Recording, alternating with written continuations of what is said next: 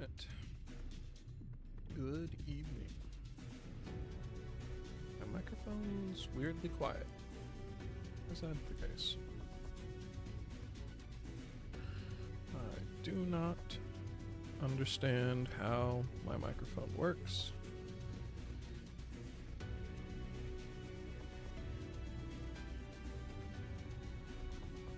Why did changing the volume not change the volume? I don't know. Life is a mystery.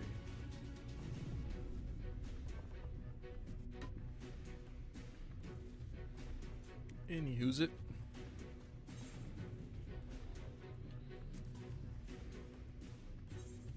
Let's go hang out with some fairies for a bit.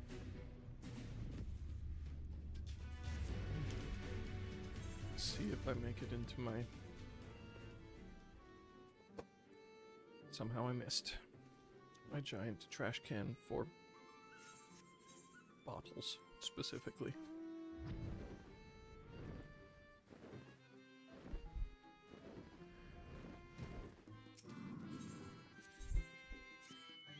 Bum bum bum bum bum bum bum. No accounting for taste. Elephant.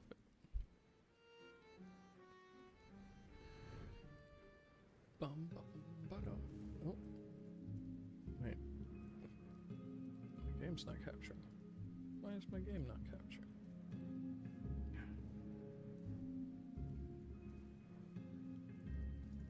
Huh. It's unfortunate. The rain looks janky as shit on stream. Or at least on my condensed version of what stream looks like.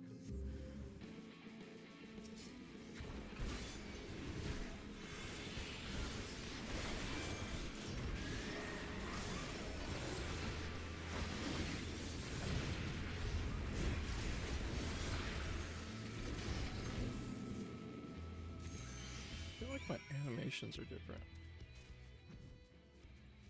Am I crazy? Maybe this dwarven lands makes my animations change somehow? I don't know.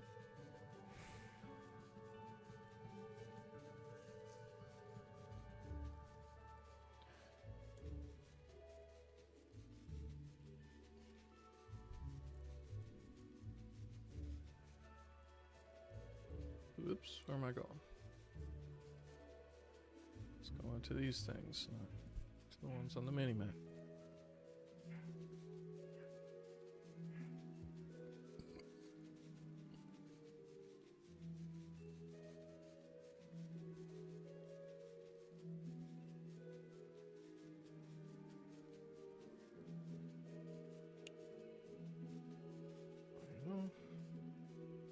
Something that should be on my programming to-do list. Just mark that game as played. Did not need to do that.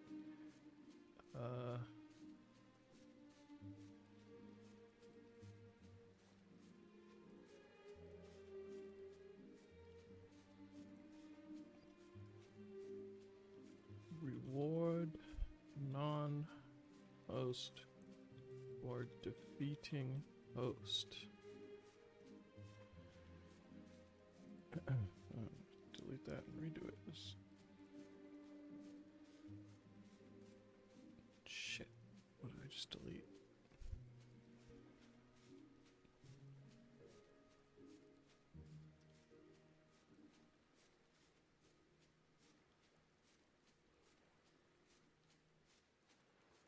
Defeating host in ping pong. Isolate. Something isolate. What was I trying to isolate?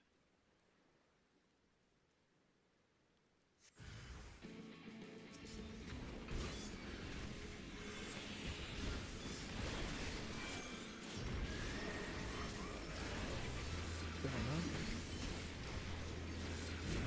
No? was a good idea, I'll think of it again.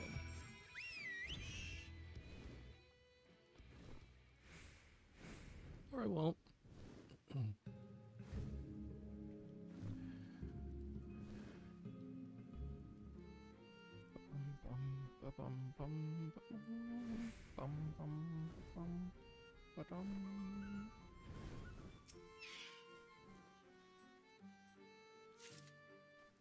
I brought you a flower.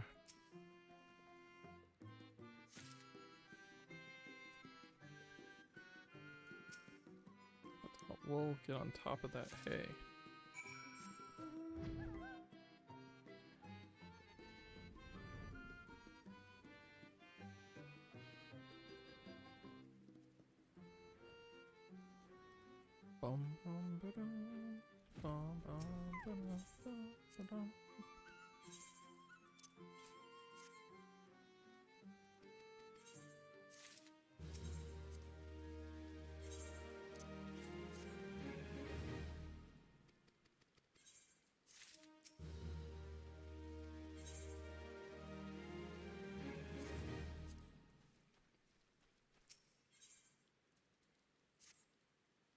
Ah, Fluffy, I've been thinking. Yes, I know. I said that I wouldn't overthink things. You are still troubled by the possibility that Anne Ladd was born of Titania's ether? I don't know how you see such things, but to us pixies, taking on the ether of another doesn't make you that person. You're simply another pixie. Such a view is certainly in keeping with what is known of pixies, that you aren't empathetic by nature. Yet, I thought you would have more of an attachment to your friend, at least.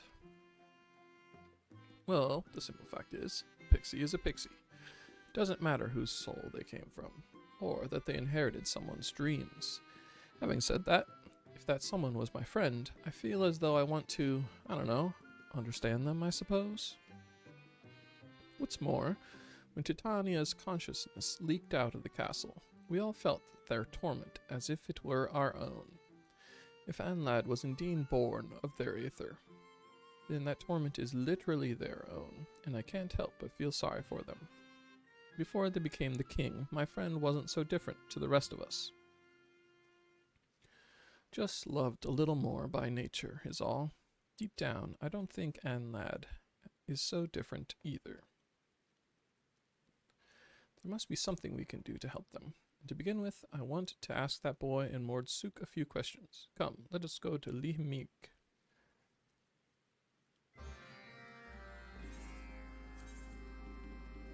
Oh.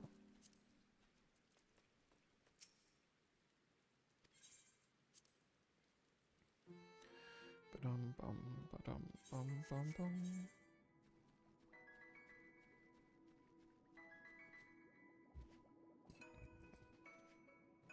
Excuse me.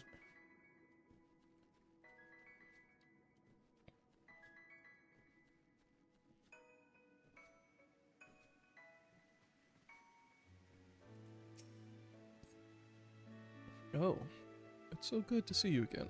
Isn't the pale pixie with you today? The poor lonely one? You mean Anne Ladd. Did you speak with them? Just a little, in my dream. There was something about them, something that reminded me of my sister. I found them crying alone in a cold and empty place. I felt sorry for them, and said that I'd be their friend. And then what happened? I don't remember clearly. They tried to create water for my sister, only they were really clumsy and made the water into a monster instead. Wait, that nightmare wasn't even meant to be a nightmare? Right, everything turned into a mess in the dream, but I'm grateful to Anne Ladd. It gave me the chance to face my fears, and helped me to remember my promise to my sister. Uh-oh, it's time to get up. I have to go now. You can call me again anytime.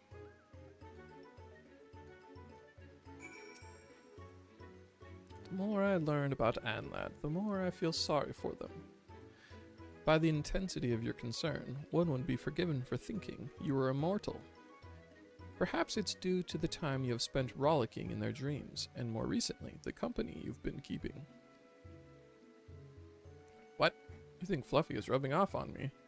Ah, I don't care about all that right now. We have another region to reclaim, the Raktika Greatwood.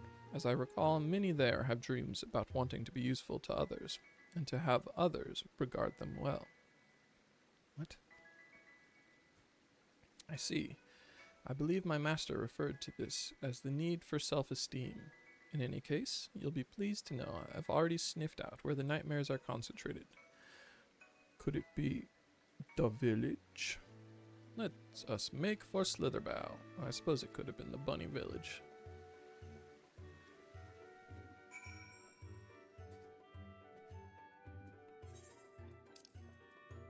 They don't want it locked behind story quest, probably.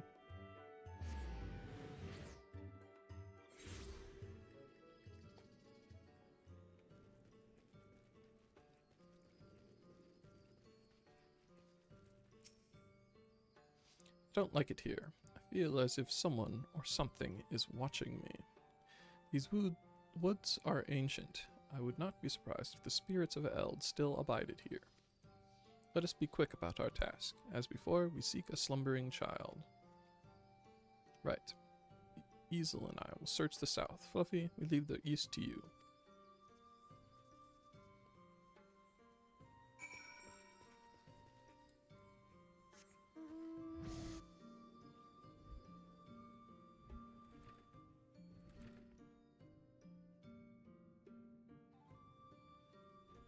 Concerned mother.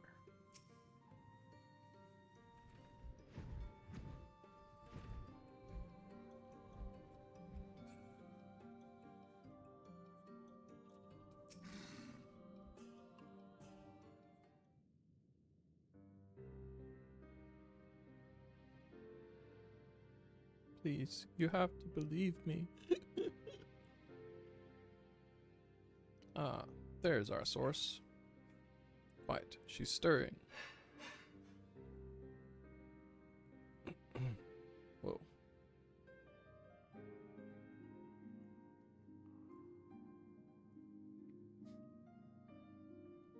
Flying pig and a pixie. Am I still dreaming? Wait, you can see me?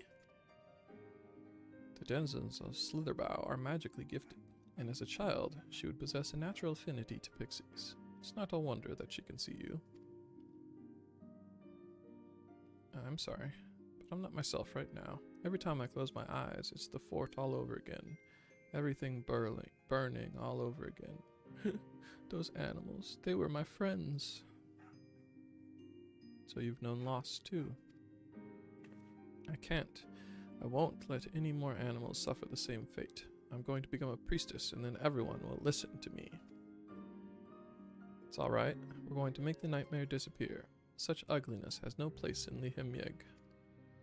We'll watch over you and keep you safe, so rest easy now and go back to sleep.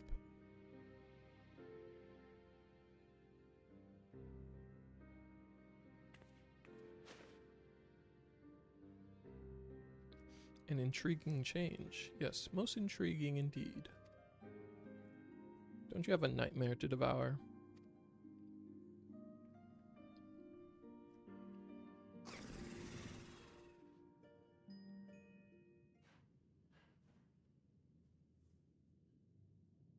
Why? Why?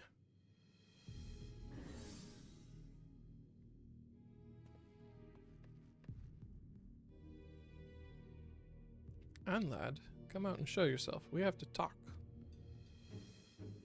They don't appear to be in a talkative mood. Grr, why don't you listen for a change? My poor belly.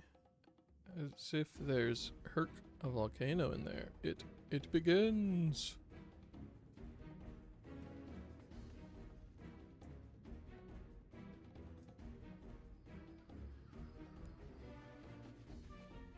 Ready or not, here it comes.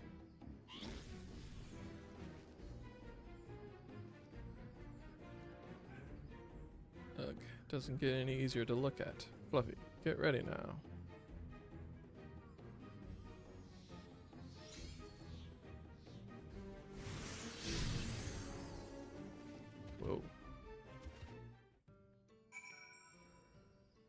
Big cat.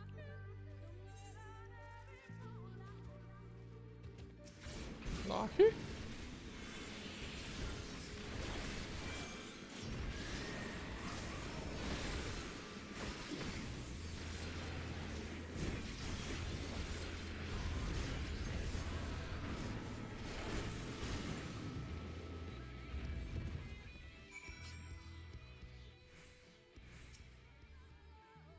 Hurrah, you've done it again.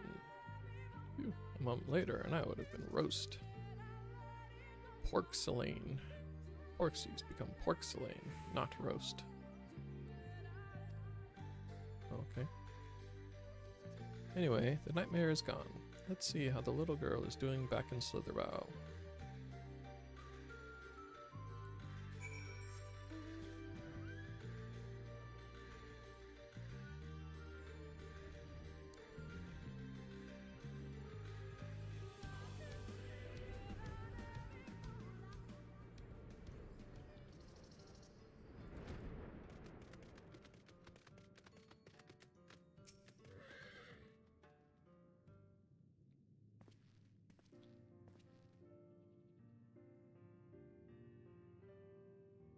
Oh, I was wondering where you had gone. Wanted to thank you for helping me in my dream. What? You remember? Clear as day. You see, for as long as I can remember dreaming, I've had prophetic dreams. I make it a point to note what I see in them. 2 years ago, I saw what was about to befall Fort Gone, the Sin Eater attack, and the fire that broke out. I tried to warn everyone, tried to tell them to flee, but no one would believe me, no one save Master Matoya. But by the time I got word to her, it was too late. I felt so powerless then, simply because I was a child. I had no voice. I wanted so badly to be heard, to be respected. I dedicated myself to becoming a priestess and proving my worth. But no matter how I tried, it felt as though I never could do well enough. Always I feared that I would fail, that I wouldn't be able to protect anyone or anything. Then the nightmares started, and I was made to relive that day, made to feel my powerlessness over and over. I had just about given up hope when you came and showed me that dream. Thanks to your vanquishing the nightmare, I feel at peace now, with myself and who I want to be. May I ask to whom I owe my gratitude?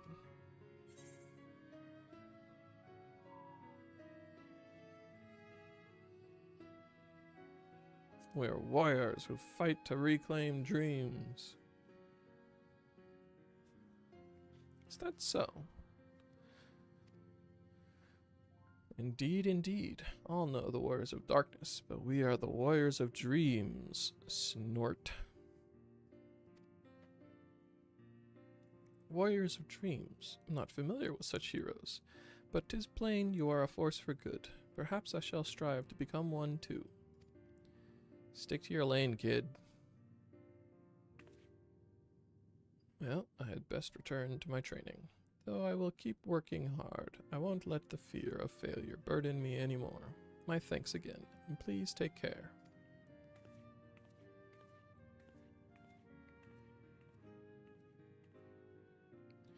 Well now, to be seen and appreciated, I could get used to this. But come, let's return to Lihimyeg and open the gate before Anlad finds a new target.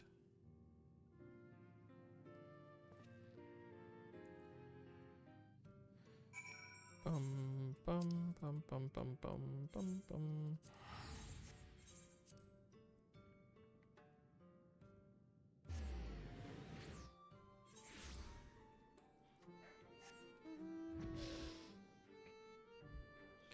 Bum bum ba bum bum ba bum.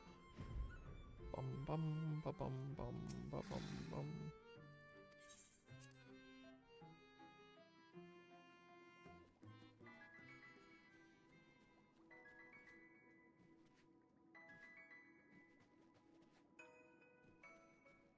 There's a whole tea party happening.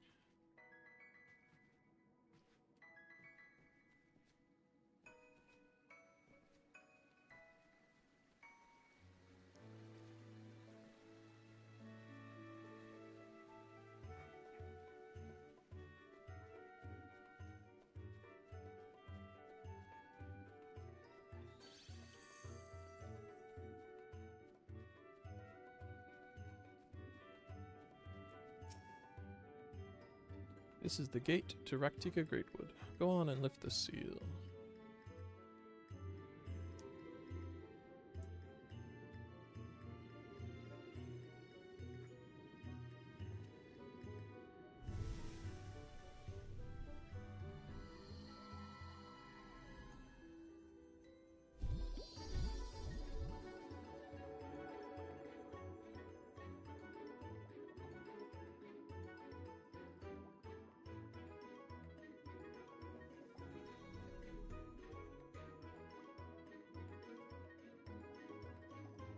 By freeing the little girl in Slitherbow from her nightmares, you and yours have reclaimed the dreams of those in the Raktika Greatwood.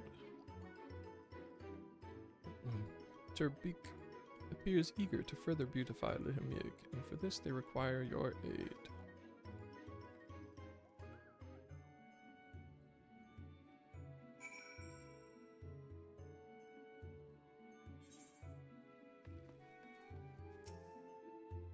With that, there's just one gate left.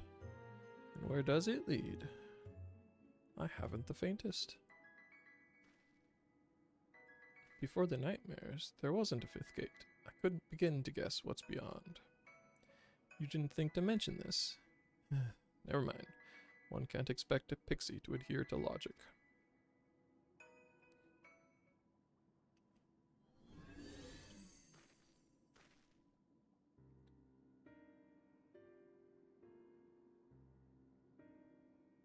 And lad. So this is the Himyig. It always seems cold and forbidding, no matter where I go, but here it's different. Here it's warm and inviting. To think that dreams could be so beautiful.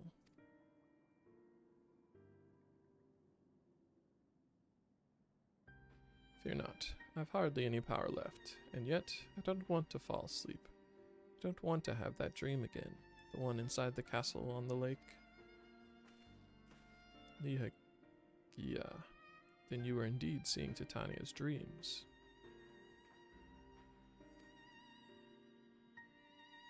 I'm not sure. It's the dream of a lonely soul that my heart shows me. A dream of rollicking and playing with a dear friend. Would that I could rollick and play too, but every dream I touch turns into a nightmare, and everyone despises me, mortals and pixies alike. And lad, you always talk of what someone else wants, but what of yourself? What are your own desires? I don't know. I know only that in the dream of the castle, a nasty monster appears. In a terrible grating voice it whispers in my ear, "You were born to bring nightmares, a plague." What? Hear me, Anlad. With the powers you possess, you mustn't question your own existence. If you do, your essence will thin out until it is consumed. Ack, I've had enough of all this doom and gloom. I'll be your friend, all right? So please, let's put an end to all this. You'll be my friend? Wow. You all right? Huh? It didn't seem to do anything. No, you're not my friend. Anad. Let's head outside for now.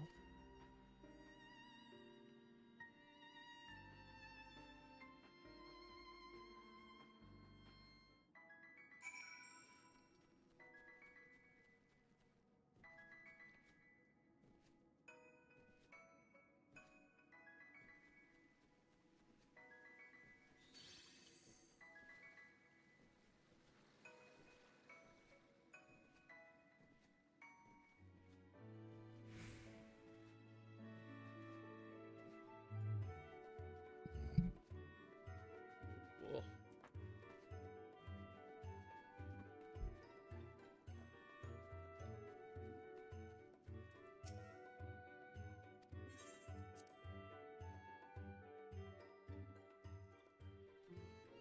Apple burps. Don't know why that apple's making me burp. It is. I don't know what Anlad did to me, but I seem fine. Yawn. Just a little tired, perhaps. I would surmise that, had you shared Anlad's needs, you would have become a source for the nightmares like the children. Is that why they said I couldn't be their friend because I don't share their needs? I believe so. Oh, for the love of... Why do they have to make things so complicated? Well, there isn't much we can do about Anlad until they choose to reappear. Let's focus instead on filling Raktika with fun and happy dreams. When you have time, Fluffy, Unni is always looking for help.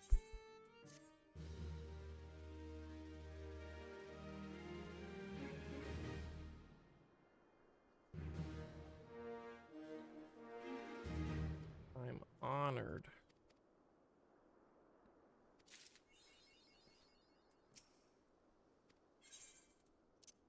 Here's a wriggling tentacle.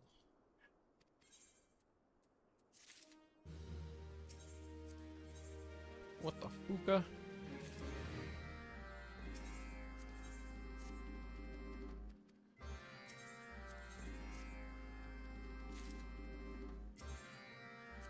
Can I get anything fun? Wind up pixie.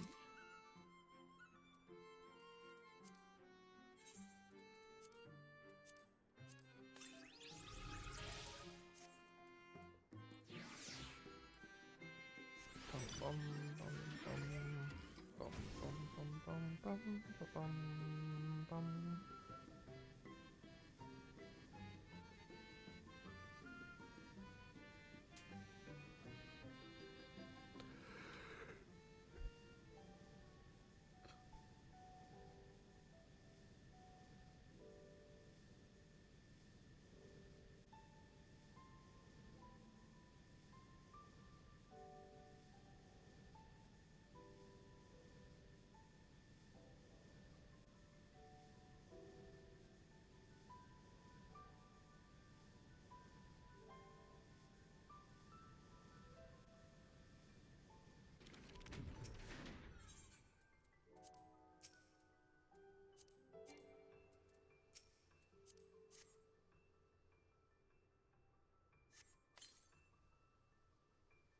It's scooped.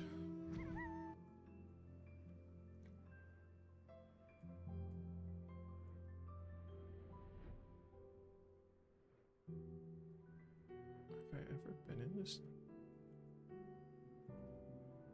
little place? I don't know. I don't remember it. Is it through the waterfall? Could have been. Vo Bertenberg. Father Collard's chambers. Oh yeah, the angry dogs.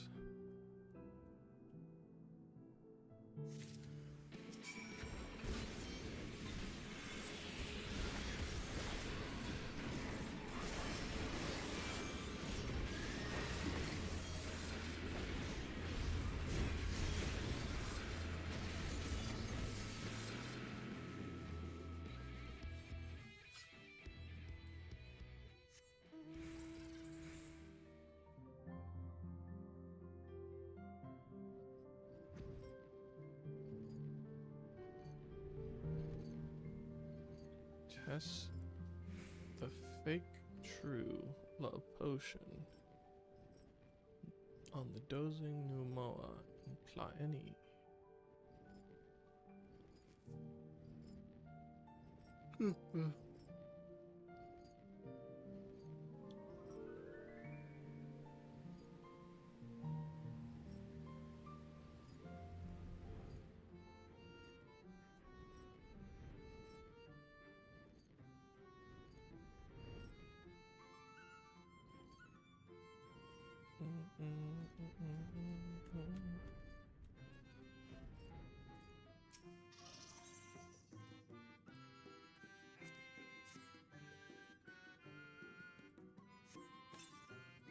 No, stop eating my house. Snore.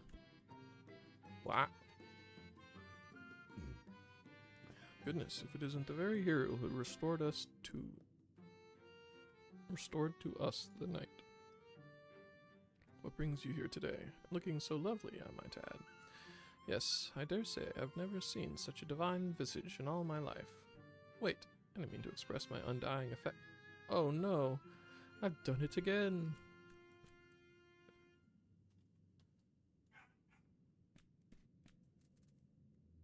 Please read this when you have a moment, which will likely be never, as I'm sure you're most busy being clever and courageous and, forget that I said anything.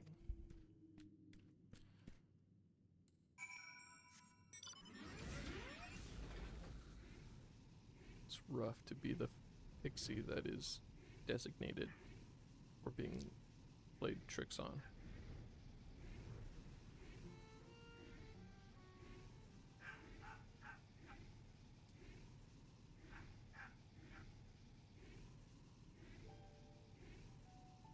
Is this here the first time? On this little... Oh. Well, whatever. Whatever.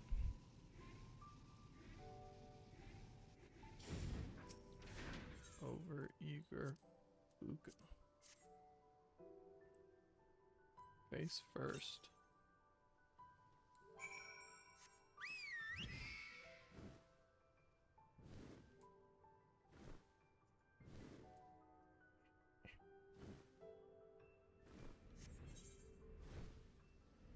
Whatever, I'll just fly.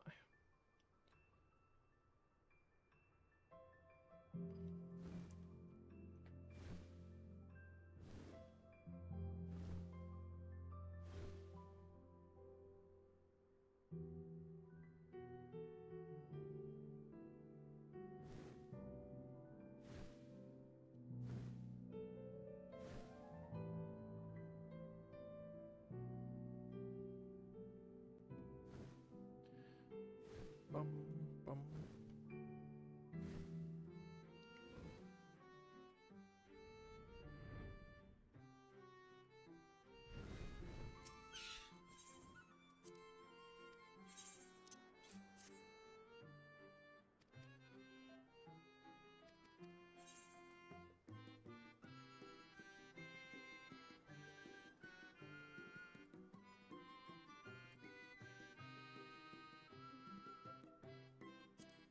Pharaoh Fuka make for a weird enough dream on their own.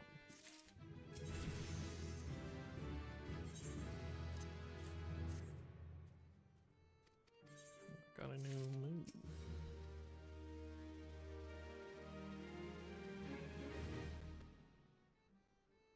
That I won't be able to use for a long time. I just increased power of this thing, I think. Probably.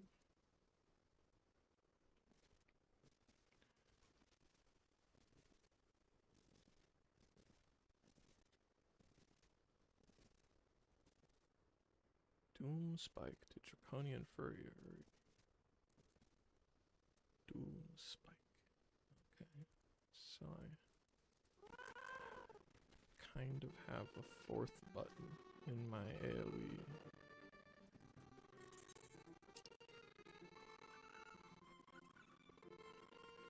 Bum ba dum bum ba bum.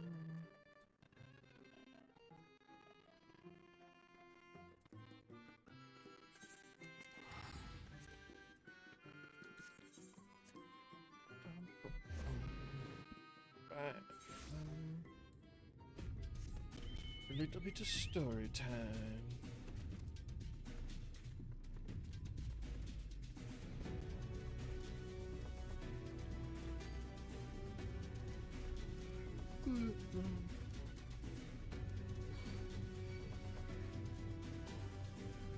What's going on with me?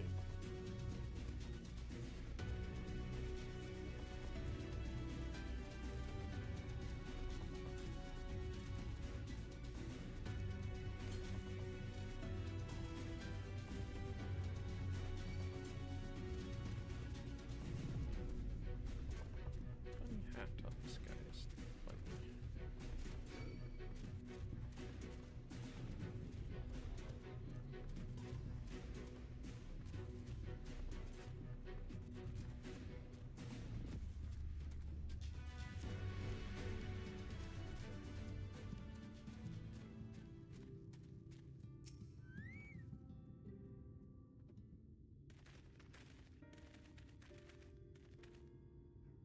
You! You have every right to be angry with us, but please listen to what I have to say. I am tasked with delivering these people to Mount Gulg by means of a talos of heretofore unseen proportions. However, I cannot do this without the cooperation of those with intimate knowledge of this land, that is, you and your fellow villagers. Cooperation. After you ignored my desperate pleas and cast me out, you have the gall to come here and ask for my cooperation. You have every right to be upset. Vothri's not the one to blame for your suffering. We are. We were free citizens without a care in the world, indifferent to the hardship of others. We didn't know what would become of you, and frankly, we didn't care.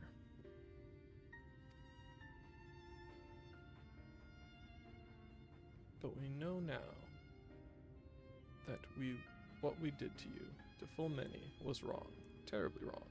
No words will suffice to make amends, but I want you to know that we are deeply sorry.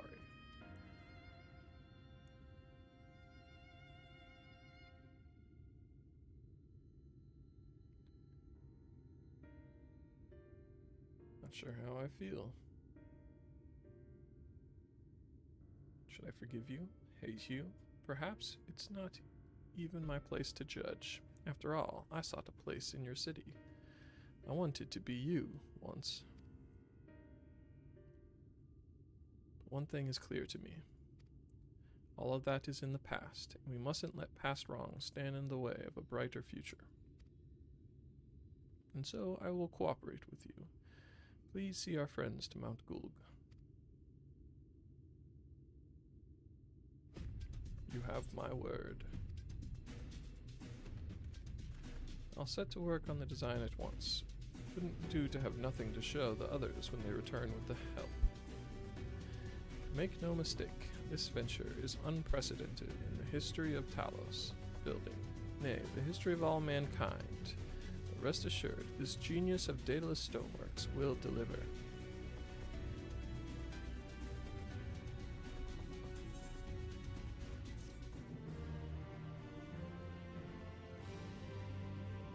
Okay.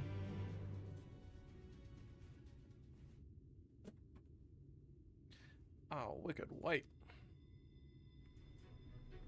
What's their problem? Well, you see, I've been promised people to procure the stone as well as imbue magic. When I was put on the spot earlier, I thought that was all we required. But I forgot about one rather important item needed to bring a Talos to life. The heart.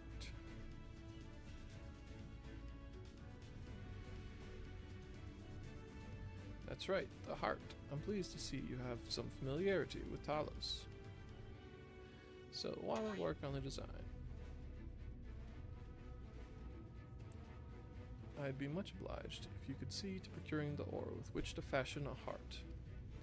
A heart suitable of bringing to life a Talos that shall embrace the very firmament.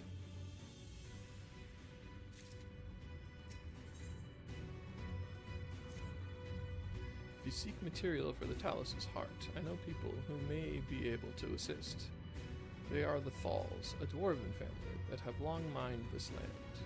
No one knows its bounty as well as they. If you explain your situation, I'm sure they would be willing to cooperate. Indeed, 'twas one of them that showed me the secret tunnel to the top of the cliff.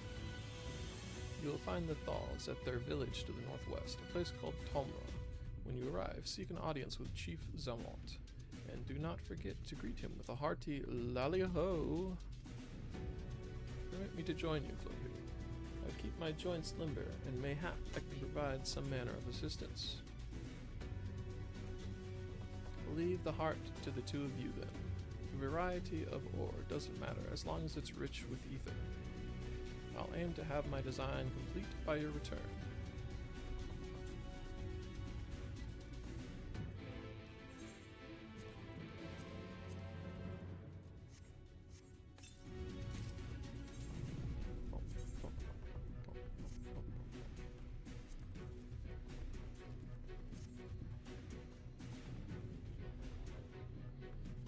weird scarf.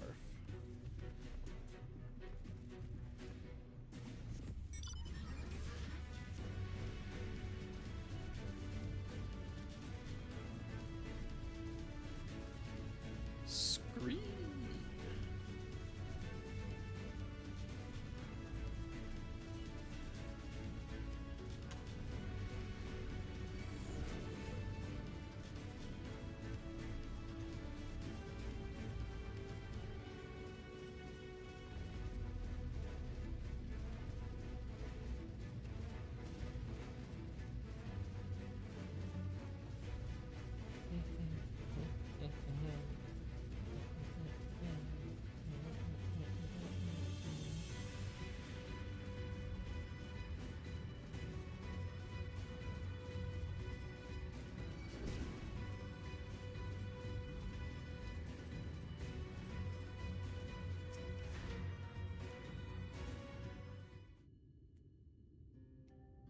So this is Tomra.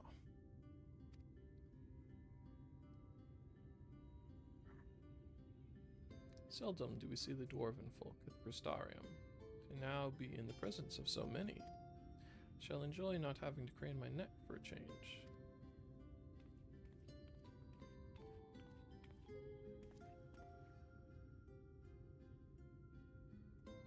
Why are they so confused? Lally-ho.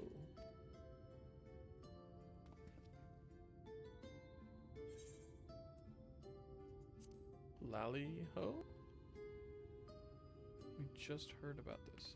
Sorry excuse for greeting was that. Where's your heart, lad? Your stones. Come, let's try it again. Lally-ho!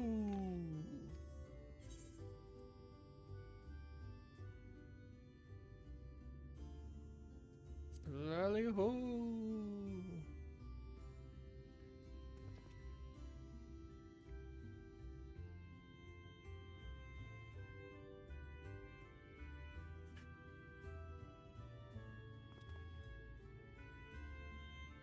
Not bad, not bad, but there's room for improvement.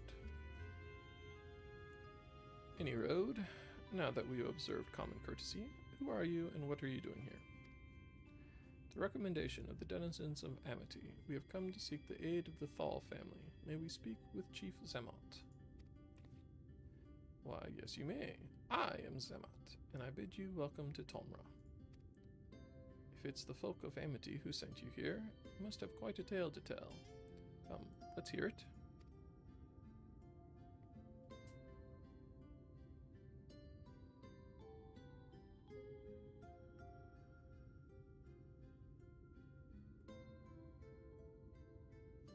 Well, well, and there I thought those below had no fight left in.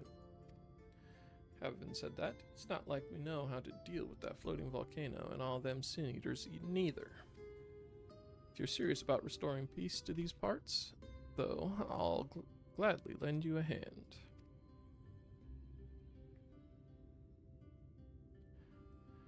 However, the kind of ore you seek is precious to us too.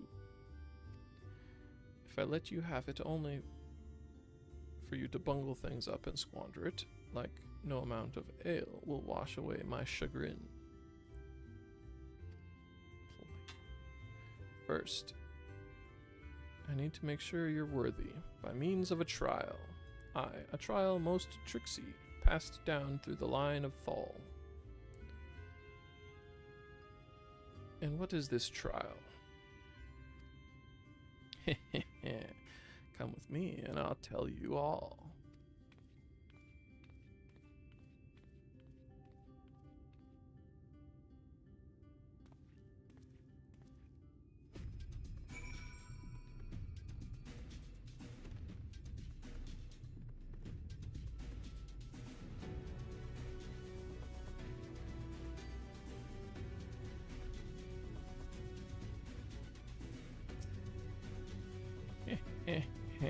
Listen well.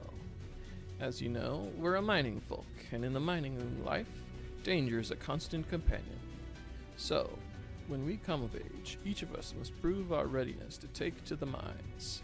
This we do by undertaking a trial, what tests the 3 traits all good miners can't do without: discernment, diligence, and dexterity. We call it 3D Mine Runner. Now, look on my helm. Mark its features well. You'll be given a slingshot, which you must use to shoot dwarves, as wear helmets. What are different? 2 spikes, 2 feathers. Okay. I've already made the necessary arrangements. When you're ready to take the trial, report to the observer nearby. Best of luck to you.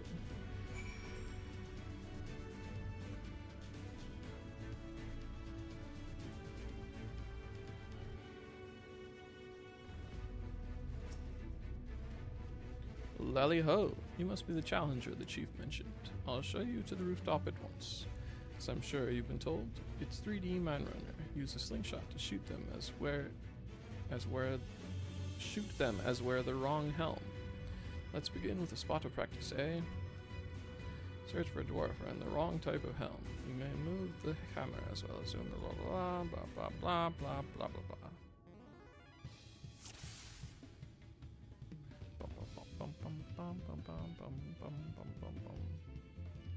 Yeah. Hello.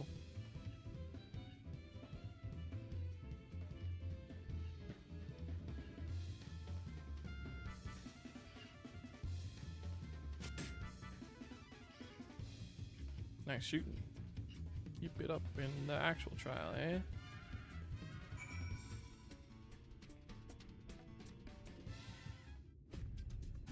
That's the way. Next time it's a trial for sure. Let me know when you're ready, eh?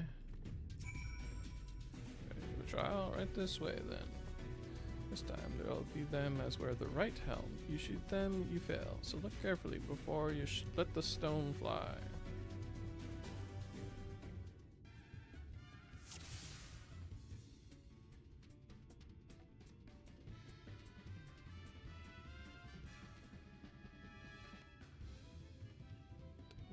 Very fast.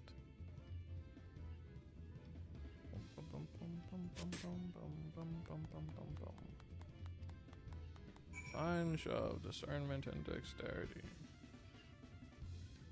Is that the whole okay.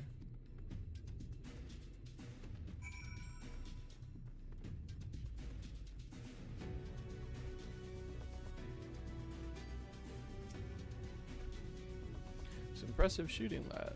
Consider me satisfied. It is plain you didn't come this far with luck alone, so I'll place my faith in you and help you find the ore you seek. I'm not sure why that was 3D.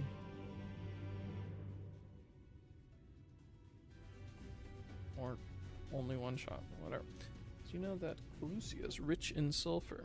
Well, it is. We've been mining the stuff since a long time ago.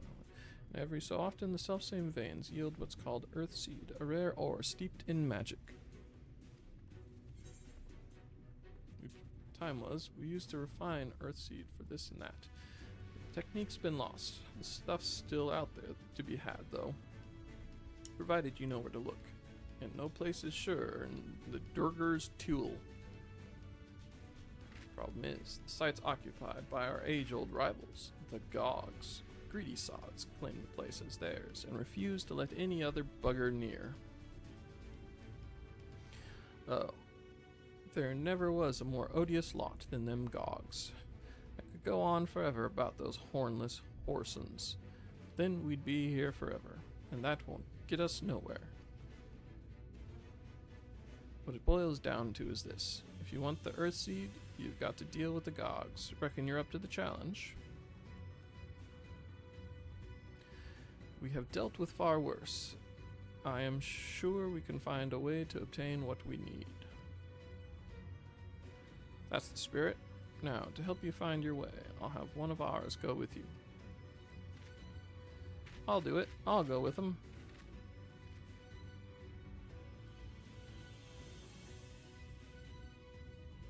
You, Kurt? I couldn't help overhearing. I knew the Eaters had flocked to Mount Gould, but I didn't know why. To think the last Light Warden's hiding up there.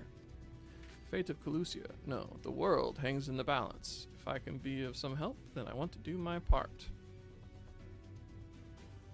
Your zeal is commendable, lad, but it isn't so simple. This here's Karut. Young as he is, he's one of the village's finest miners. The lad's got an uncanny sense of where to dig, and his aim with a pickaxe is as true as any dwarf's. But put him in the thick of battle, and he couldn't hit the side of a minecart if he was sitting in it. All he needed to do was dig, he'd be your dwarf, but he's liable to become a senator's breakfast before you can even manage a swing. It's true I'm hopeless in a fight, but I still want to try. Please, please let me go with you.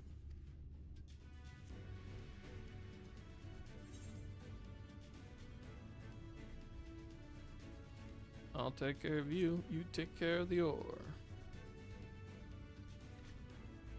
Oh, thank you so much. I'll try my best not to be a burden. You want to take Karut? Far be it from me to stop you. Keep him safe though, will you? We will most assuredly encounter sin eaters along the way. Though, with you in our company, they'll be more a spectacle than a concern.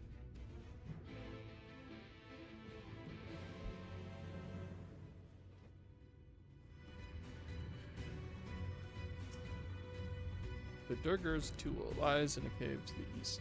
I'm ready when you are.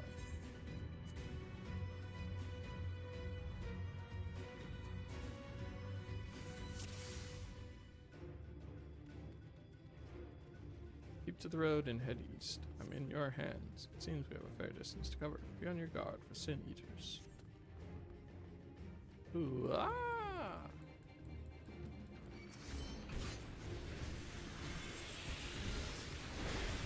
Rose helping. A little shocked.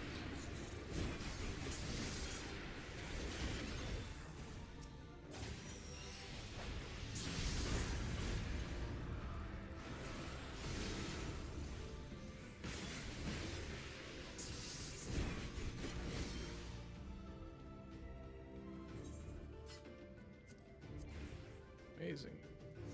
You two are really strong. It may interest you to know that Fluffy is a great hero in the land whence he hails. Some would say the greatest. Really? Oh, you must have some stories to tell, Fluffy. That he does. Tales to impress and inspire you in turn. By all means. Have him regate you with a few once our work is done. I can't wait. More of them.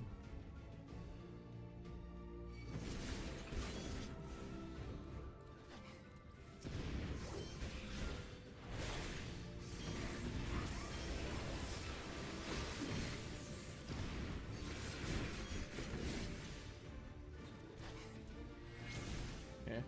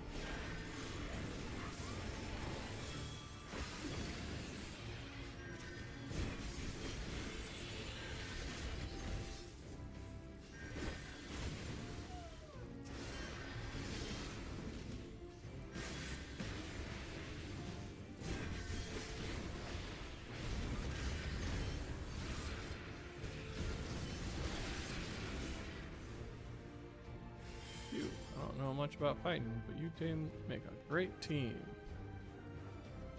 Fluffy is a team unto himself. I merely follow his lead. Well, it looks like you've been doing this for years to me. Is that so? I shall take that as a compliment. Bum, bum, bum, bum, bum, bum. Did I say the wrong thing? Not at all. Your words are most heartening indeed. I feel like a young man again. talk as if you're old. How long have you two known each other anyway? Well... Ah, there's even more of them. It's too close for comfort. Let us finish them quickly. Concentrate on the ones going forward. I'll see to these ones or something.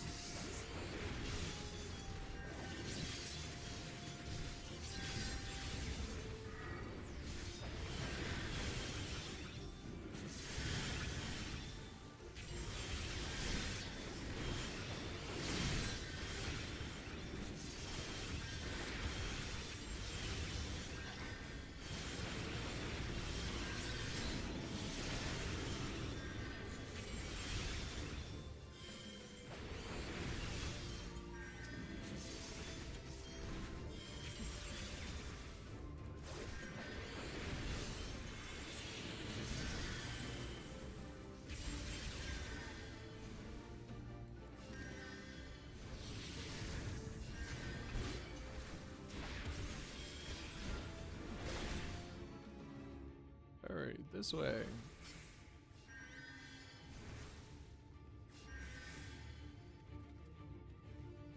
Much farther to the cave.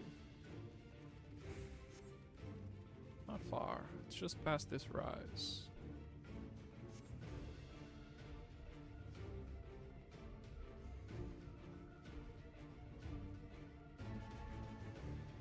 Ah, I believe I see it. Again. Here as we are surrounded.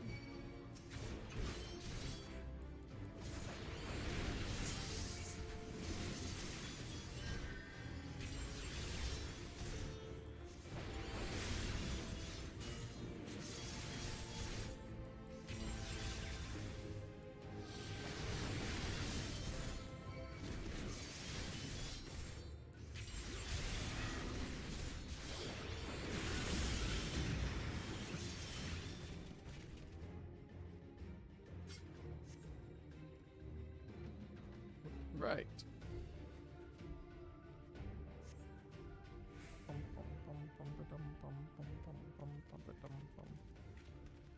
Wow.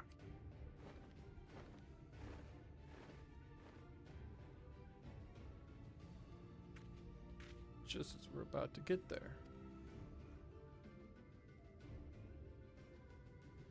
One last push then, shall we, Fluffy?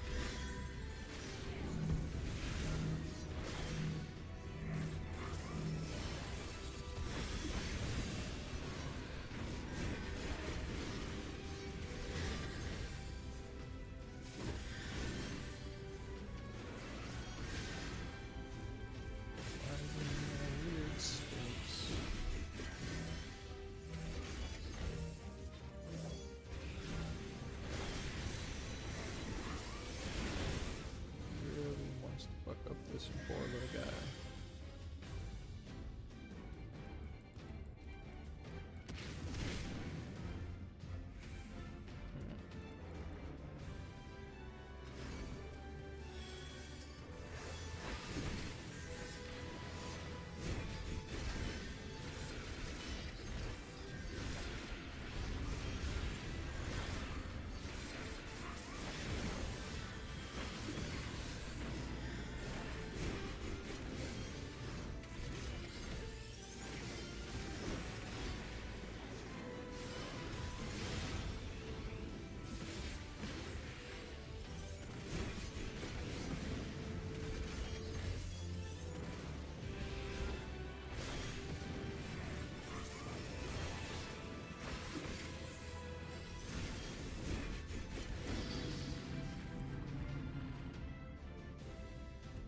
What a yell.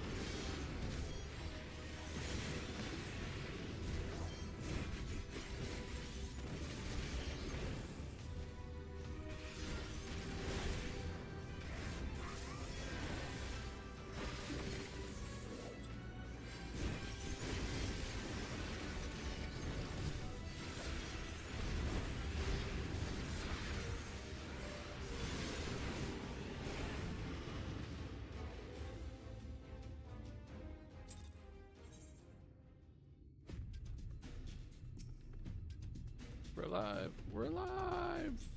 Let's hurry inside before any more sin eaters come.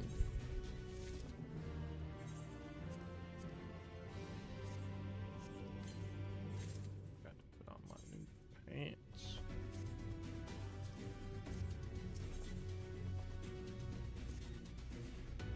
Right, follow me please. I'll take you to the Durga's tomb, where the purest sulfur in the land may be found.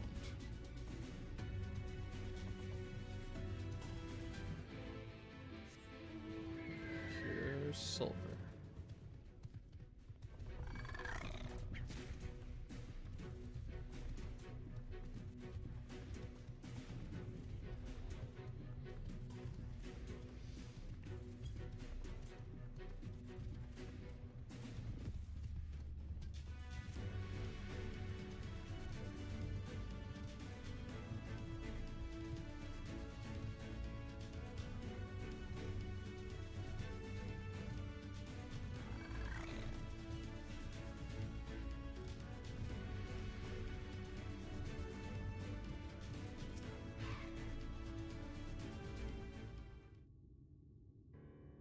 Train and stench are any indication, we are at the tool. Ah, there.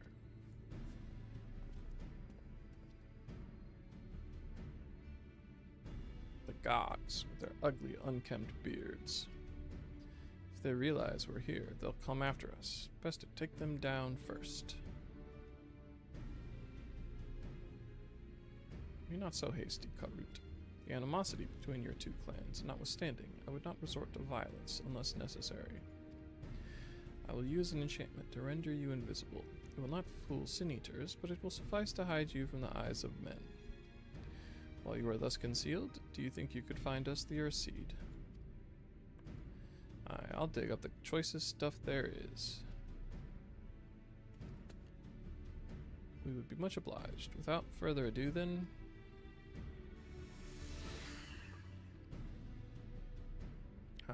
See straight through me. Right. A digging we will go.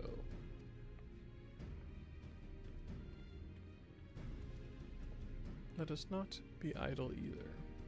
Though Karut cannot be seen, he may still be heard. I would aid him by removing some few gogs from the field. To that end,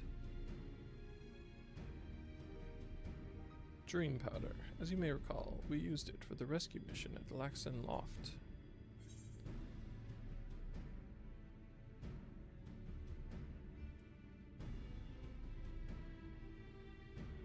We used it in the Ulmore too. I don't know why I feel the need to say that, but whatever.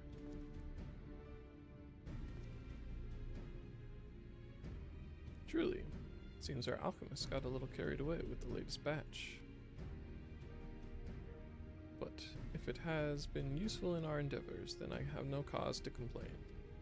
Now then, I shall make you invisible as well, that you might steal close to the dwarves and give them a dose of dream powder. Even should it fail to put them to sleep outright, should render them drowsy enough to seek their beds. Say the word, and I will cast the enchantment.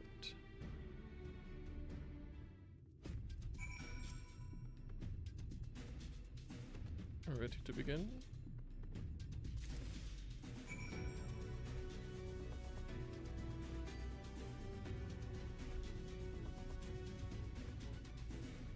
Sulfur burn.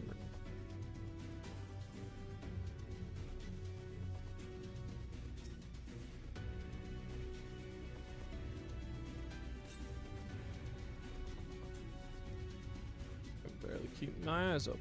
Time to call it a day.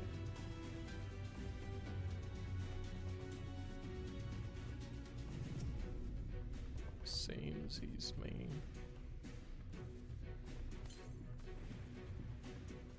So drowsy. Not safe to work when drowsy. Better get some rest.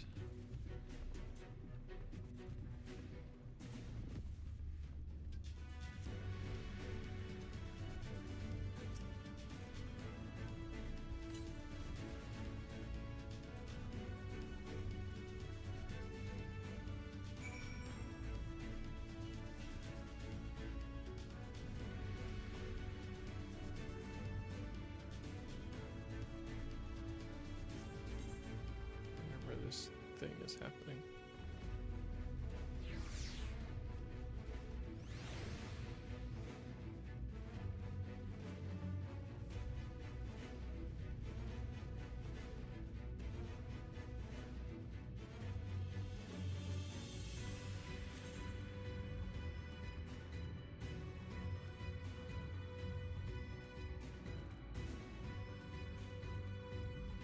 The wet spot.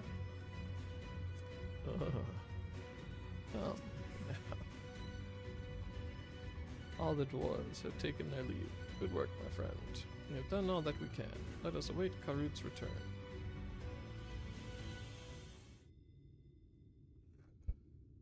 I'm back. This is the purest stuff there is. Think it's enough, or shall I go and dig up some more? Dare sir, it will suffice for our purposes. You have our gratitude, Karut. Let us carry this back to...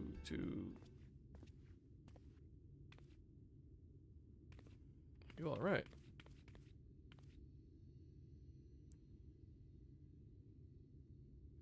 Worry not, I shall be fine. Long as I have been away from the Crystarium, a little weakness is to be expected. I may have also overexerted myself in the moment. Ah, to have this rare opportunity yet, but be unable to enjoy it to the fullest. Who goes there?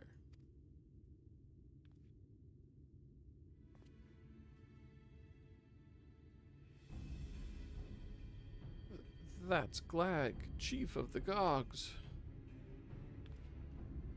You're one of the Tholls. I see. Word was our miners were coming back drowsy, one after the next. I immediately suspected foul play. What should I find here but Thol scum skulking about? It's a spineless act befitting your limp beards. What? I won't stand for that insult. Our beards are soft and luscious and smell like freshly tapped ale. Gog beards are dry and crusty and smell like a knocker's arse. Impudent whelp. Better a hobgoblin's nose hairs than the feeble floppy things you tholes have hanging from your faces. Grrr. Like oil in water, this is not to like to end of its own accord. Fluffy, do you perchance have some dream powder left?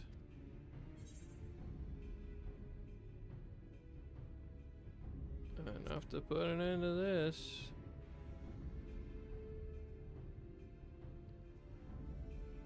Then let us put it to use and be on our way. Though something tells me we've not seen the last of their bickering.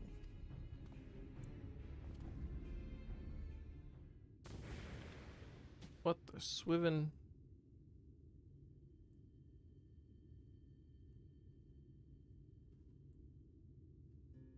Snore, snore. Forgive me, Karut, but we need you to be calm as well. I'm sorry, it's just when it comes to the Gogs, I can't help but see red. You needn't apologize, my friend. You are here on our account, and we have naught but gratitude for you. Now that we have what we came for, however, it is time to take our leave. The Talos awaits its heart.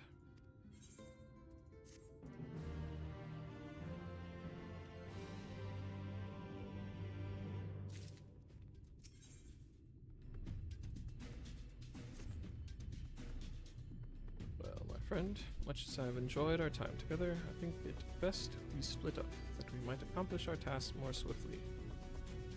I shall see the Earthseed safely into the hands of Chai News. While I am thus employed, would you be so good as to deliver Karut back to Tomra? My thanks, Fluffy. Brief though it was, 'twas an honor to go adventuring with you. I shall see you back in Amity.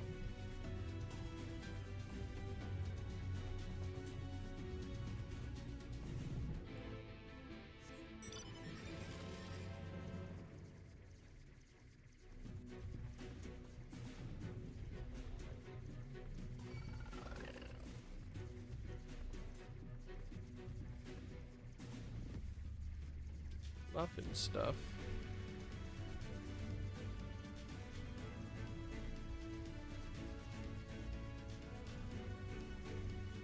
That's the name of a guy in Zone Chat or whatever.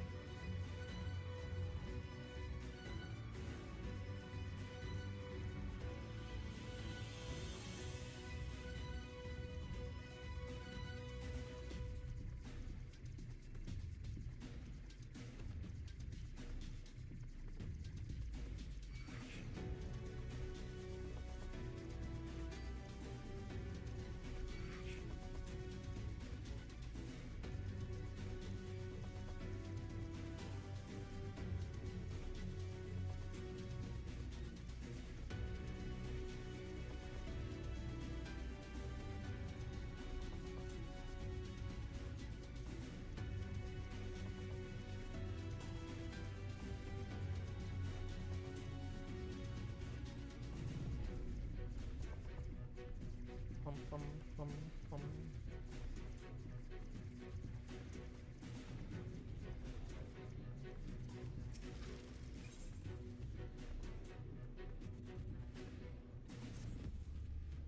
You heard the latest rumor out of Tomra? The strangest find in recent memory, though actual details as to what said find actually is have yet to emerge. If you do happen to come into any juicy tidbits, I'd be keen to hear them. The suspense is killing me here.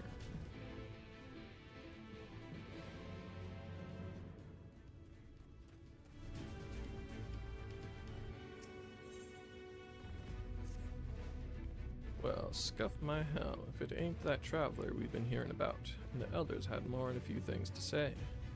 I'd best be giving you a proper welcome then, eh? Lally-ho! Lally-ho!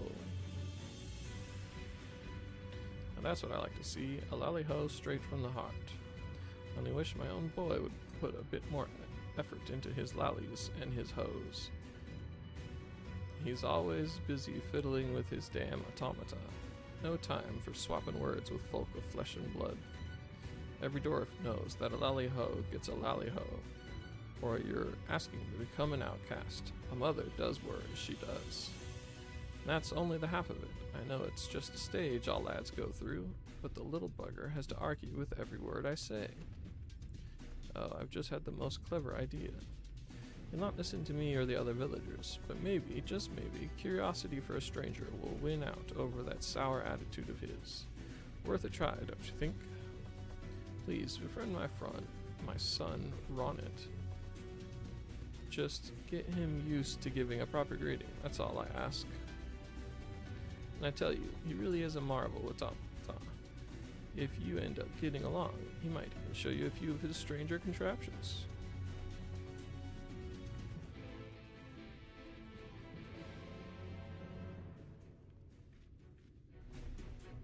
I have to be Lalafell, I guess, to get... That's funny.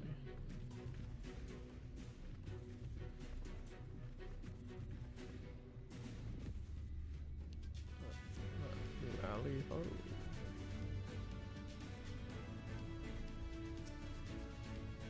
Lally-ho, glad you're back, and in one piece. How did you fare with the Earth Seed then? Got them all they needed. Exarch's on his way to Amity with it now. Good to hear that young Karut was of help. As it happens, a few others came forward while you were gone, saying they wanted to do their bit as well. Given that you're building a Talos, we reckoned you'd be needing some mining tools, so we went and modified our spare pickaxes for use by bigger folk. Here, take these with you. Should be plenty to go around. From what our scouts tell me, there's a crowd gathered at Top Rung already. Go and see that everyone has a pickaxe to swing, eh?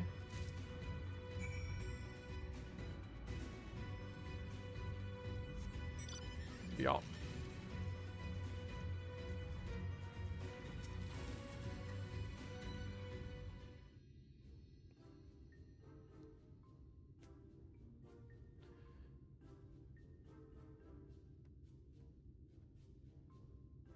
Ronit! Look, we've got a visitor. Why don't you say hello?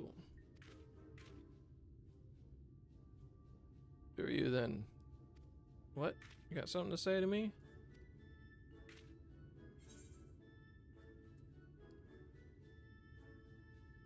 Lally-ho.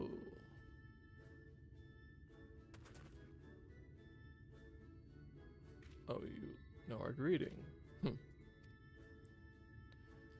Lally, mumble. Oh, Ronit, my lad, you can do better than that. Head up, eyes front, no need to be shy.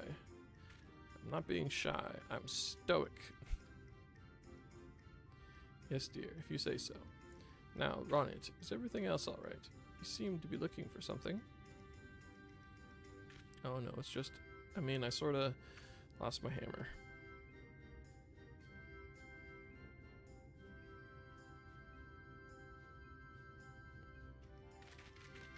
You what?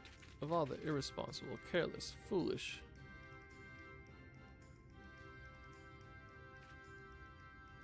Ronit's hammer has been in the family for generations. It's a priceless heirloom that once belonged to Watts, the blacksmith of legend himself. Well, what are you standing around for, boy? Find that hammer. We will do what we can to help.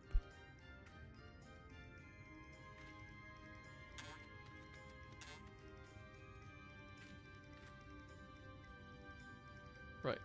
Why don't you have a chat with some villagers for me and ask if they've seen Ronit's hammer? Just remember your dwarven manners and all will be well.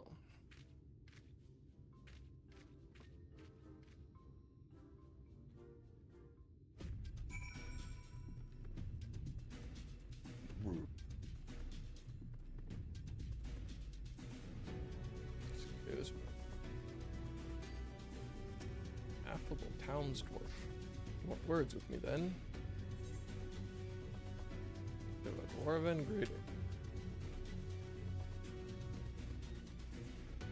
Oh ho, that's a fine lally ho you've got there, lad. I like you.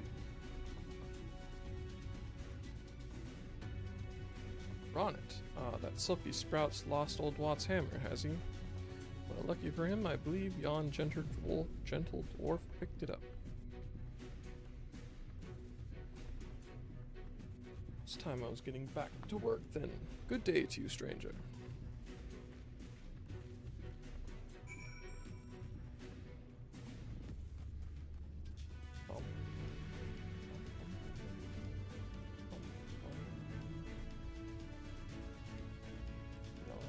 Gentle dwarf.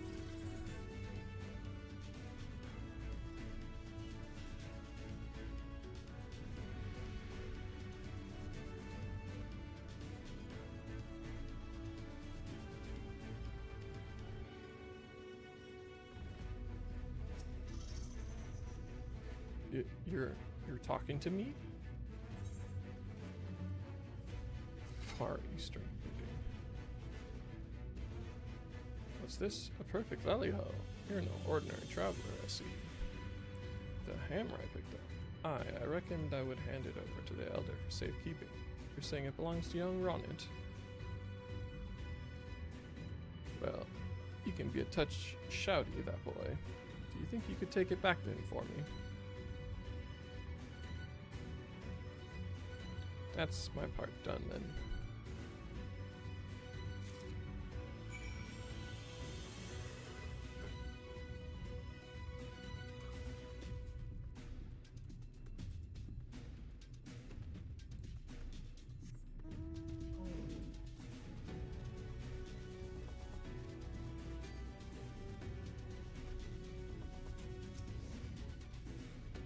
Huh? Why are you still here?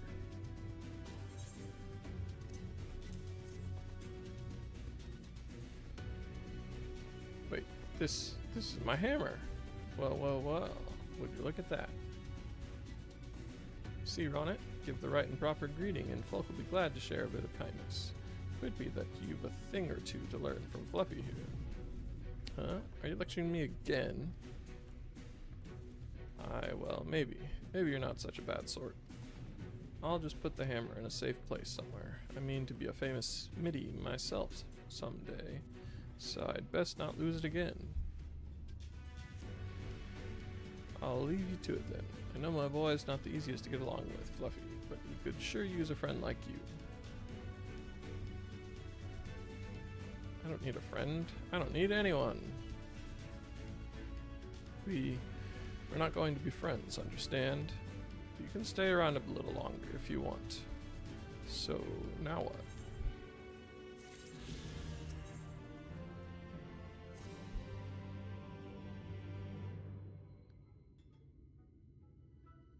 You're staying around then? Not that I care. But since you're here, I might as well show you one of my favorite automata. I present to you the invincible, the unstoppable, Megasonic Frog Boy.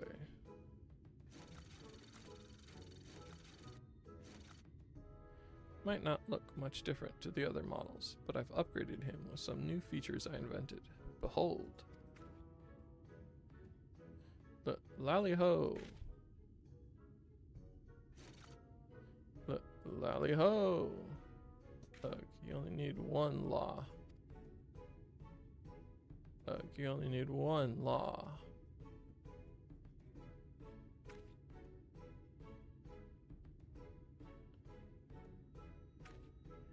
Well, pretty amazing, huh?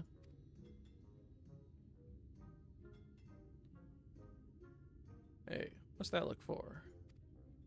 Oh, I see. You're thinking you can greet some overgrown toy just fine, but he's too scared to talk to actual people. You just don't understand me. You just don't understand me.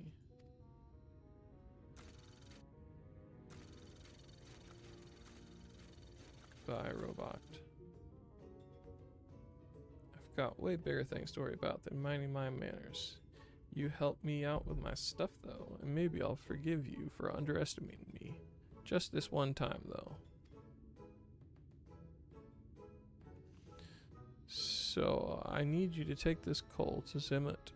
She's one of the village elders, and our automaton is due for some fuel.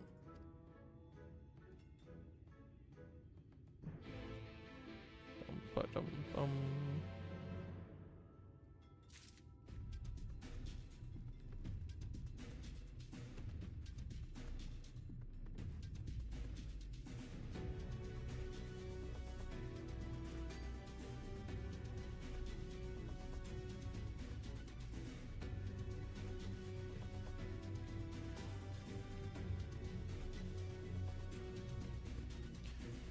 I need a snack.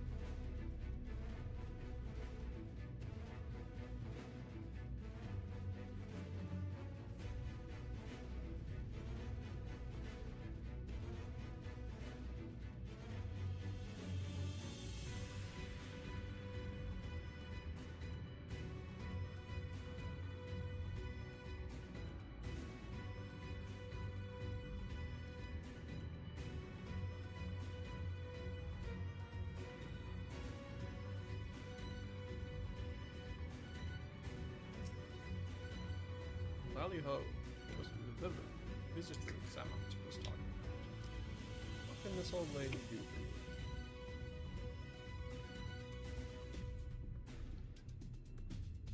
Oh ho, on a little errand for Ronnet, are you?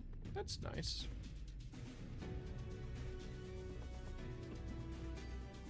Can't get around like I used to. What with this bent back of mine? Would you mind feeding that coal straight into Diligent Spirit there?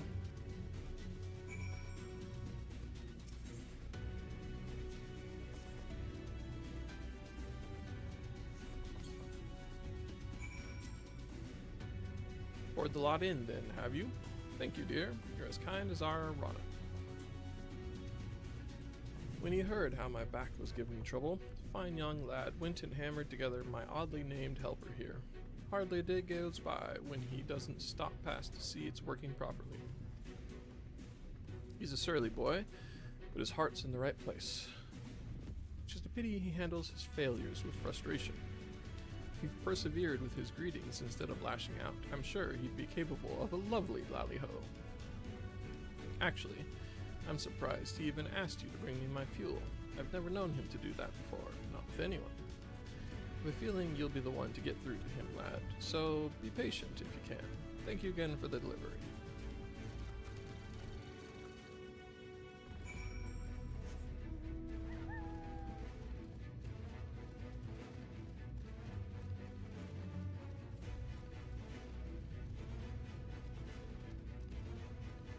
Probably could have gone around the other way. Oh well. You delivered the coal to Zemet, then? Wait, she didn't say anything strange about me, did she? Anyway, thanks for the help. Maybe you and I can be friends after all. Maybe, I said.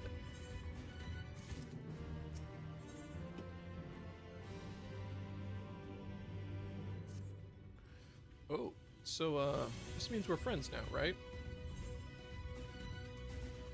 I guess so. That's good then. It's just, I've never had a friend before. I'm not sure where to go from here. I was wondering though, why did my mother bring you to see me? Was it all her idea? Is that why you're being so nice to me? Yeah.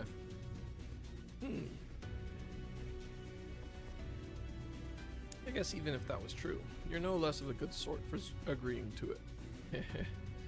I know my mother worries about me being alone all the time, but I can't even talk to her without getting defensive.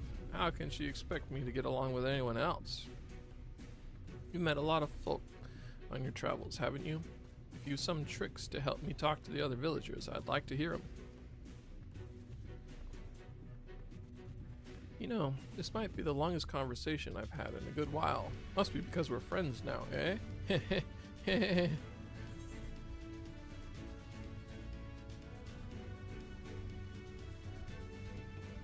Should work on your greetings. Aye, in that case, I will need your help after all. I don't think I could stand to have anyone else watching over me. You do have one of the best lally-hos I've seen, so with you guiding me, maybe I've got a chance to improve. But I can't skip straight to greeting people, and spending time on my automata is what caused me problems in the first place. No, my only option now is monsters, preferably one what's shaped like a person. Weird take, okay. Go on then, I'm gonna have to find me a practice partner.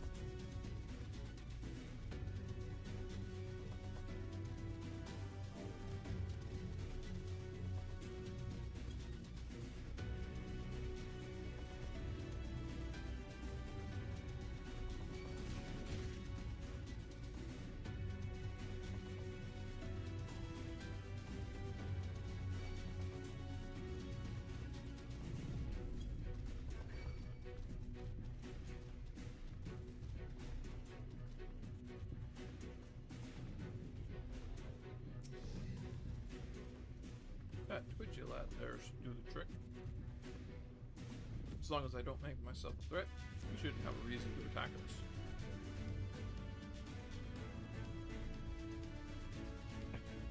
Hey, you there, 2 legs. Look at me when I'm talking to you. Wait, that's not right. The greeting. Gotta practice the greeting. Lally.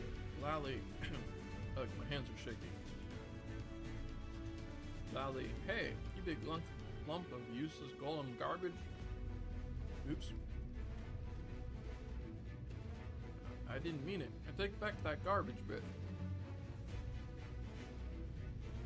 Work. This was not part of the plan.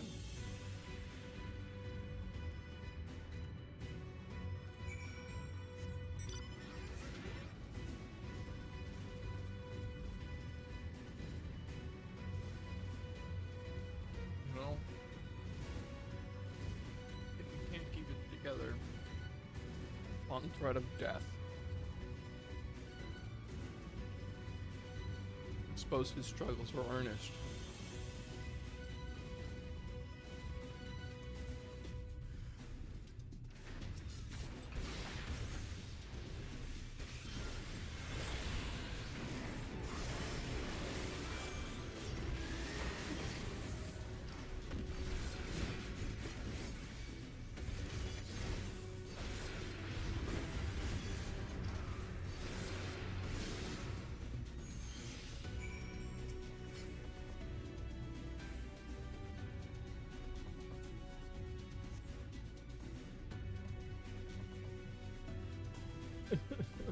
I'm sorry, I made a mess of things.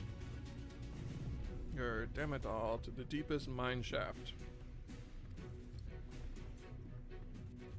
Why? Why can't I do it? I'm a bloody dwarf, ain't I? I don't know, are you?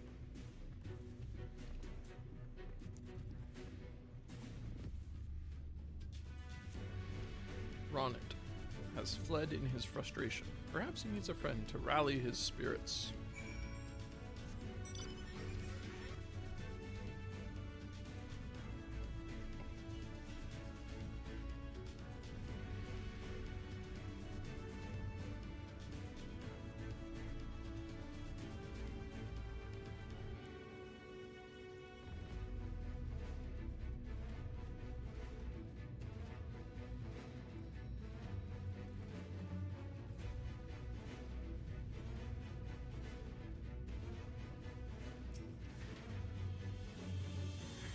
I'll never be a proper dwarf.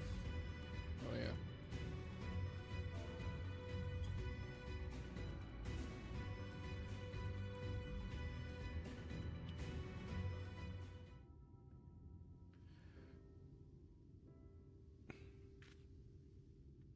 You came after me.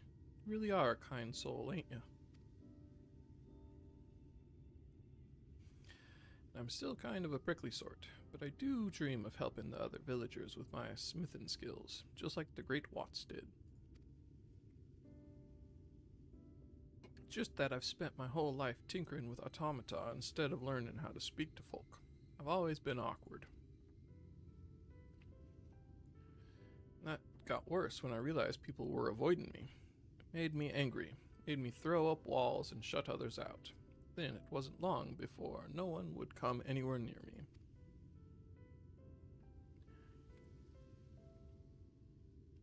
Soon you'll have to leave too, and then I'll be all alone again.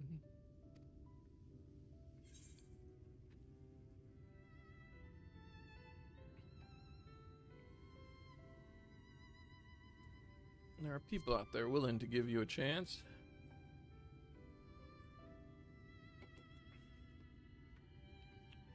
You're still trying to help me.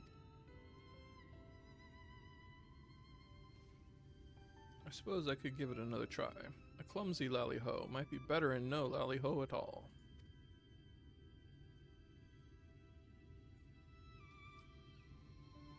Right, my mind's made up.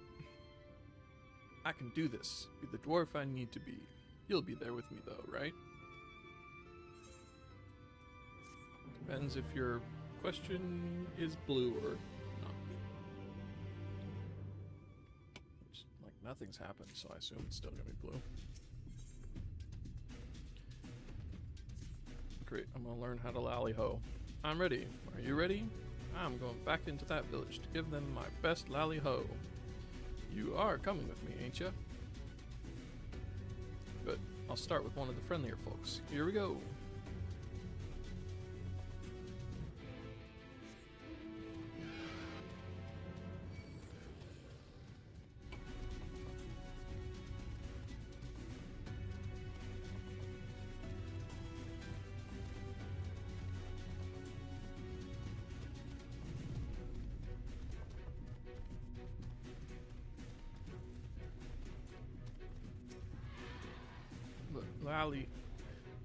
Lally, gah! Even hobgoblins are on it. You mad at me or something?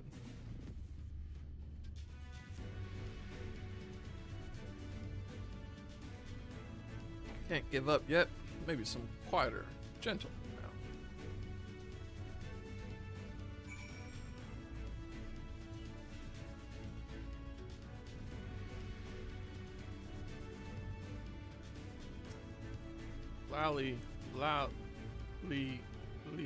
Erg.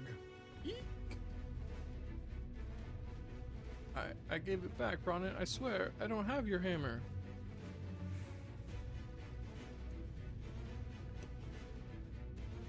My nerves keep getting the best of me.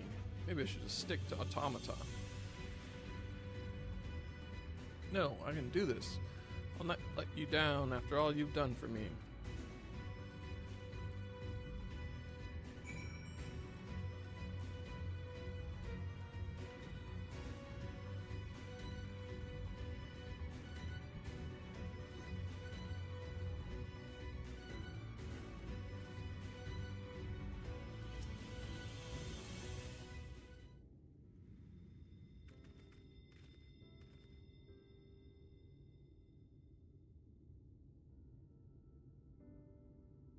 Dot, dot, dot. Hello, young Ronnet. Was there something you needed?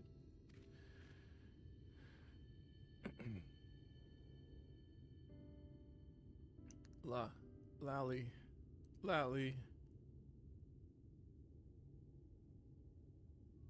Ugh.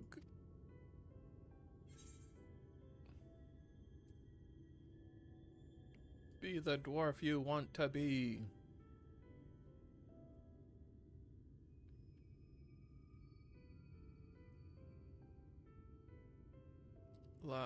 Lally ho.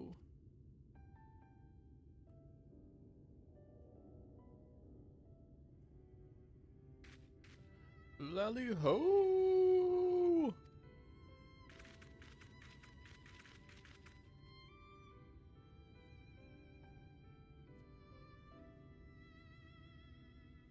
Lally ho. Now that's what I call a greeting, dear. Well done.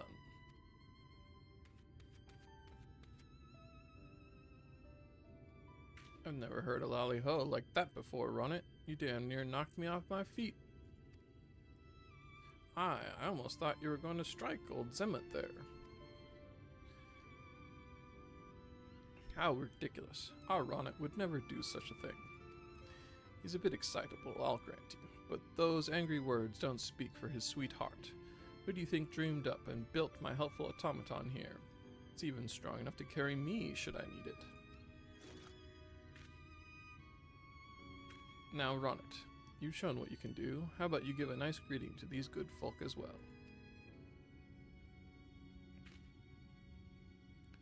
Lally ho!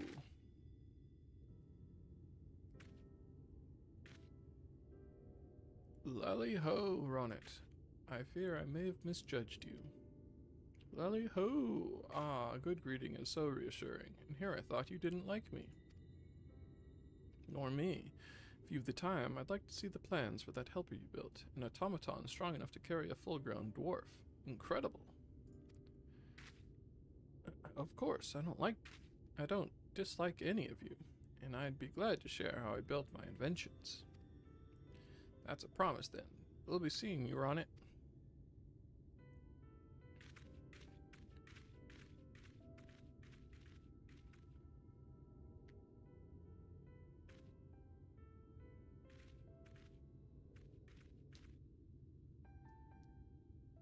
I can't believe it. Good for you, dear. I think a little gratitude towards your friend here might be in order, Now, if you excuse me, this old lady has things to do, and nary enough time to do them in.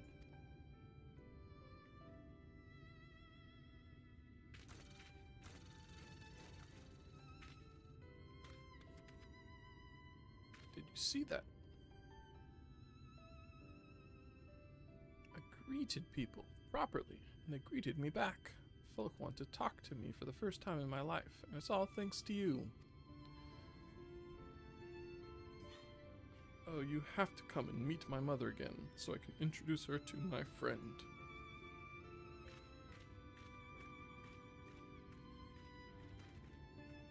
Okay.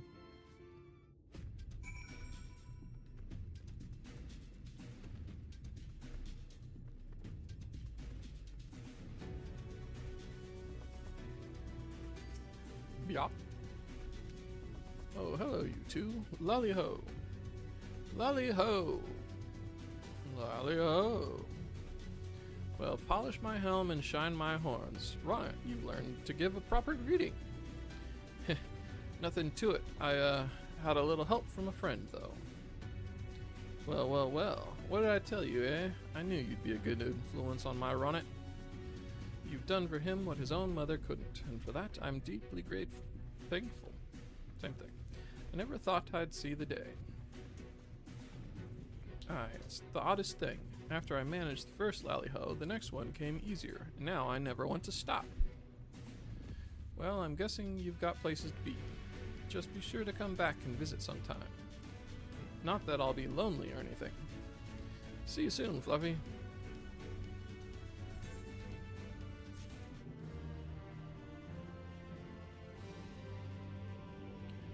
I've earned the emote Lally Ho. Oh, there's another blue thing now.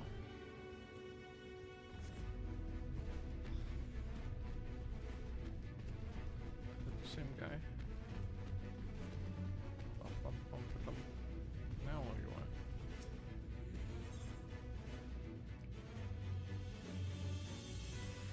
want? Masala chai. Fluffy, I was hoping you'd come back to see me. Heh, lally ho!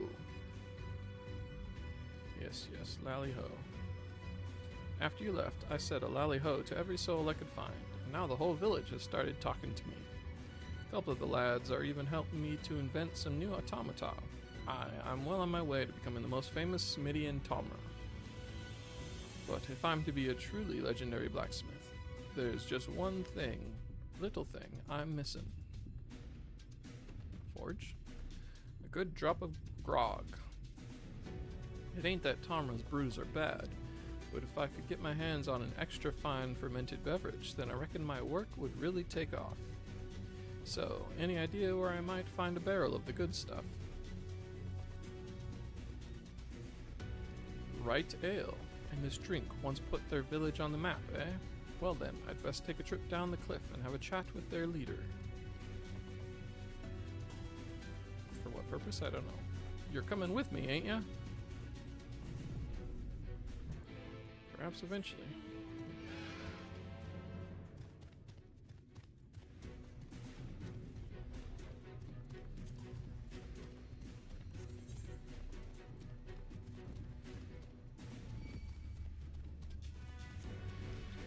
Bum bum bum, bum bum bum, bum bum bum.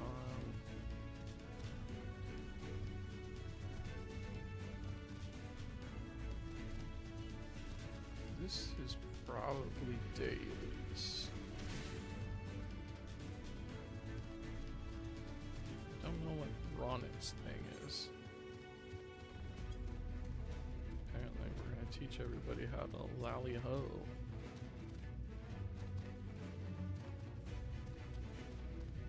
Bum bum ba dum, bum bum bum ba dum, bum ba dum ba dum bum, bum ba dum, bum ba dum.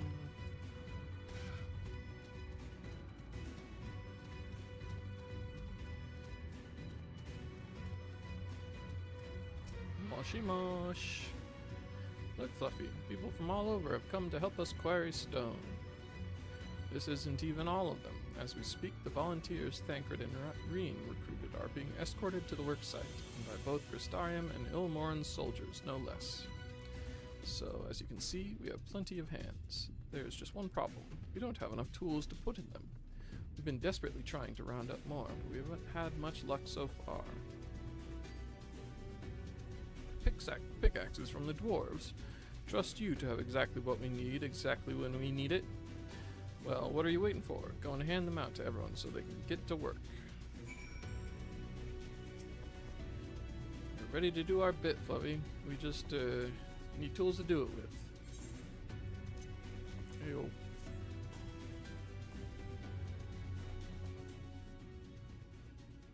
Pickaxes. Loads of them. Now we may all work to our heart's content.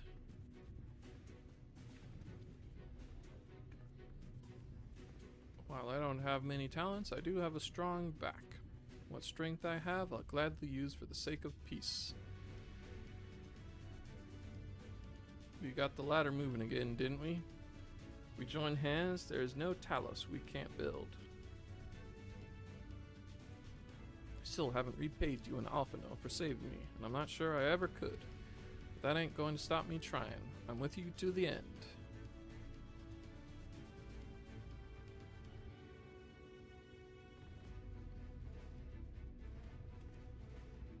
Come on, you lot. Look lively. Bum, bum, bum, bum, ba-dum. Bum, bum, bum, ba-dum. Bum, bum, ba-dum, ba-dum. Where'd my mouse go?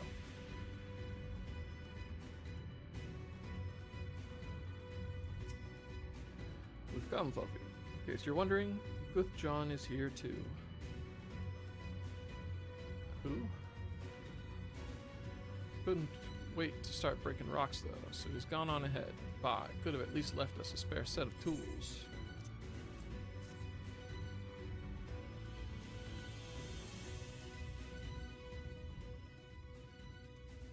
Ah, wonderful. Now we can be about it too.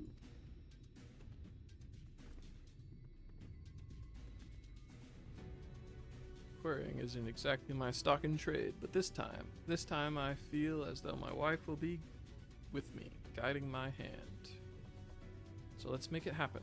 Let's build a world where everyone can live without fear, where everyone has a place they can go home to.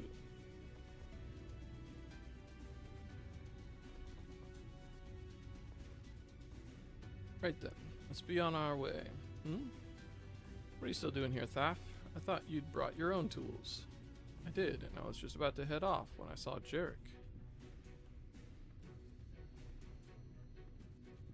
Oh gods, if this plan works and the giant Talos comes to life. Just imagine the size of the trolley it could push. Imagine it. Are you still raving on about that? How many times do I have to tell you? That's not what the Talos is for. Where the hells would the tracks even go? There's bound to be somewhere. Just need a little imagination. Seeing as the stoneworks is involved, maybe we could have a trolley added to the design. Enough. We're going to work, and if I hear any more about trolleys from you, I'll have you pushing one yourself.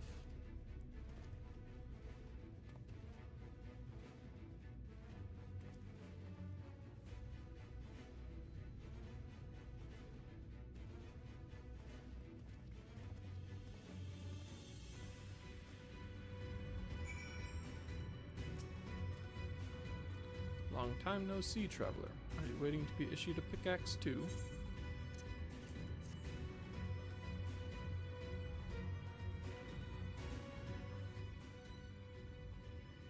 Oh, you clearly weren't, and now neither are we.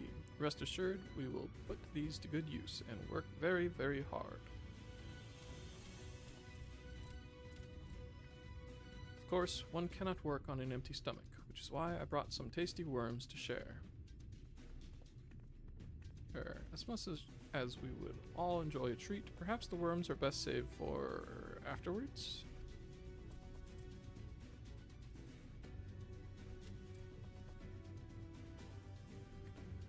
Greetings, Fluffy. You may not remember me, but I'm one of the carers from the inn at Journey's End. Whatever. After night returned to Amarang, we noticed a change in our patients. The transformation had halted in every one of them. Can't express what it did to the mood of the place. We were still celebrating days later when who should come along but Alice said that she sought the aid of those who believed in the Warrior of Darkness. We all answered her call right there and then. Of course, some few carers had to remain behind, but as many of us came as could be spared.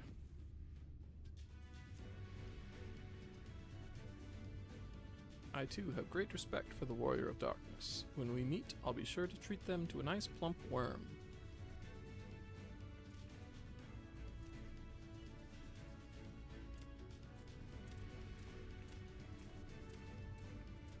Bum, bum, bum, bum. Thanks, Fluffy. With that, everyone is now equipped to work. I think I'll go and join the soldiers standing guard over the volunteers. It would be a shame if they fell prey to sin eaters after all the trouble we've gone to. Right, let us see that this plan is a resounding success for the sake of all in Norvrant. Got some espresso con panna. Well, my friend, it appears we are the only ones left here. If you've no other pressing tasks, would you care to accompany me to Amity? There, Ishtola is overseeing those who will imbue the Talos with magics. Come, let us join them at once.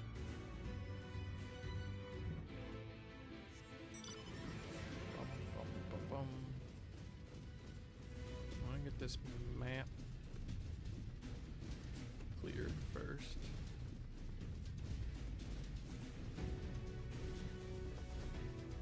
Is there anything over there? Whatever. Bum. Bum.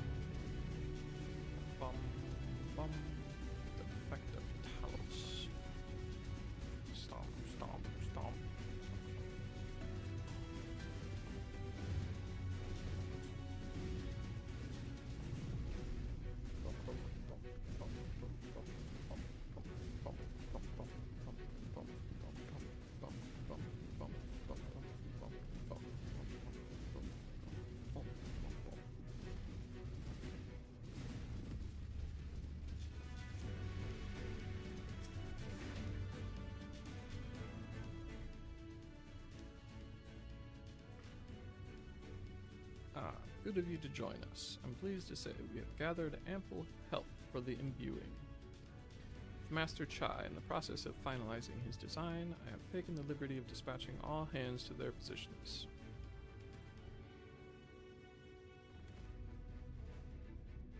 You hurtle along as though I have my house in order, but quite frankly, this is the most disorganized mess of a project I've ever overseen, and I haven't spent nearly as much time as I would like on my calculations. So thou hast proclaimed loudly and frequently, Master Chai. Yet, from my perspective, a layman's though it may be, haste notwithstanding, thou hast gone to great lengths, abiding by a proven methodology to ensure the integrity of thy design. Well, that's just the bare minimum that's expected of us at the Stoneworks. Though our glory days are behind us, I've not forgotten our time-honored traditions. But I should mention that the Exarch delivered the ore I asked for. Earthseed, I believe he called it. In that quantity, I believe we can fashion a suitable heart for the Talos. And then everything will be in readiness, or so I would like to say. Is there a problem? In a Talos of, well, any reasonable size, a single heart will serve to circulate ether throughout the chassis. But given the unprecedented proportions of that which we seek to build, I doubt that will be the case. By installing smaller peripheral hearts at intervals, I believe that we can maintain a stable ether flow, thereby solving the problem. However, we don't have enough ore for this purpose. Not for it, but to procure more, I suppose. Runar, mayhap now is a good time to bring them out. Moment, friends, there is something I would show you.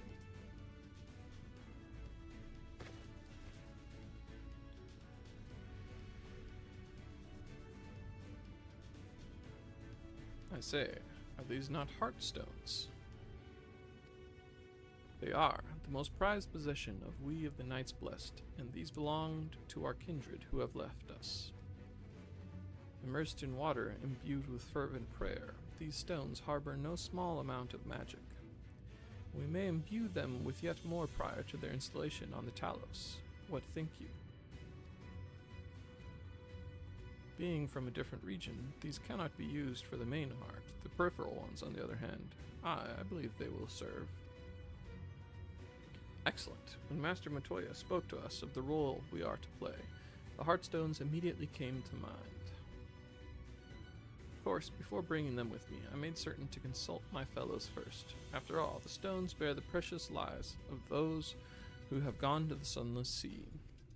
But we have now beheld the Sunless Sea with our very own eyes, and by the gentle lights that glimmer on high, we know that there is peace beyond. Thus, we are also at peace. If our Heartstones may serve to restore night to all the world, gladly do we give them. So, Master Chai, if you could instruct us how to distribute the Heartstones?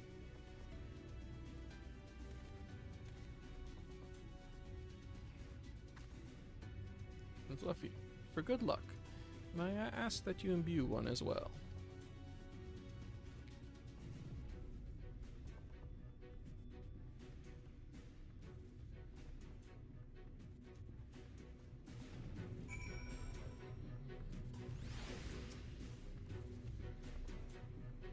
Rest assured, it is not difficult. Simply raise your hand and focus as you would when attuning to an aetherite.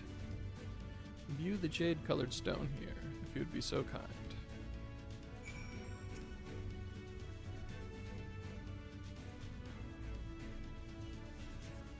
A familiar-looking heartstone appears to glow faintly. That will do. Thank you, Fluffy. If this heartstone appears familiar, it is because it belonged to Tadia. Bears the collective hope of the Knights Blessed, the hope that none shall ever again be sacrificed to sin-eaters.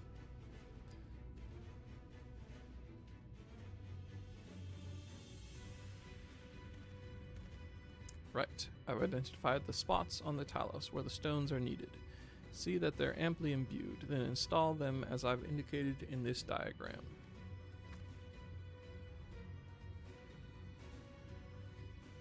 Understood. We will set about the task at once. When the Talos awakens, and the way to Mount Gulg is secured, we shall sally forth.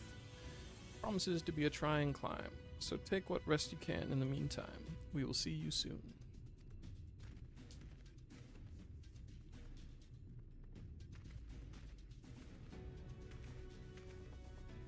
A moment, Oriange. You said that you would have measures ready in the event that our friend fails to contain the light. Do you?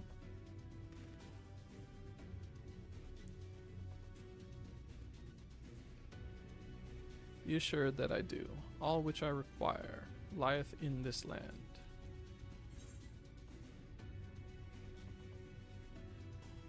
I trust you, Orianger. I just don't want to hear about it. Just let it happen. I swear to thee that thy trust is not misplaced. As ardently as I pray for the preservation of this world, so too do I pray for thy safety. So rest easy, my friend, and take such ease as thou mayest, the better to be ready for the trials to come.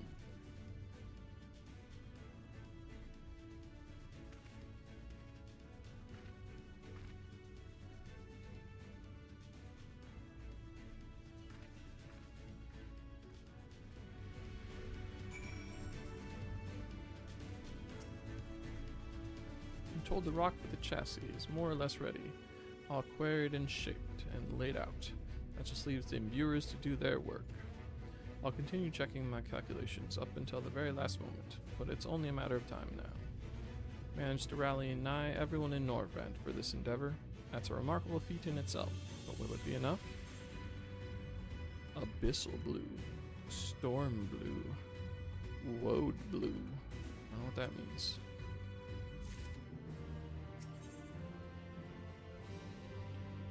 Not a little anxious. God, there's no point worrying about such things now. I'll get back to my calculations. You, meanwhile, should go and rest as your friends suggested.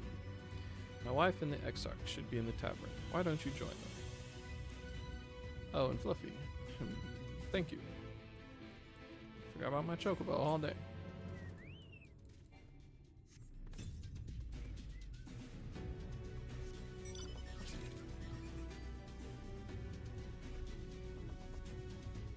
To go over here. I guess there's a chain. No, it's probably gonna be up there.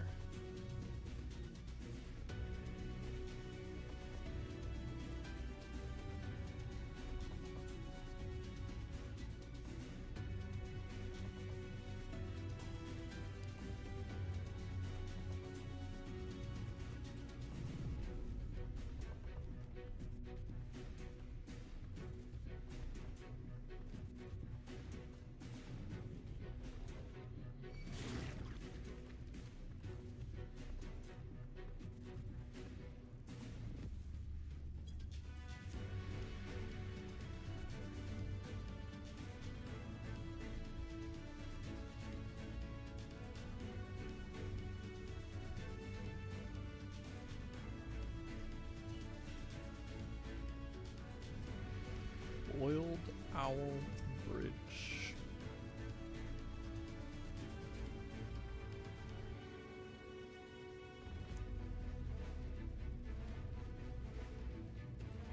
These guys have a sick entrance.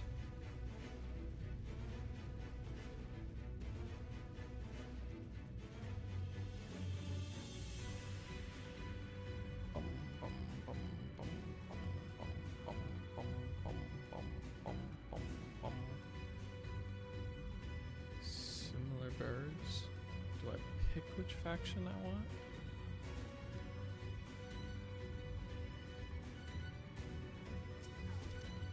I can neither confirm nor deny the existence of a new discovery of untold value that only a select few are allowed to see for themselves.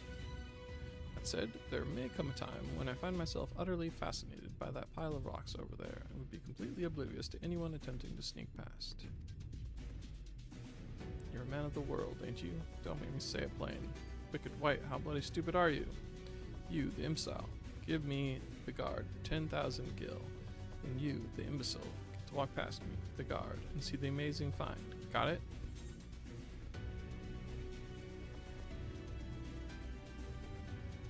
Yeah. Do not get past. You go away, good sir. Good day, sir. Lolly, what in the blazing hells do you think you're doing, man ho? Is that any way for a guard to behave? Is it? No, sir. Chief, sir. No rations for you tonight. Chief, no. Mercy. Mercy! It's not fair, I tell you. A drawer toils day in and day out for a pittance, only to try and make a little something extra on the side. And what does it get him? Right, well, anyway, bugger off. None may pass without the chief's permission, which I know you haven't got. Wait, don't tell me. I assume you came all this way to put in for the position? Sorry, but it's already been filled.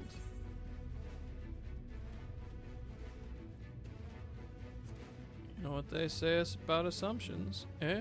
Don't go playing silly buggers with me. Queer runes we found deep in the cavern through a tunnel over there. One filled with all kinds of machina, to the point we've started calling it a bloody machina graveyard. Yes, well, we were looking to hire another guard, but the position's since been filled by that fellow what tried to swindle you a moment ago. So you're out of luck, I'm afraid, but chin up, lad. Your time will come round again soon enough.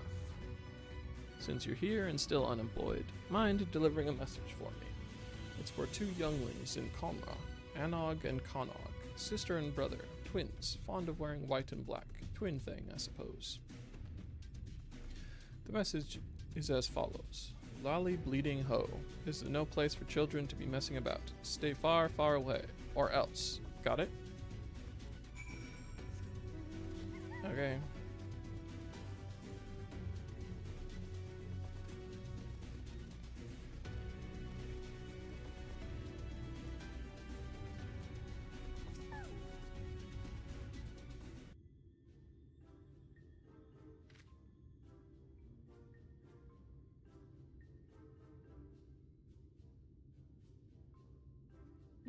Got business with us? Lally frickin' ho. Chief put you up to this, and you agreed. Haven't you got anything better to do with your time? Wait, those garments, that quiet confidence, those powerful neck muscles sculpted by a lifetime of nodding.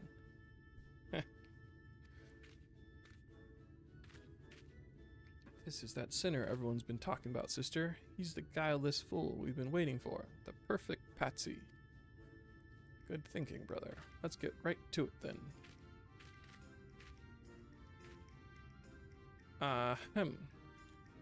You wouldn't happen to be that kindly stranger everyone likes and adores. You are, aren't you? Perhaps you would be willing to do us a teensy little favor? Of course you would.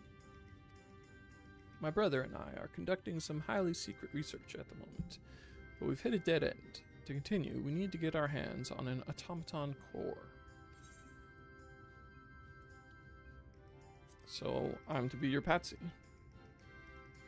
Oh, don't be silly. Everyone knows you're the soul of generosity. A sinner who cannot help but render aid to his fellow sinner in their hour of need. Not for fame or fortune, or any other reward, but simply for the joy of it. Am I wrong?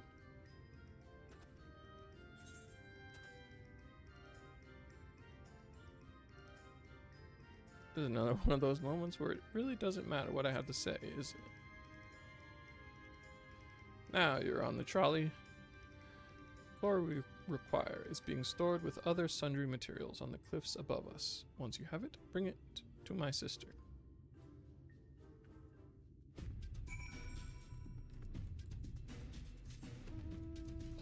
Cliffs above us.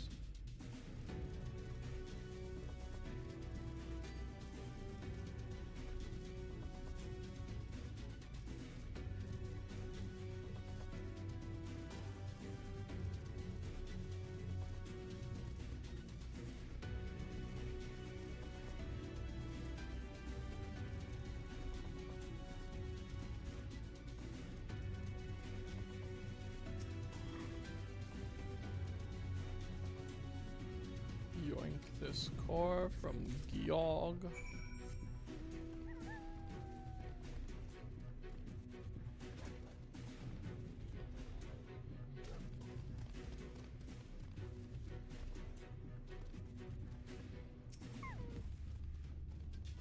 Ah, there's the sinner now. Is that the core I spy in his hot little hands?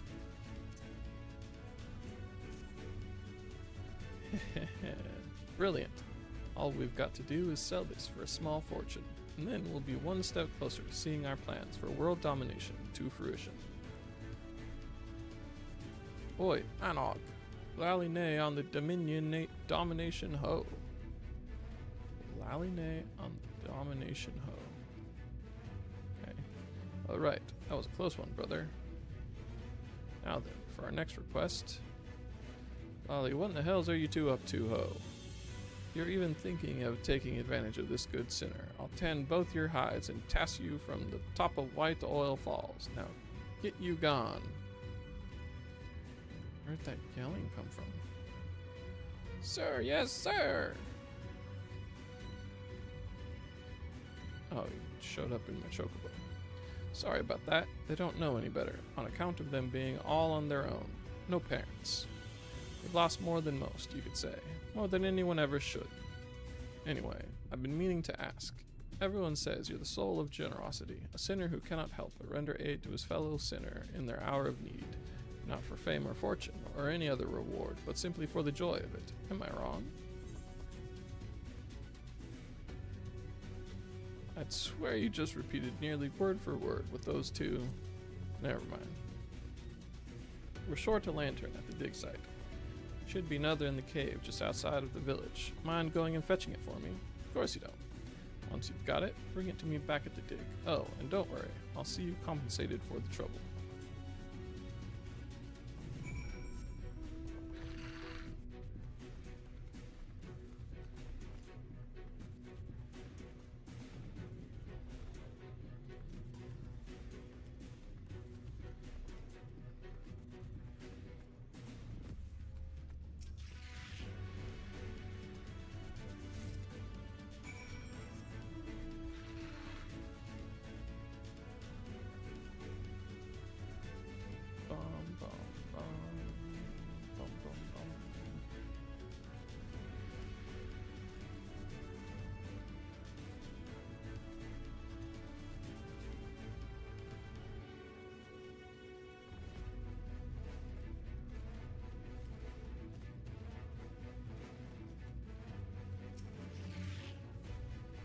There you are. Resume that lantern you're holding. It's for yours truly. Much obliged. Here, little something for your trouble. Never let it be said a dwarf of character doesn't pay his debts. Anyway, if you've nothing else to discuss, just let us pass already. I want to see the runes. Please, please, please, please, please, please. No, no, no, no, no. It's dangerous and off limits, and even if I were the sort of man who could be bribed, which I'm not, I'd be shocked if you two had anything valuable enough for me to risk my neck looking the other way. Why are you and everyone else so bloody obsessed with trying to get a look at the cavern filled with mysterious machina anyways? It's just a bloody scrap heap, isn't it? No, no. It's so much more. Based on our research, we have reason to believe that those runes contain... Hush, sister. How many times must you nearly give the game away? It's supposed to be our secret. Oh yes, right. It's just so hard sometimes to contain my enthusiasm. Nothing. These runes contain nothing of value whatsoever. We shall leave you to your affairs, honorable guard, sir, and bid thee farewell. Honestly, I'm beginning to hope that there really is nothing of value in there, for all the trouble it's causing. But, as I was about to say, if we've got nothing else to discuss, then you'd best be on your way.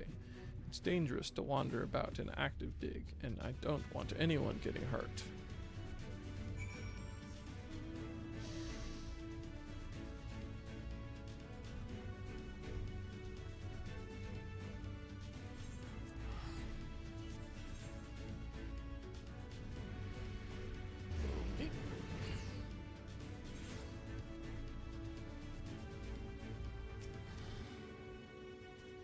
Poked around Conrad, did you? Learn anything about that big find? A machine graveyard, eh? Interesting, interesting. This could be the beginning of a great and grand adventure, or an utterly nonsensical one. Though that does have its appeal on occasion, I'll allow.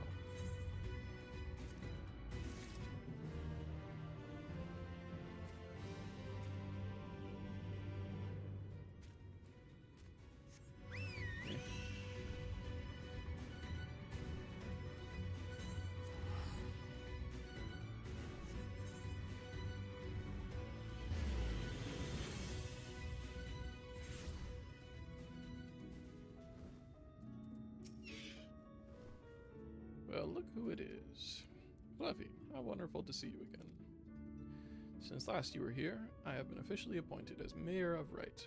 As such, my days have grown busy with visits to neighboring settlements to reacquaint myself with the region's politics. My old bones protest at the exercise, to say naught of the strain upon my rusty faculties.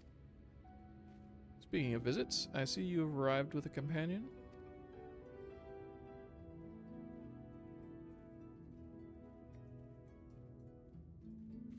I am Ronit of Tomra Village. Don't think just because I'm smaller than you that, Lally-ho! Lally-ho? Oh, I've heard of this. It's a traditional dwarven greeting, is it not? I see. Well, let us not ignore the customs of our guest. Ahem. Lally-ho! Lally-ho! Not bad for first-timers. Not bad at all. Everyone's happy when their lally-ho gets a lally-ho. Now, let's see a barrel of your tastiest grog.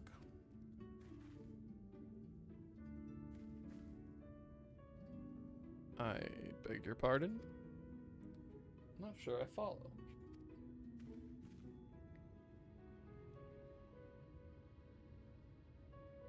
Ah, well, I'm afraid we're still struggling to improve the fertility of the land itself. As yet, we're unable to grow barley of sufficient quantity and quality to brew the ale for which we were once famous. As it's a matter of trial and error at this point, I am sorry to disappoint you. Here now, what's with the sour faces? You just need something to liven up the soil, am I right? You've some experience with cultivating fields, Master Ronit. Heh, not exactly, but I think I might be able to help all the same. Come on, Fluffy. We need to make a quick trip back to Tomra. Can he truly help us feed our fields? It sounds too good to be true. No idea what Master Ronit's plans might be, but with you involved, we can at least rest easy that not bad will come of them.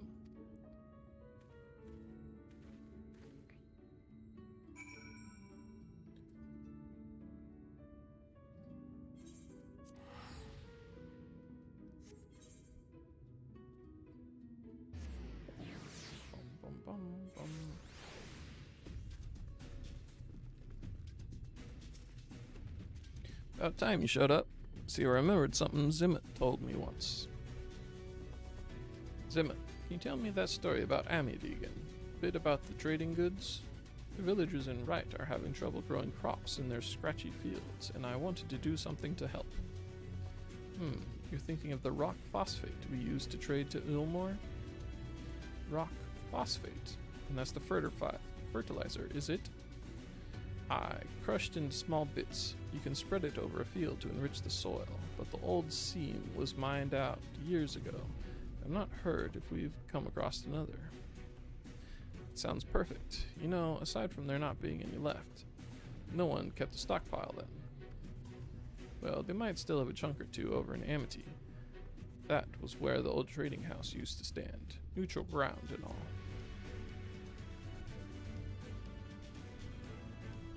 Right, to Amity I go. I suppose you'd best come along.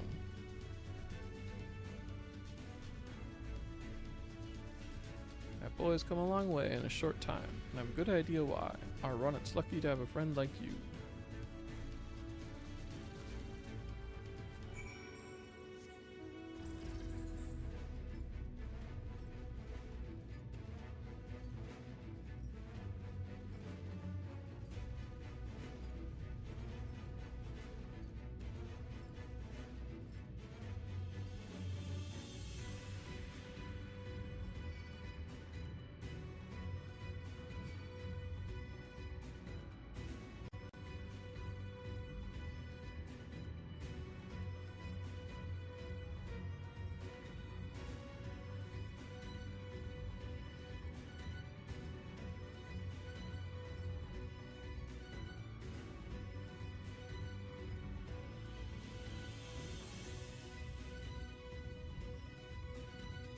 Land of unknown wonders.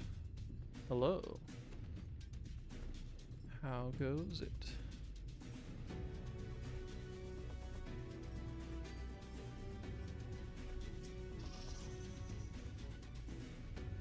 Right. Lally-ho. Well now, if it isn't one of the thalls, come to visit, and a fine lally-ho to you, sir. I've come looking for rock phosphate. I just need a handful, assuming you've got any. The yellowish fertilizer stuff? I reckon we had some stashed away someplace. Might be, as you'll find a hunk of it hiding in one of the old trading crates. Go ahead and take a handful if that's all you want. I can just have it. That's very kind of you.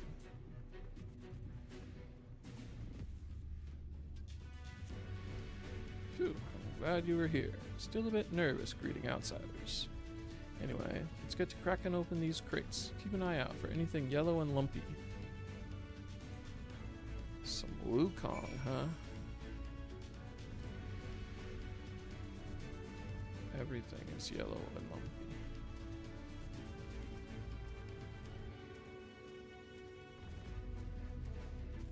Nice, nice. Not really fan of, I don't know how I'd describe it. Like the physics maybe, or I don't know.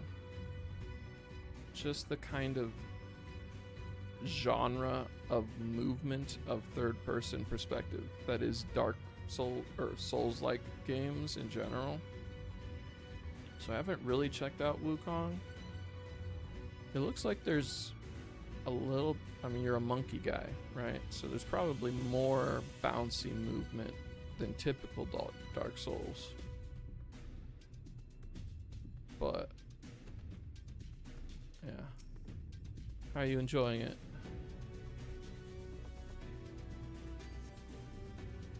Found a small chunk of yellow-hued stone. It appears to match the description of rock phosphate.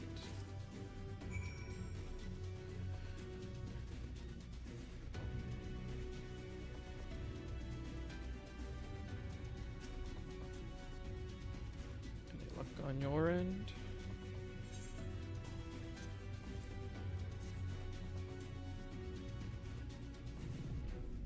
Just look at that color.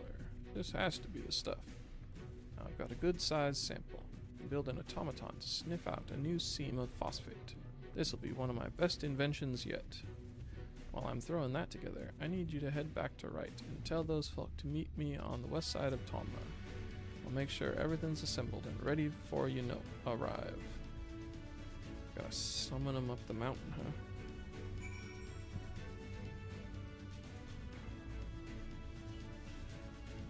Oops.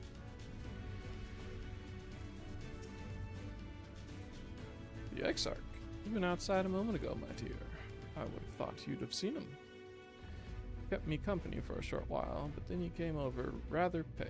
He's clearly been straining himself, the poor thing. Anyway, he excused himself, saying that he needed a breath of fresh air. Weak as he looked, I did offer to go with him, but he assured me he would be fine. I do hope he's all right.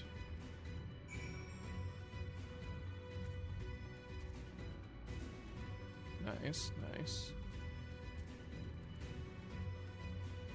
How are you? Didn't happen to see a lone girl over at Topron, did you? It was her turn to keep an eye on the ladder, but she's well past due to return. No, I wonder what could have... The two of us were once bonded citizens, you see, and we were not treated well. But even after fleeing here to Amity, it seems our experience in Eulmore has left my friend distrustful of most other folk. Wouldn't be surprised to learn that she simply ran and hid when she saw you coming up the cliff. It wouldn't be the first time. I know it's a lot to ask, but do you think you could find her and calm her down? A soothing word from a stranger might go a long way towards rebuilding her confidence.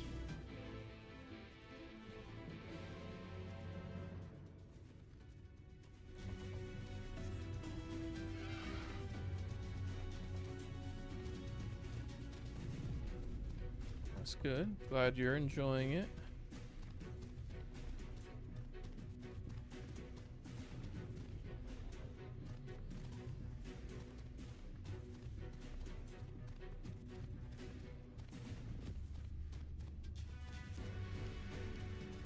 I've been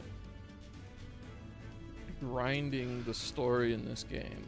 There's so much story in this game. I assumed it would take me like a month to get to the point where I'm doing group content. Which, I mean, you do some group content grinding through the story, but it's all like automatically generated groups generally. I mean, you can go out of your way if you want, but there's no real reason to do actual guild stuff or free company stuff, as the case may be.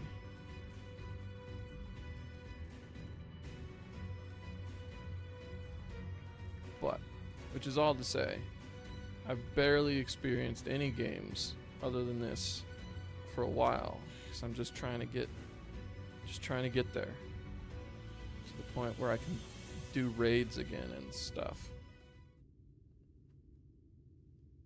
Thing I haven't done in the future like a decade. Is where my destiny awaits.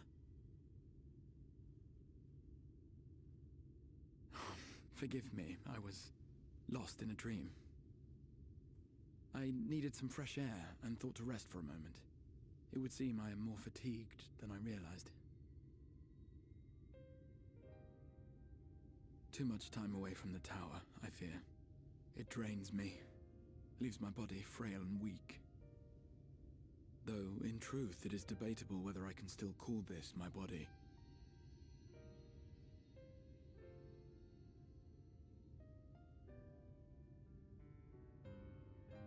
When first I turned my mind towards the salvation of the world, I came to the conclusion that it would take many long years, many more than remain to me.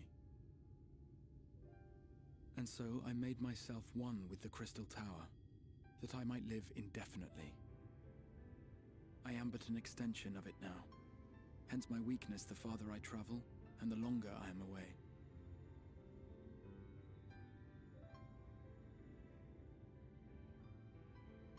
It has been quite a journey. But thanks to you, the end is in sight. My wish will finally be fulfilled. How goes the construction effort?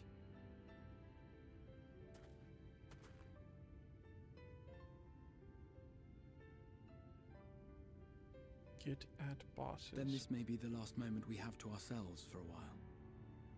Come, sit with me. So it's less exploratory puzzles and more adventure game, is Tell what me, I'm gathering from that. when all of this is over, what will you do?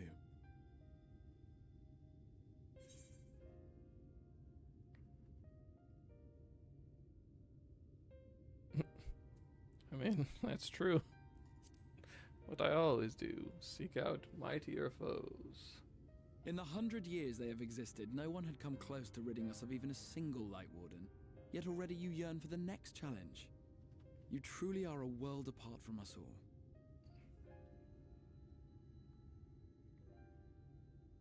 But whatever it is you decide to do, I have every confidence that you will do well. For you have the strength to forge your own path.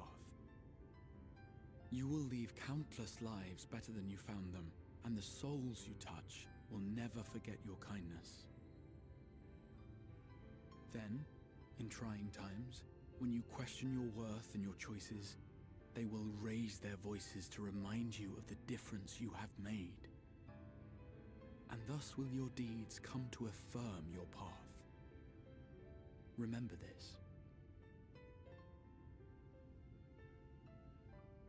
Would I question my deeds and my purpose?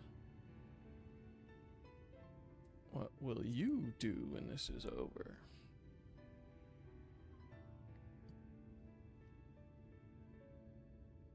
Cease to exist.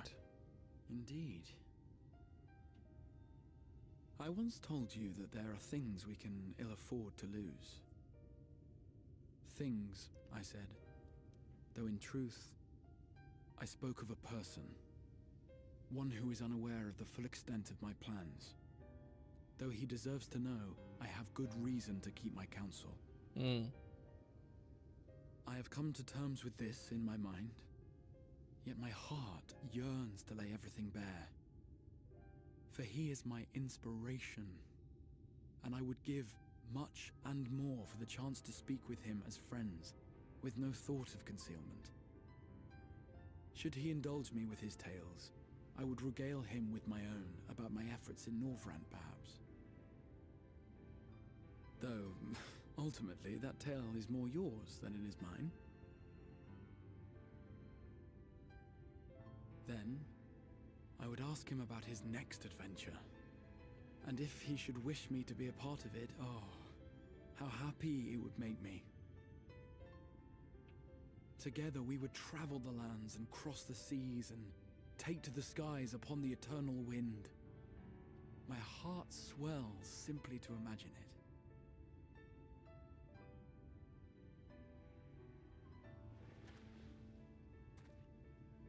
But all of this is contingent upon our victory in the coming battle.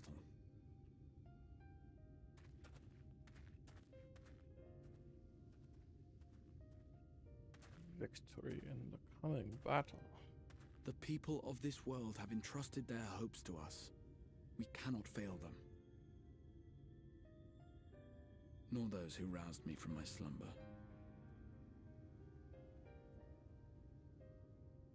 Thank you for your company, my friend.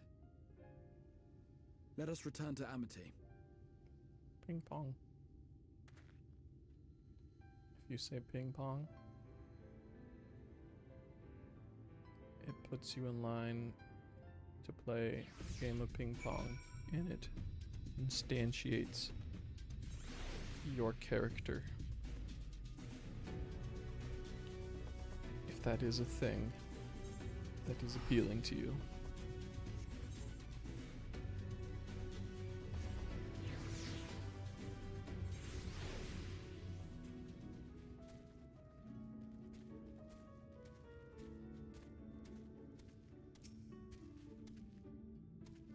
Mineral fertilizer, you say? The name does sound vaguely familiar. We've experimented with all manner of compost over the years, but I'm willing to try anything to rejuvenate our fields. I wonder if another seam of this precious rock can still be found. We can but put our faith in Master Ronnet. Come, let us not be late for our meeting.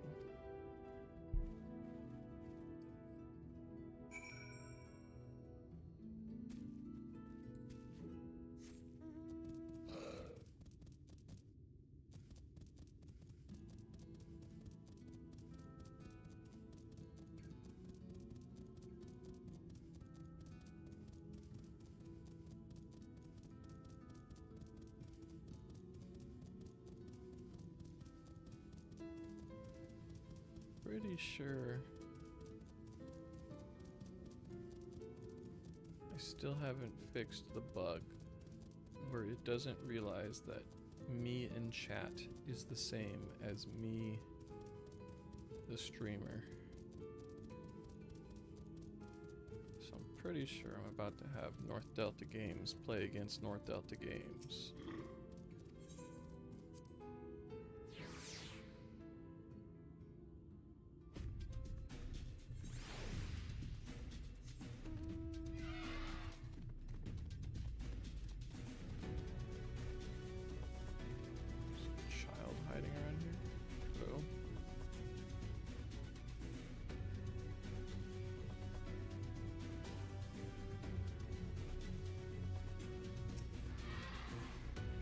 Wow.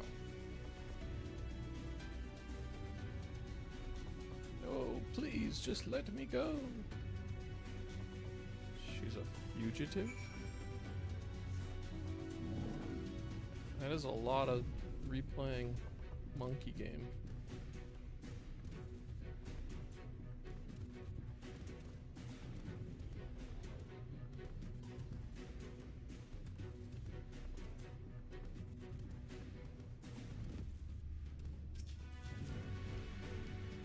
Please, I did nothing wrong.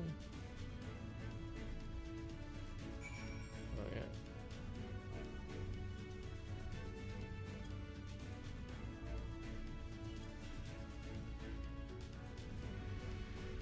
Try to comfort the fearful fugitive.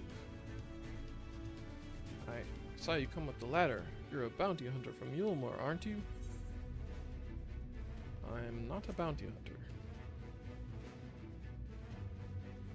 Well, I guess kind of I am a lot of times, but... Oh, I just thought since I used to work as a servant to a husband and wife in Yulmore, the Lord would make all manner of suggestive comments, but I did my best to ignore all or rebuff his advances. And then one day, the lady accused me of tempting her husband. She pulled me aside and had me beaten near to death. That's why I ran from you. I was so certain she'd sent someone to drag me back. Forgive me. I didn't mean to cause you or Zumi any trouble. I'll head straight back and let her know I'm alright. Okay.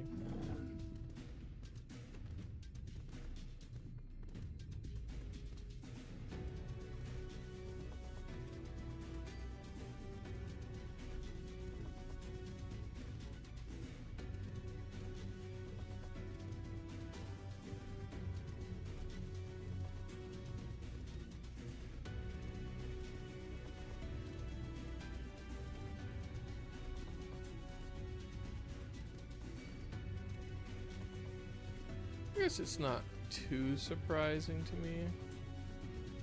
There's a lot of people who really enjoy Souls-like. So, if there's a new game plus system, makes sense that there'd be some people who really are into it. Ah, you're back. Thank you for going out of your way to find my friend. Small step, but I'm glad she was able to talk to you. Here, a little something from the both of us to reward your kindness. The ability to fly soon. Worry not, my friend. I am much revived for the fresh air and your fine company, of course. Now then, let us turn our thoughts back to the task at hand.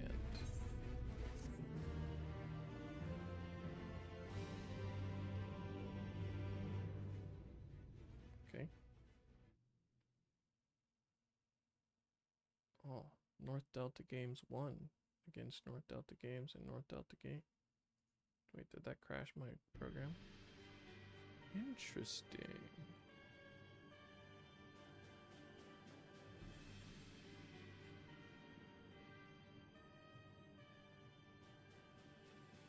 Your Radiance, I have taken the liberty of quashing the vile rumors of your heir is possessed by a devil.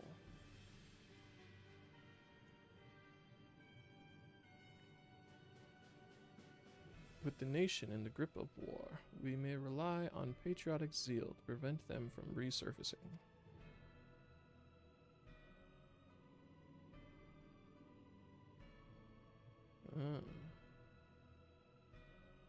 And what of Emmett Selch? He has taken himself to the first, to usher that world to its end. Or so I believe. He did not disclose the details of his mission, having ever preferred to work alone. Even to those who have known him since the beginning, his actions can prove unpredictable. I am no stranger to his ways. He joys in playing me for a fool. Full many times have I been convinced I was acting of my own volition, only to discover all was as he willed it. My dear grandfather. On the subject of our esteemed colleague, his last report, though brief, did contain one item of interest. You have doubtless wondered why the Scions of the Seventh Dawn have not taken the field of late. It is because they are no longer in the Source. The hero of the Scions has journeyed to the First, as have his comrades, albeit incompletely. Their bodies yet remain here in the source. This presents an opportunity. If we can defeat the Alliance prior to the Scion's return, we may eliminate their order at a stroke. And with the Scions gone, none shall remain to thwart our plans. It will be but a matter of striking down the hero upon his homecoming. Which, lest you forget, is essential to the realization of our objective, of both of our objectives.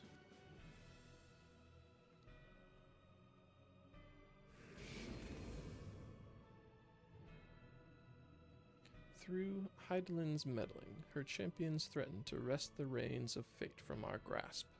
The world is at risk of being dragged down the false path, one which will never see men reclaim his true form.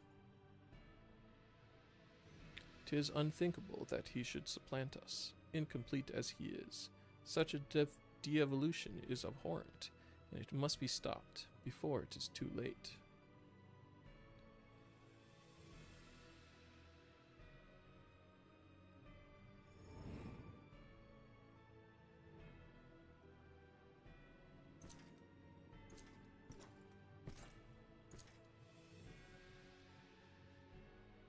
The hour is come, your radiance. Order your armies to march once more. Crush all who stand in your way. This is your heart's desire, is it not? To seize a victory that is yours and yours alone, for the future of Garlemald.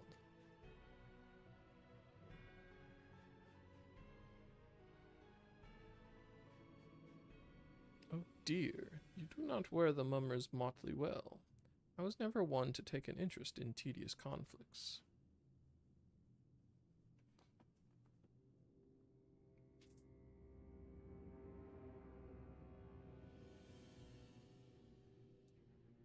The whereabouts of my one true friend, however, they interest me greatly.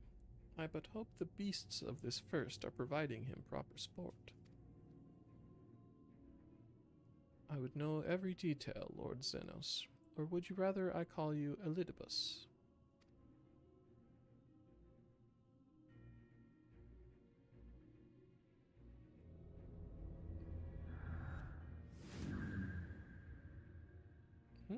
Unexpected. Most unexpected. That immortality should be within the reach of one with a borrowed echo.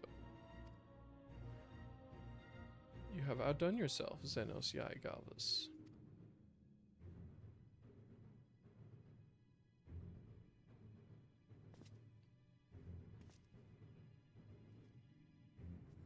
I have no particular attachment to that name, but I am rather fond of that body. Without it, I cannot enjoy my hunt to the fullest.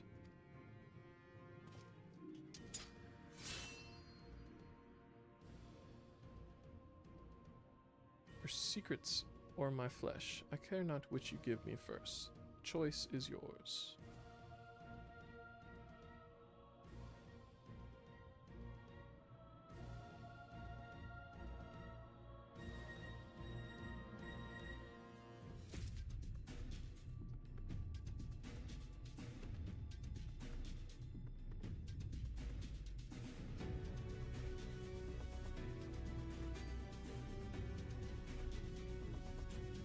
I'm assuming it's just like stat boosts. Do you get fun stuff with each playthrough?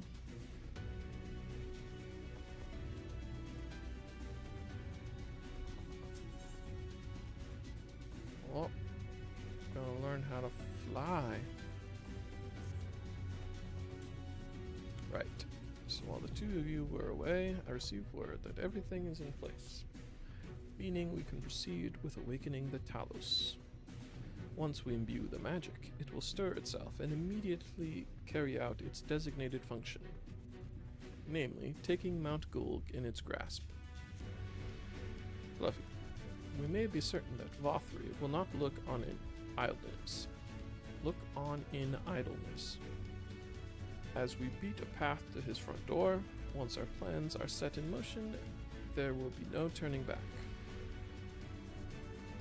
So see to your preparations as meticulously as you may, and I will give the order to proceed as soon as you are ready.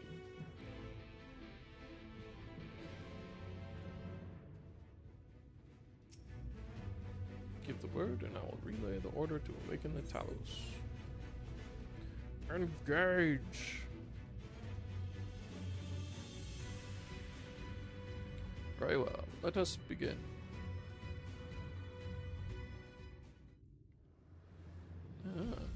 Okay, that's pretty fun.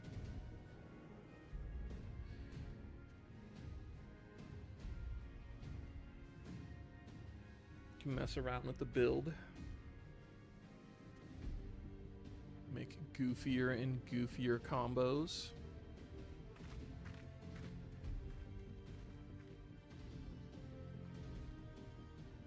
Word from the Exarch. All is set on his side, and we may proceed when ready.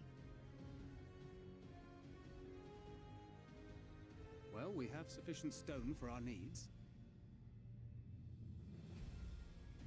Likewise, preparations for the imbuing have been made according to thine exacting instructions.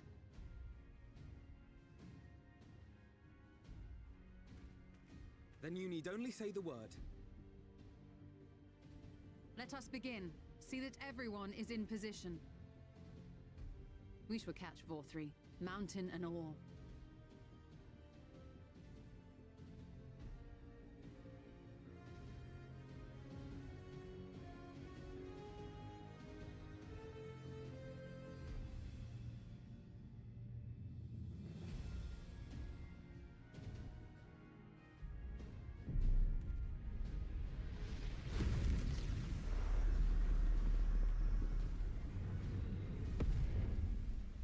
Here it comes!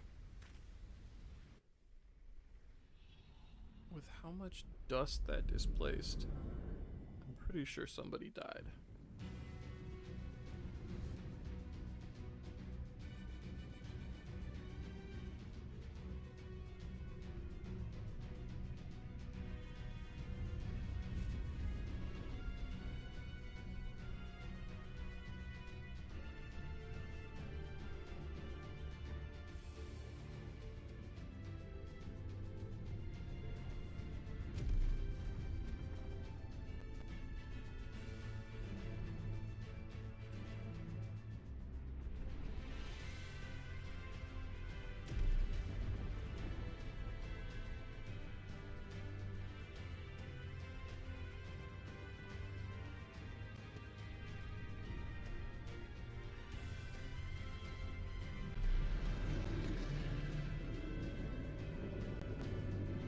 Why we gave it giant teeth. We have, like, it doesn't talk. There's no reason why it would want to chew something.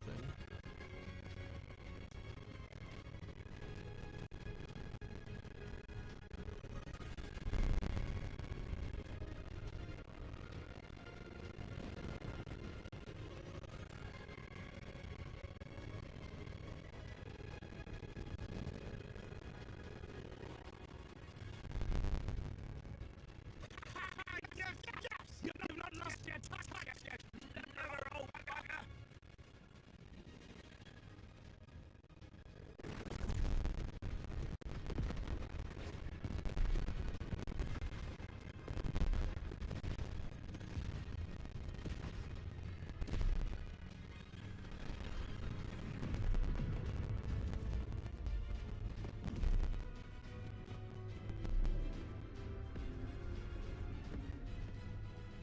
Do you see what they're doing? If its hands are damaged, it won't be able to cling to the mountain. Oh, I knew this was a terrible idea. Vorthree marshals the Eaters to his defense. This was only to be expected.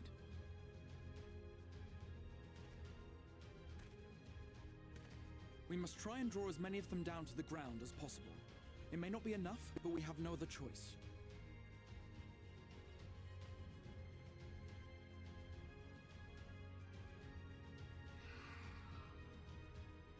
Is that?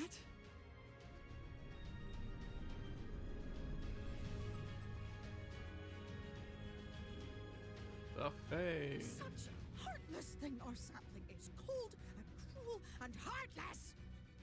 Summon us in times of need, we expressly said, yet what should we find but the final battle joined without so much as a whisper of our name? She's got a point.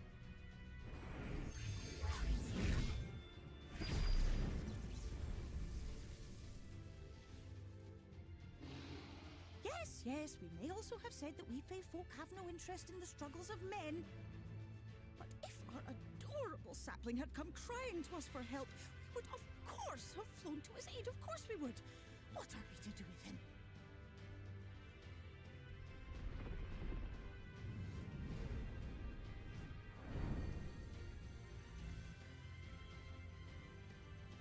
We are so very, very sad. You will play with us. Cheer us up again!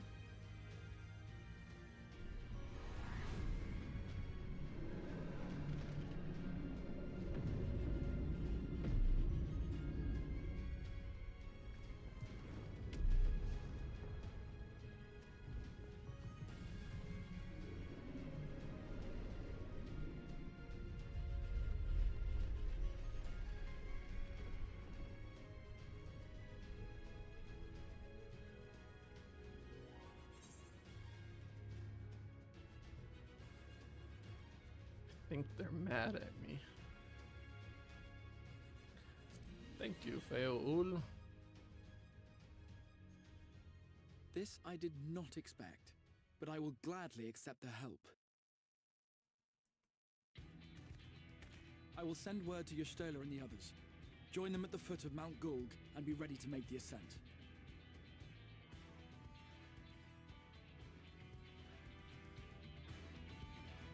Oh yeah.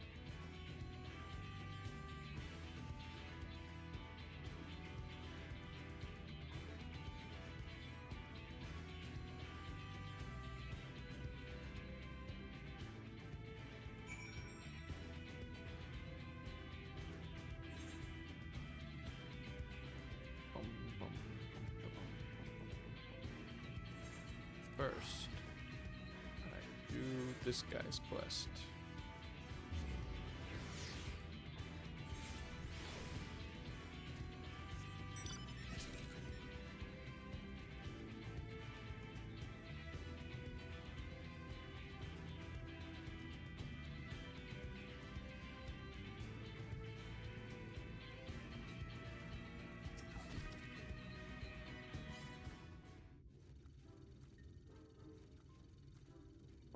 Bum, bum, bum, bum, bum, bum, bum.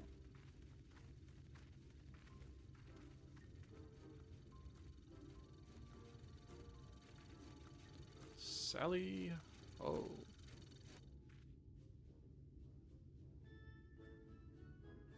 Oh, good.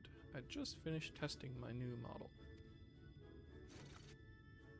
Behold, the mineral finding marvel that is the Orehound Ogre.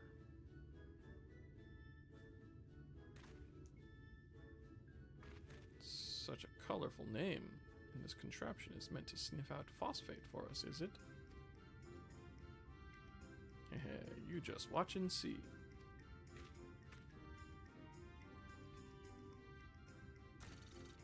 Bizzed, click, sensors activated.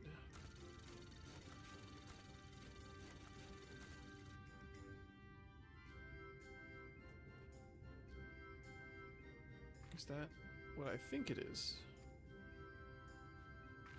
Astounding. You invented a servant to not only track down rock phosphate, but also carve it out and cart it back?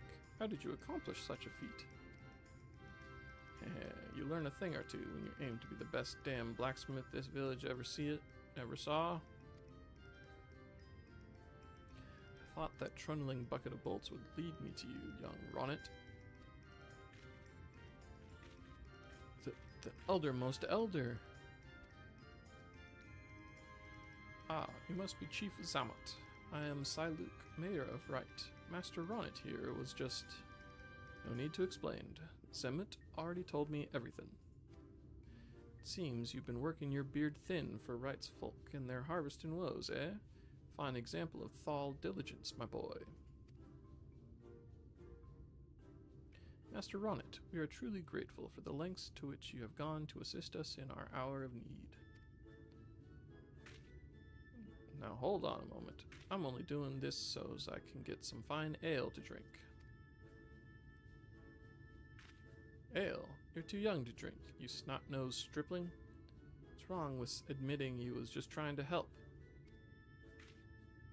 Chief Samet, you can't say it straight out like that. I'm building an image here.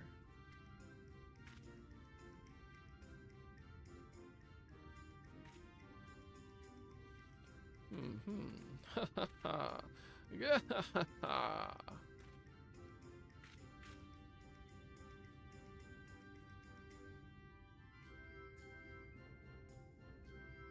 Bum, bum, bum, bum. With your permission, Chief Summit, we should like to take this rock phosphate back to our village. You have our promise that we shall put it to good purpose, and one day return the favor with our best barrel of right ale. That's a deal I can get behind. I think it's high time we Thals reopen trade with our neighbors. Yeah, just leave the delivery to me. First, I need to speak with my friends and build a few more ore hounds. Did you hear that, sir? Instead of Talos, we will soon have a line of automata rolling into the village.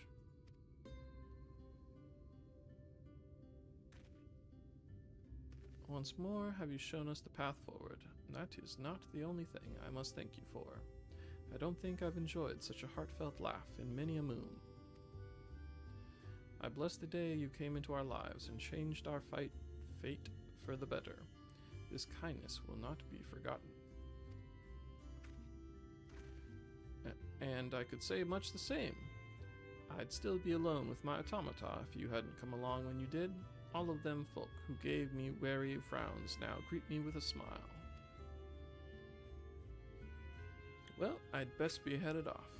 If I'm to be known as Master Ronnet, the greatest blacksmith who ever lived, then I've still got plenty of work to do. I'll be seeing you, Fluffy.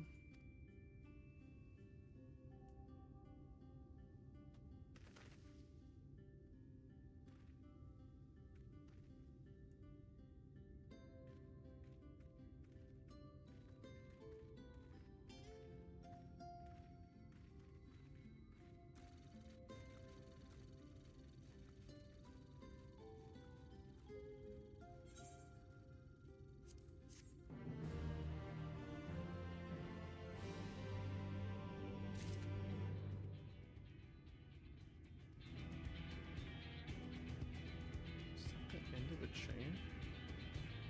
No. A little weird. I don't know why I did all that. Presumably it unlocks something in the future. Probably the dailies with Ronnet when I'm done with the story in this zone.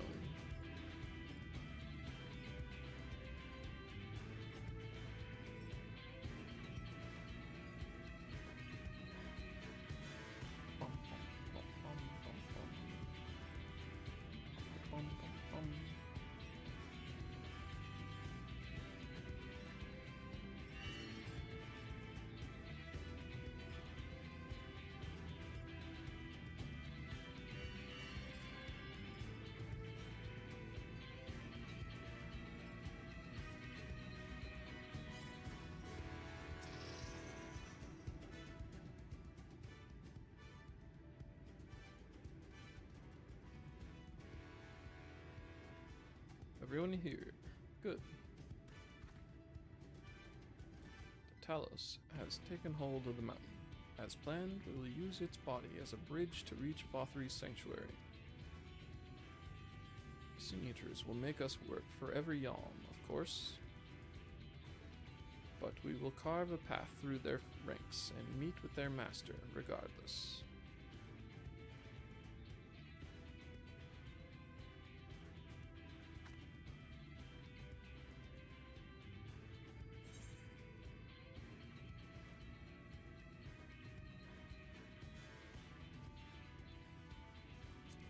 are the first.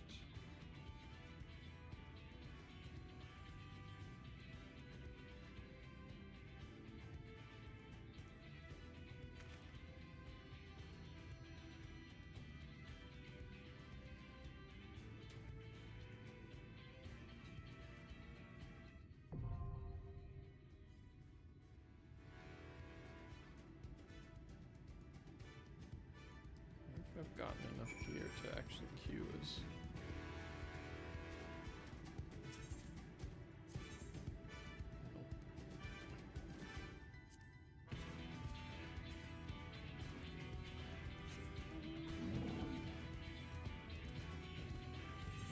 what do I definitely need?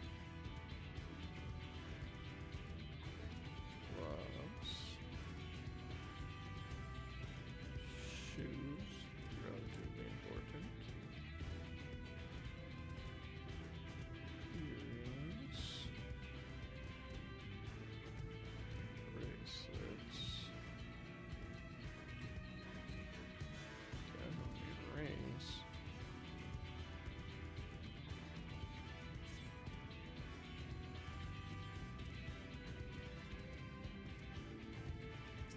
What do you... Nope.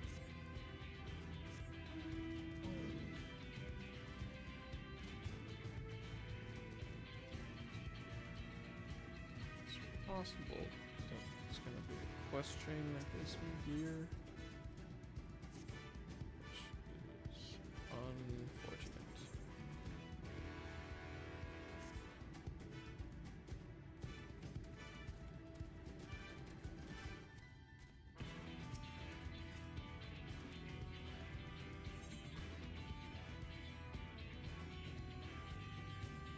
What? Oh. Dailies. Whoa.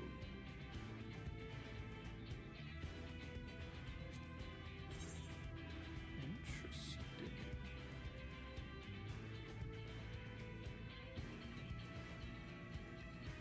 So it's this one, but let's go to gloves first.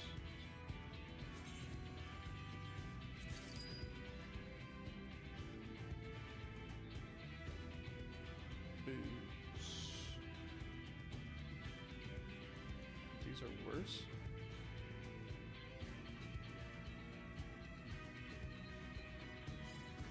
I think they're higher item level.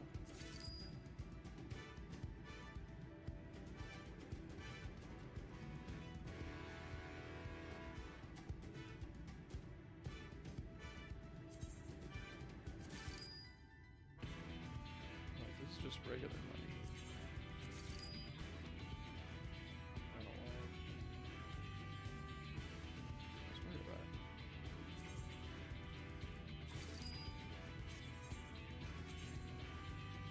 Okay, only the gloves are actually better.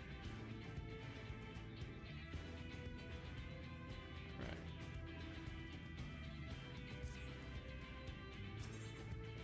Because he sells junk, not stuff.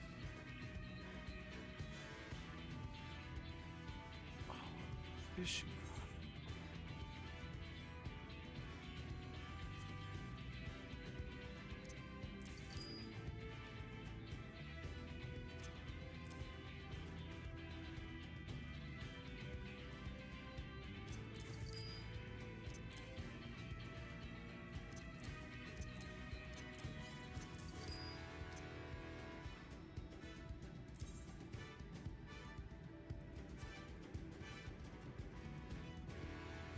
Shaded visor.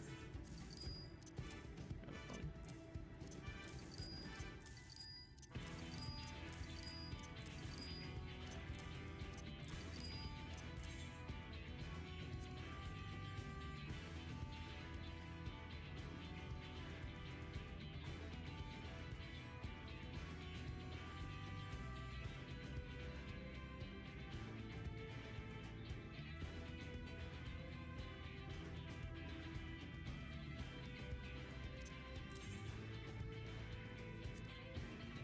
Is that what I'm supposed to be?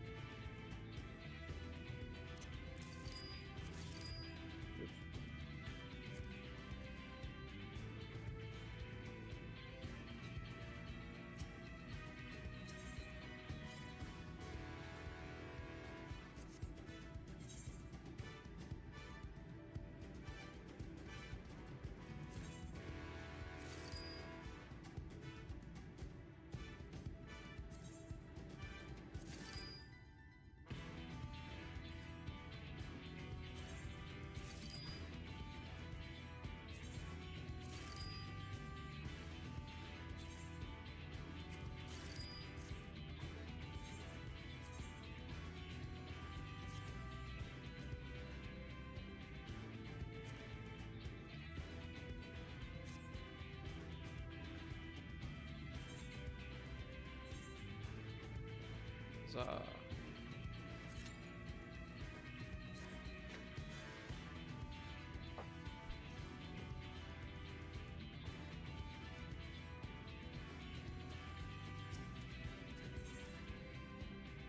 Oh, there's some gloves.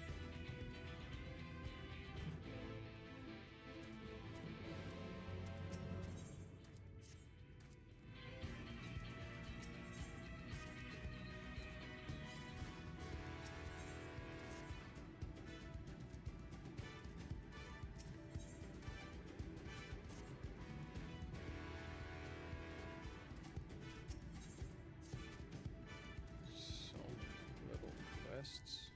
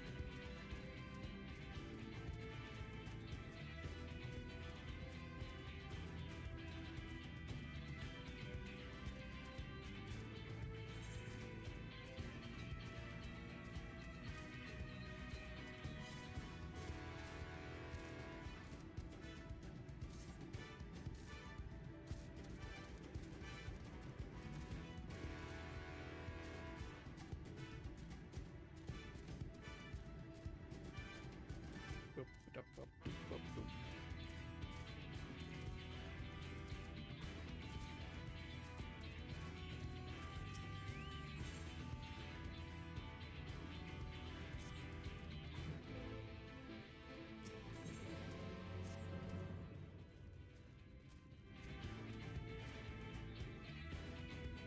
Play that guy. Cards.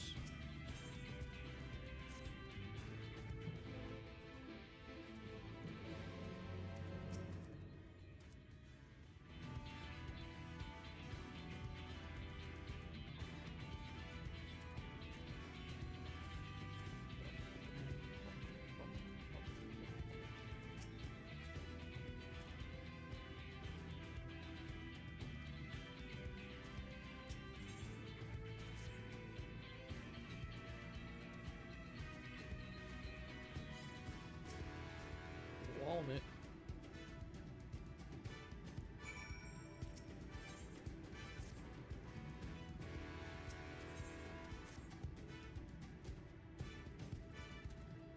Wild wait.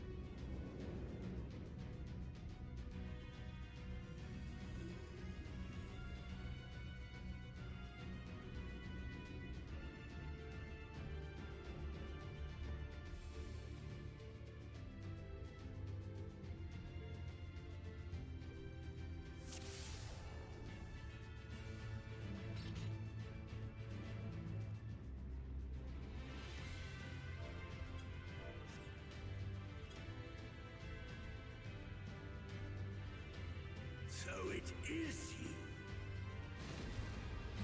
You will not defile my new paradise.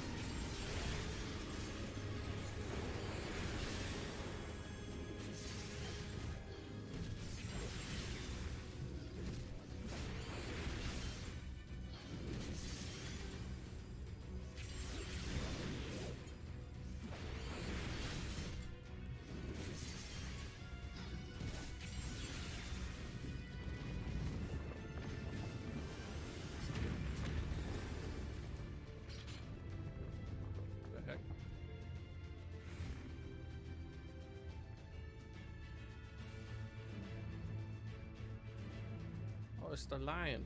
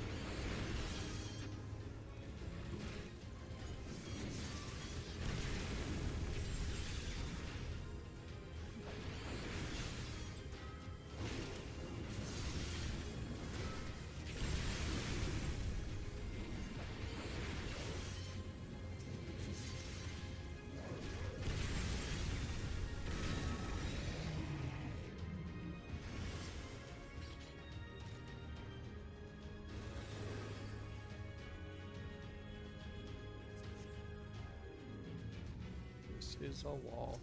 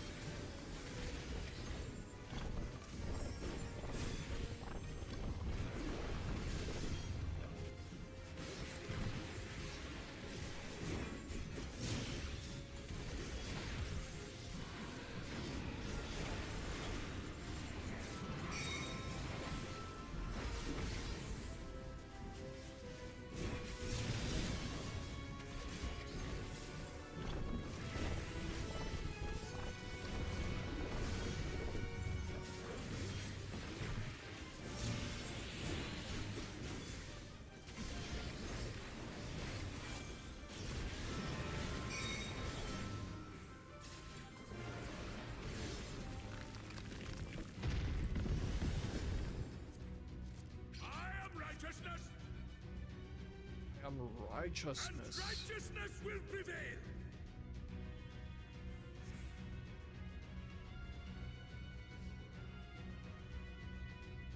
Can't you do anything by yourself?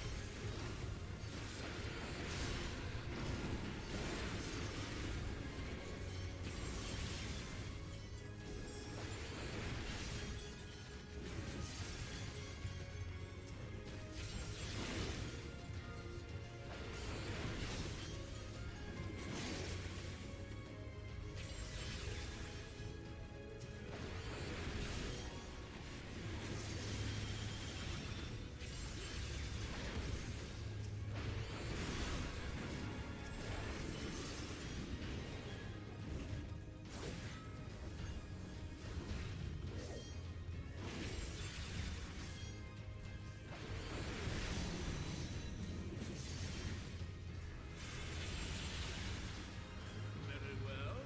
If you will not be discouraged.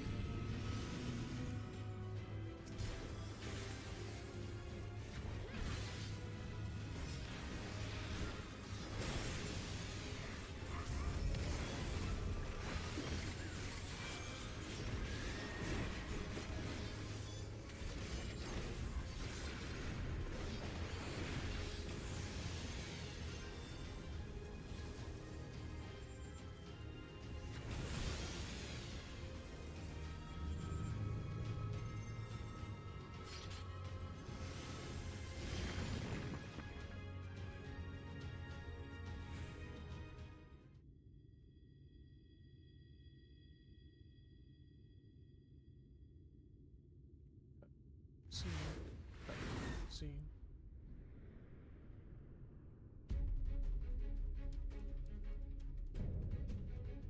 Consort of sin, forgiven obscenity. Of all the things, all the forgiven sins that I've fought, cussing, I think, is the least compelling.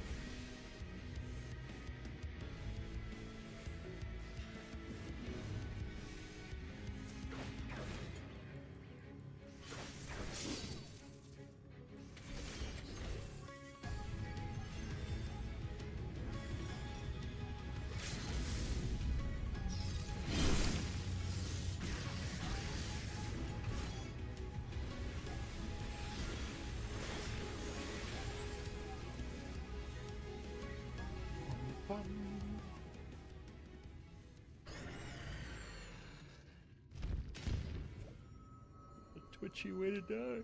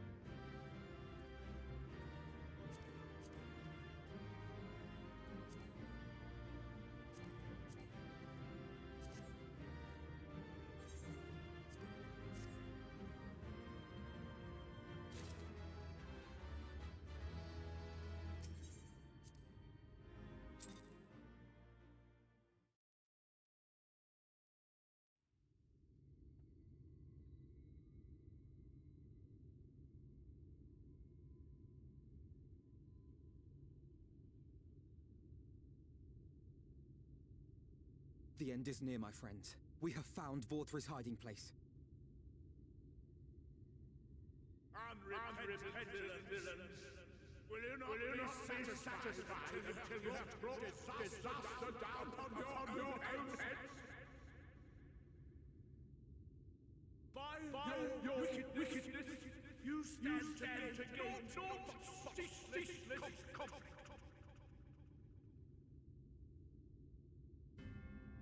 Had you only entrusted fate to me, there would have been peace for all.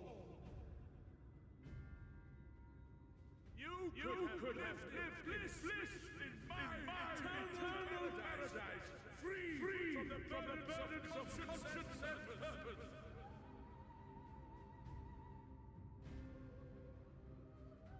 Peace assumes many forms. And I do not doubt that you considered yours well worth the cost.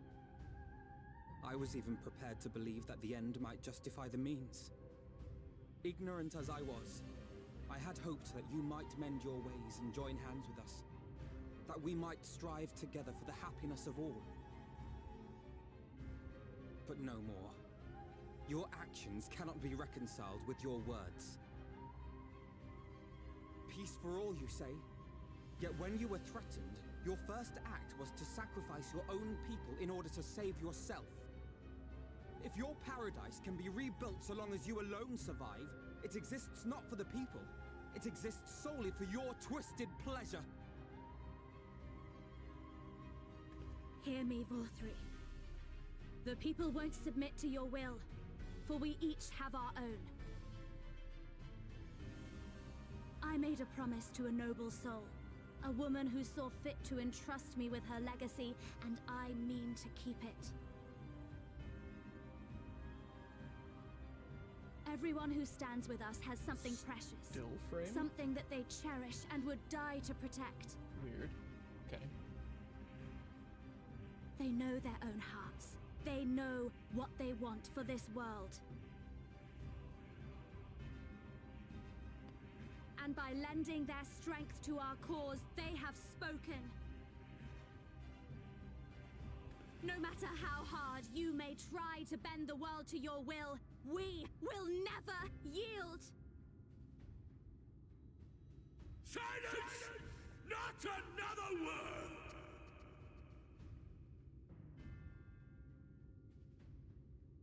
You presume to lecture me. Anyone who doesn't interject just a random word into that space is a coward. With my true powers awakened, I will expunge you like the filth you are. Your demise will serve as a reminder to all that I am the zenith of mankind and sin eater both, chosen to rule over creation by right of transcendence. My very existence is virtuous. I am perfect, immaculate. He seems disinclined to grant us an audience. What's going on with Find that finger? Vorthri. We will hold the Eaters here. Come, let's finish this.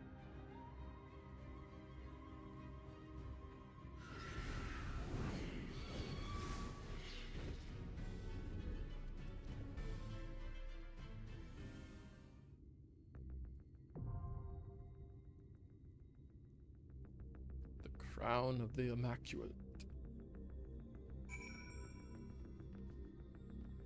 Okay.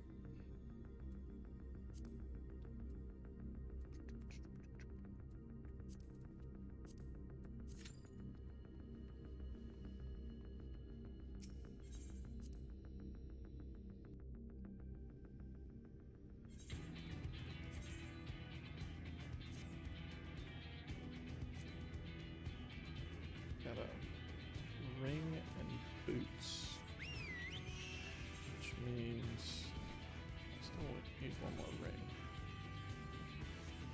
But the boots quest I found, I don't need.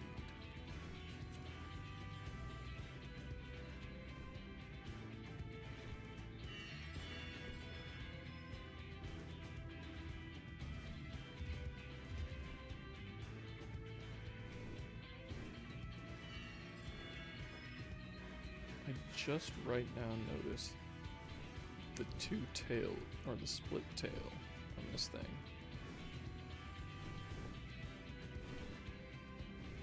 It's weird.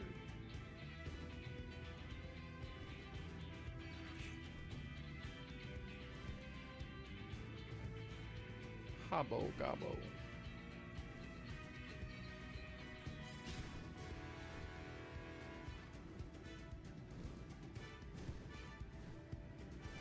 Itchy nose.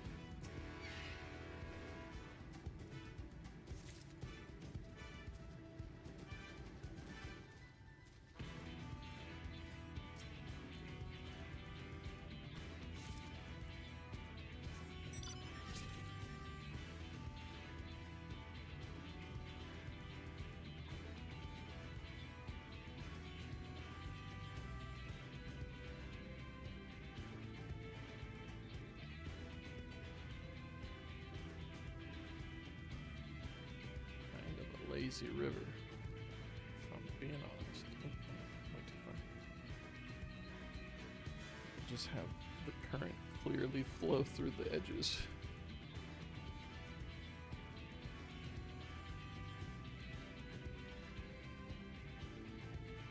It wouldn't be that hard to put a particle effect around collisions that just make it look a little more natural.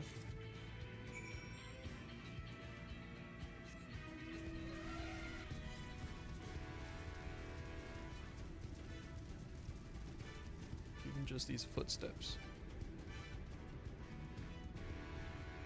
The rippling of water when it hits the edge. But whatever.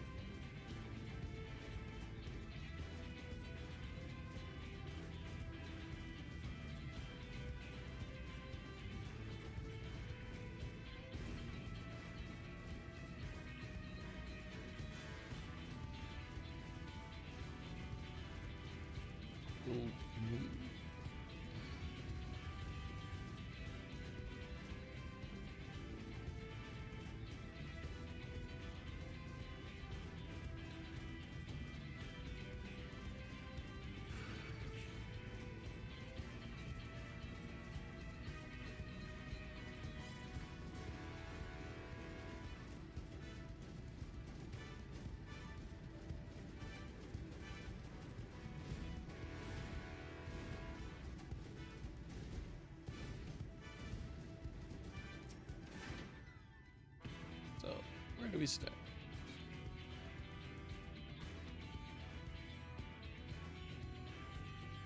Grain is probably there.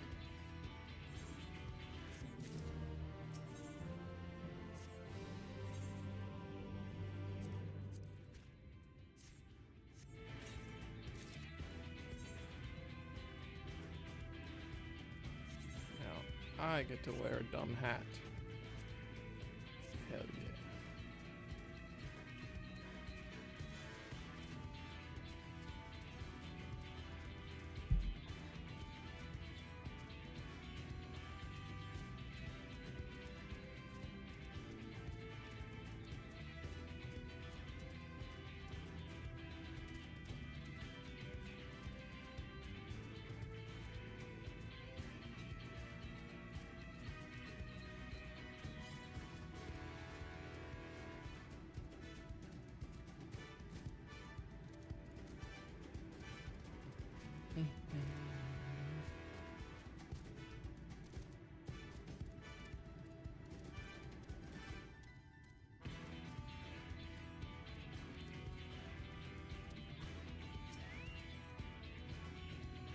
This is Rocky. I helped him when he was hurt. And now we're best mates.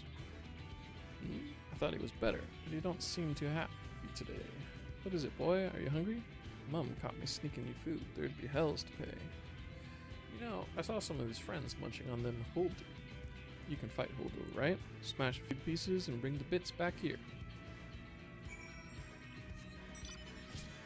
Okay. I wish I just sat on top of this mountain instead of like Ace Venturaing the rhino.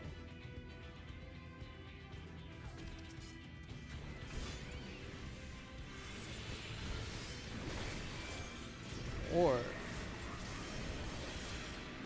if they had me actually Ace Ventura to get in it or out of the rhino, that would be pretty fun.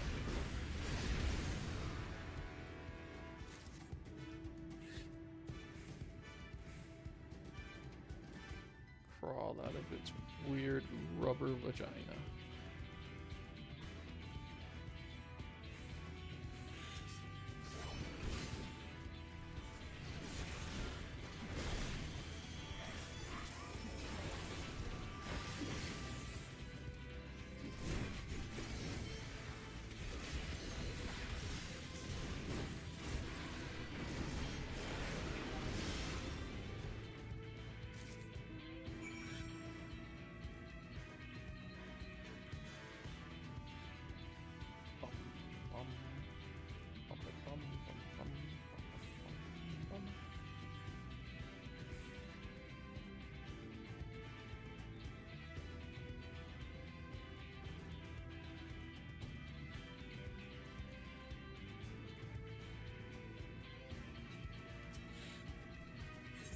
Go, Rocky.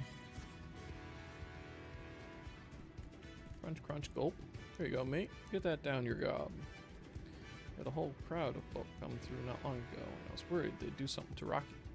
But I guess he's safe enough here. Come on, we should leave before someone sees us.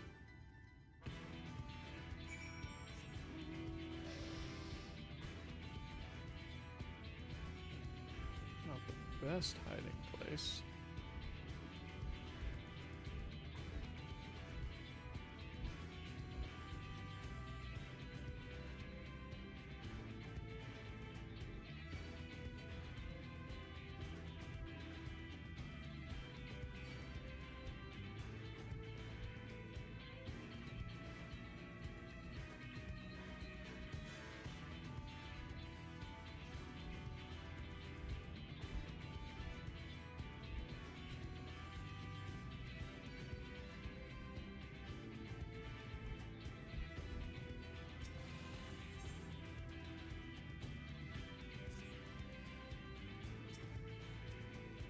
Ain't no other young folk in Amity, so Rocky is my only friend.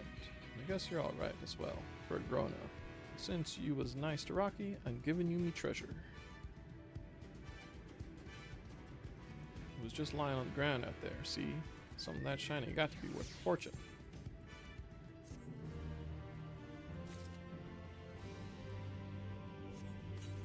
good loot for a child.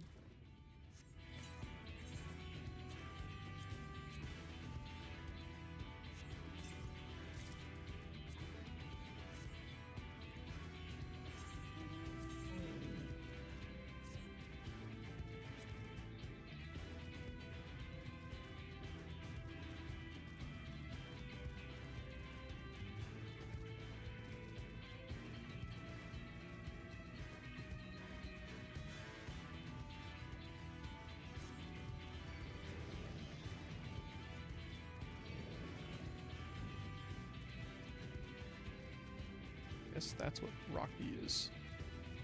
Small Cychanias.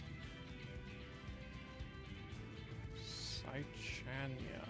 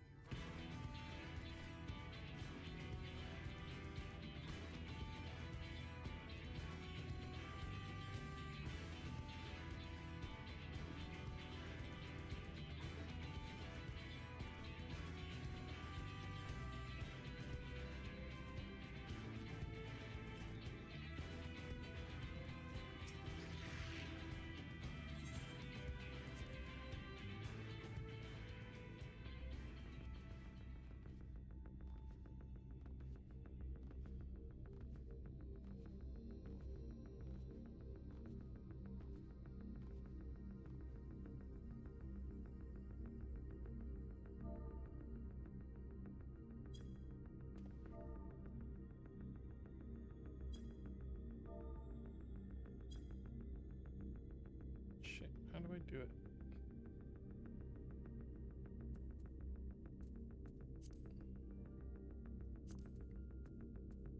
Is there a way to check what emotes I have? Oh, here we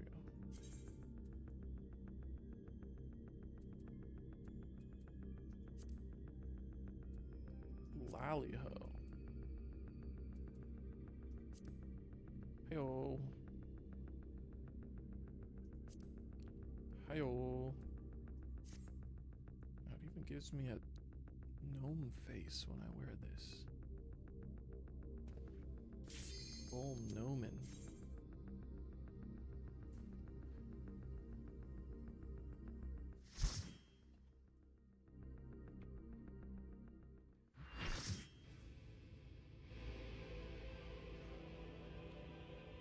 Are you so determined to die?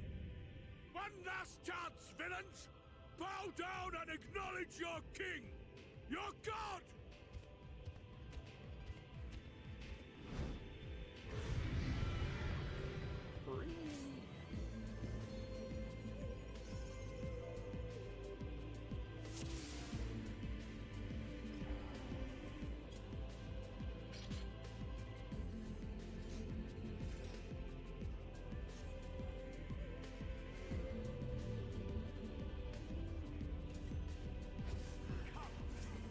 Prepare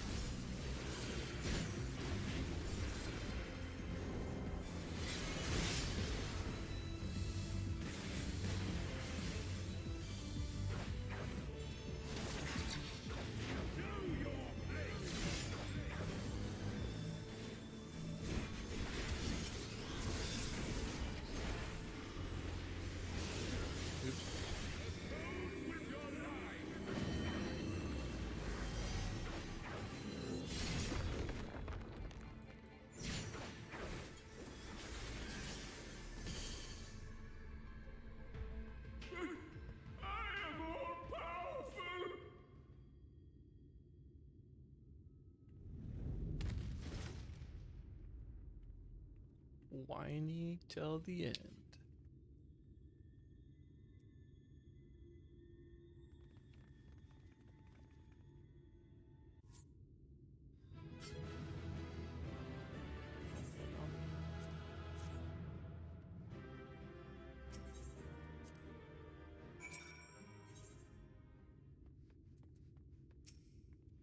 Is that Vothri?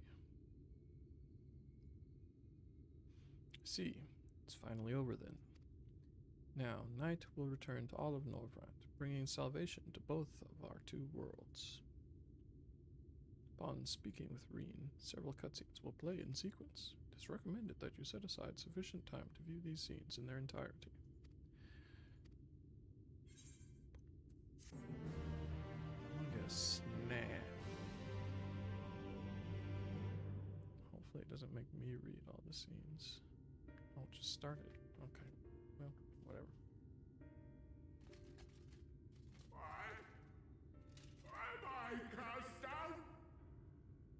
But it is you who are the villains.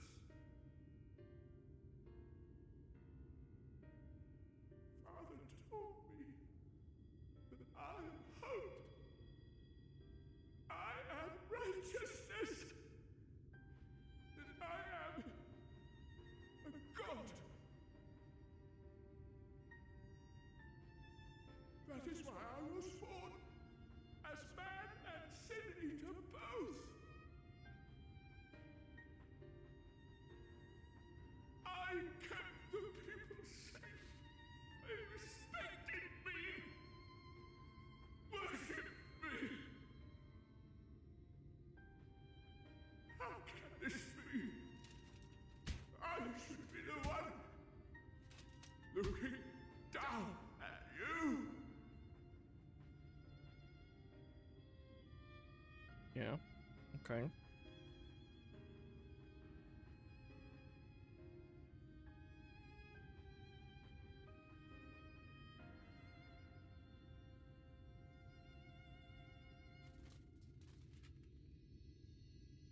Help me, damn you. I am your god.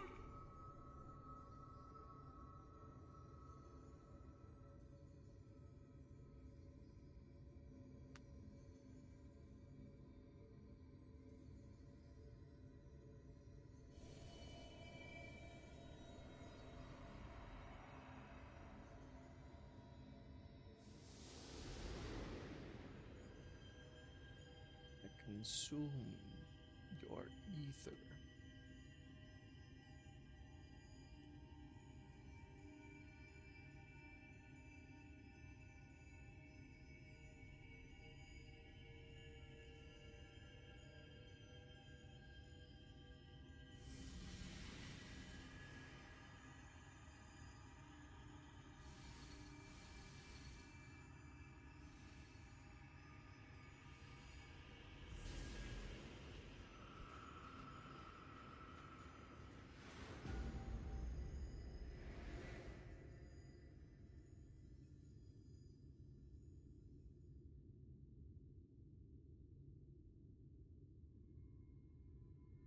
Look! The sky!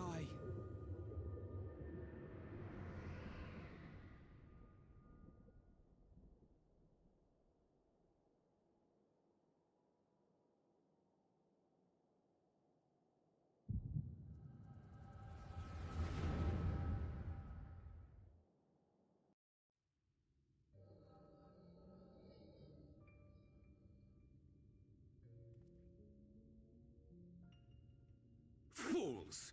Were it not for my decisive action, the whole city would have been overrun, razed to the ground. Yet they dare to complain about casualties? Spare me. I'll wager they were put up to it by those wretches who seek to usurp me. They're stirring up the citizenry. But if they think I will yield to the likes of them, they are gravely mistaken. To be subjected to such deplorable treatment, such ingratitude. You have my sympathies, sir. You do so much good for this city, and you could do so much more were you not surrounded by fools.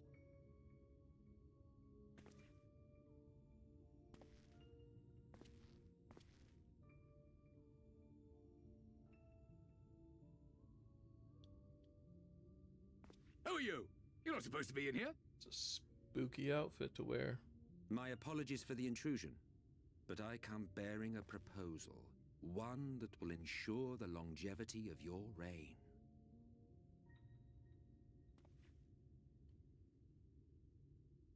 But give me the word, sir, and I will bring hither a Light Warden. By giving its power to the babe within your lady wife's womb, we shall create a transcendent being, a king to rule over all. And as sire to the king, your authority will never again be in question.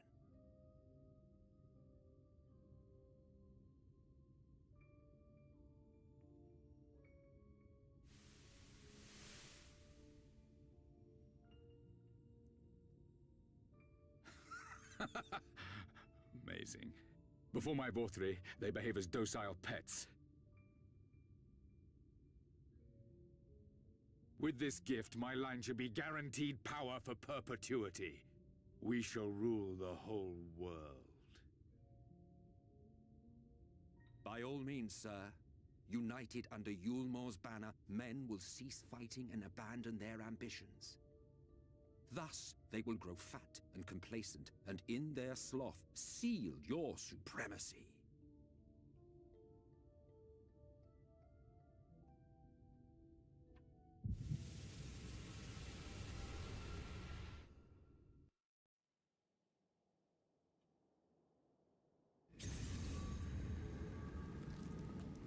What a surprise. It was the Asians all along. Are you all right? Say something!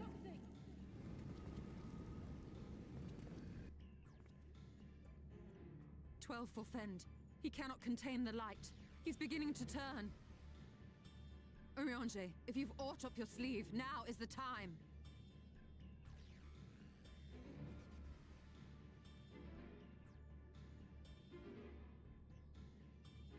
It's changing back.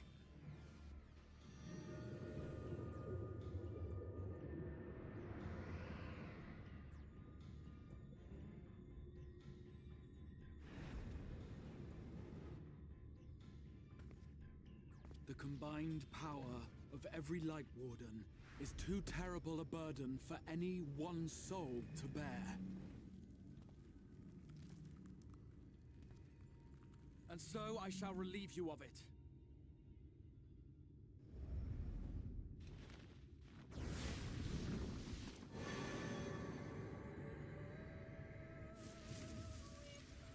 Why didn't you just take like 3 of them Exarch! previously? What are you doing? Then everyone could be happy. I don't know, maybe one would kill the I Exarch. will channel this profusion of power to the Crystal Tower and use it to travel to other worlds. As I have dreamed of doing ever since I first learned of their existence. Who would choose to remain here in this dying realm when they might go elsewhere and begin anew? Not I. And thus did I use you. No, I don't believe you. It doesn't make sense. Damn you! We won't let you do with him as you please. Do not interfere! Please, I beseech you all, let him go!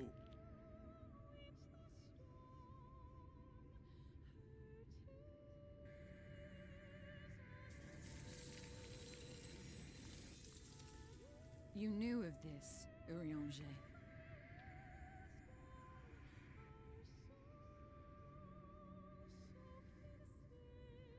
Tis all a fiction. Such vaguely defined acts of teleportation stand no chance of success. The Exarch will never live to see another world, as he knows only too well. Then, what does he mean to do?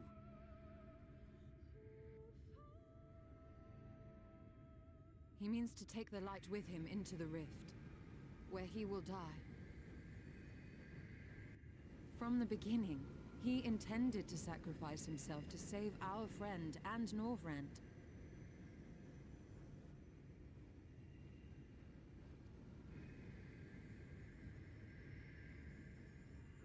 Journey's end, an opportunistic thief makes off with the hero's prize.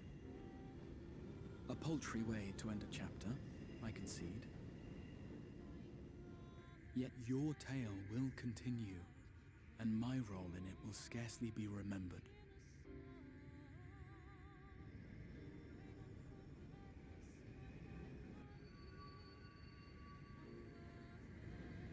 Why did he bother with the plot twist angle? Worry not. Whatever should become of me, I will be happy and free, safe in the knowledge that I have played my part.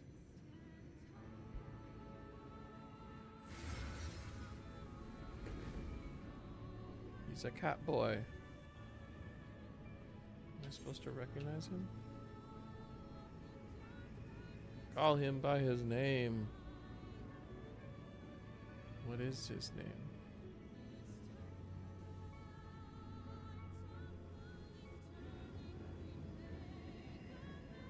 Is he the blue boy? Traveled through time?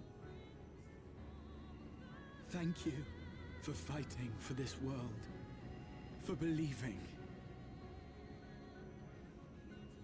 Fare you well, my friend, my inspiration.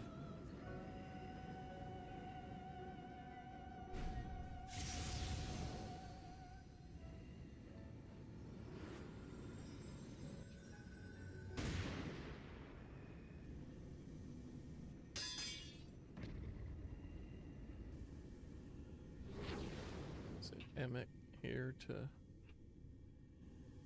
cause a problem? What a shock. He was evil the whole time. Only those who possess the royal eye of the Allagan Imperial line are capable of controlling the Crystal Tower. Such individuals do not exist in the First. Therefore, in all likelihood, it's the that guy Exarch arrived from- here with the tower. This much I had surmised, yet I could not discern his grand scheme. To think that he went through all this trouble for the sake of a single hero. It's almost admirable in its absurdity. Alas, it is not your grand scheme that will succeed, but ours. You bastard! Stay put. Your friend is still alive, but whether he remains so depends on you.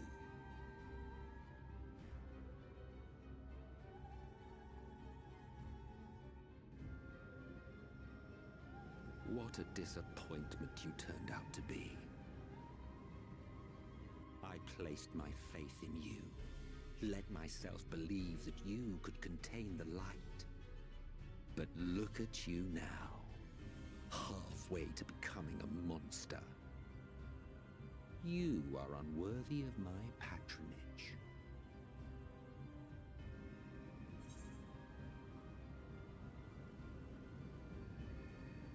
It was you who created Vothri, wasn't it?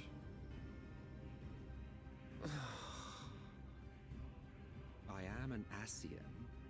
My heart's sole desire is to usher in the great rejoining. 100 years ago, I entrusted my comrade Logriff with the task of increasing light's sway over this world. This we sought to do by manipulating heroes. When that failed to achieve the desired result, I created Vothri. But thanks to your meddling, that too has ended in failure. What was your true purpose in approaching us? By your 12, boy, have I not told you before that everything I said was the truth? You were specimens by which I might gauge man's potential as it stands. I genuinely had an interest in you, genuinely considered taking you on as allies. Provided he could contain and control the light.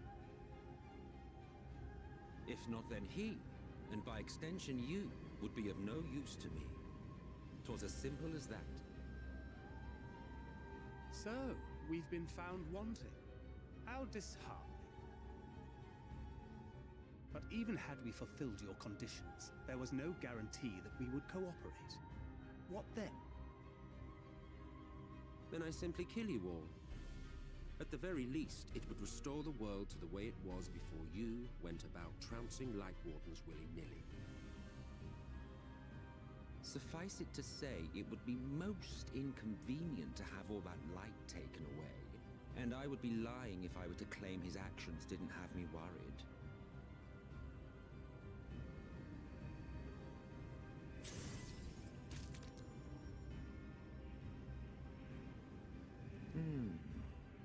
You still retain your form and your senses. But you have all but become a Sin Eater. Whether you will it or no, your mere existence will serve to engulf the world in light. Those in your company will likewise turn into Sin Eaters, and in time you will succumb to your base instincts and hunt innocents to feast on their sweet, sweet ether. Those few with the will left to fight may rise up against you, but before your absolute might, they will quickly know despair. There is no hope. We are finished. Mankind is finished. Ah, the irony. What Forfrey achieved through bliss, you achieved through despair. But I have overstayed my welcome. I shall look forward to seeing you bring the world to its knees, hero.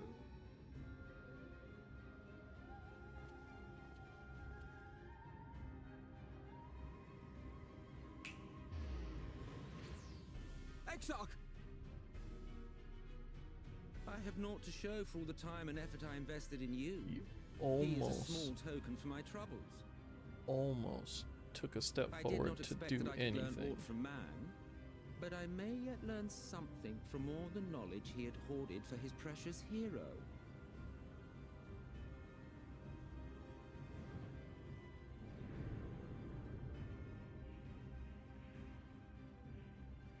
This is the first cutscene where I've done absolutely nothing, and I actually have an excuse though, so that's nice. Your friends are now your foes. If you do not kill them, they will kill you. When it all becomes too much to bear, seek me out at my abode in the dark depths of the Tempest. There, you may complete your descent into madness with some dignity, far from prying eyes.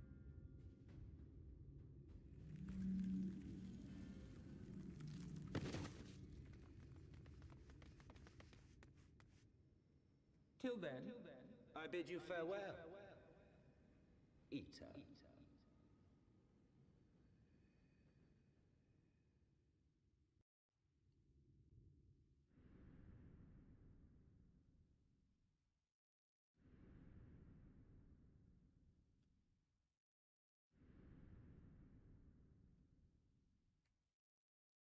So there was no reason for me to trust annoying speaking guy.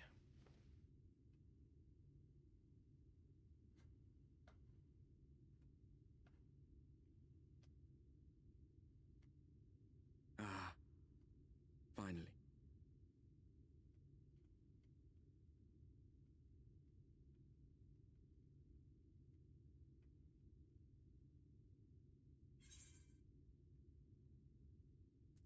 What happened?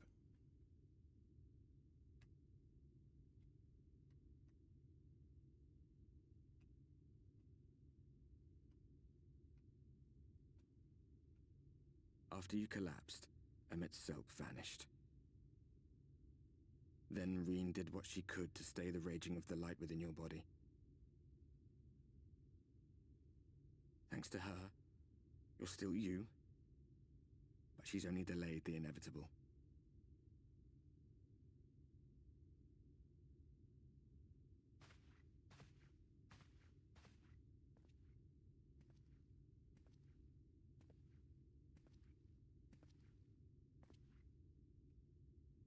You're not going to like what you see, but you still need to see it.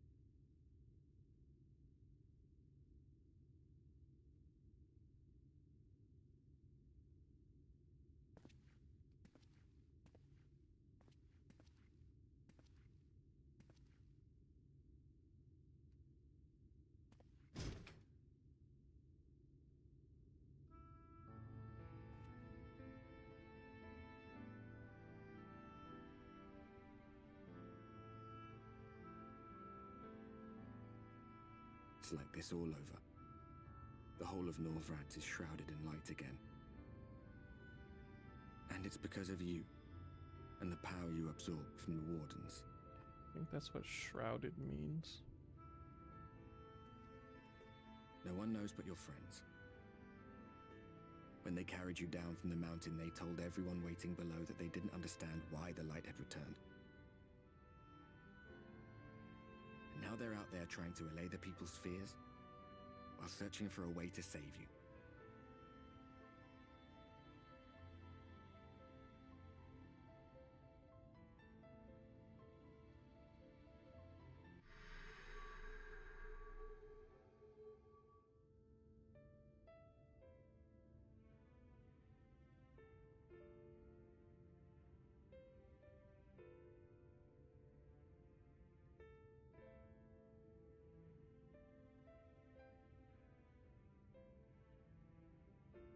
If you're well enough to be up, you're well enough to get some fresh air.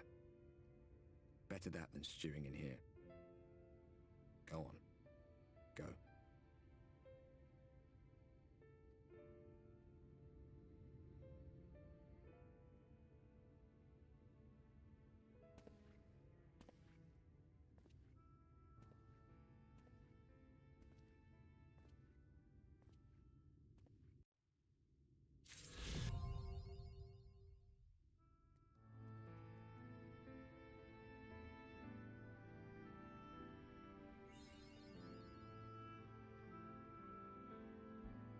I'm gonna get my snack now.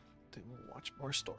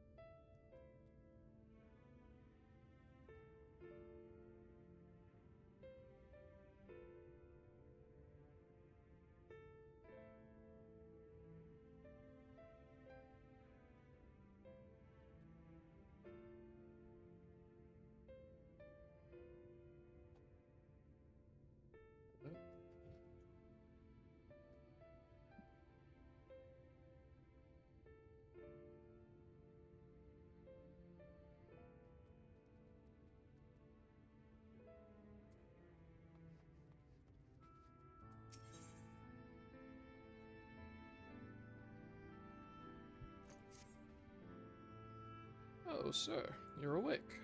You were injured during the foray on Mount Gould, yes?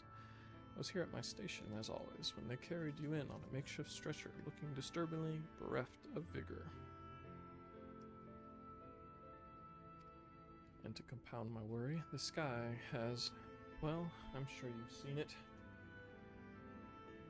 has everyone rather concerned, to say the least.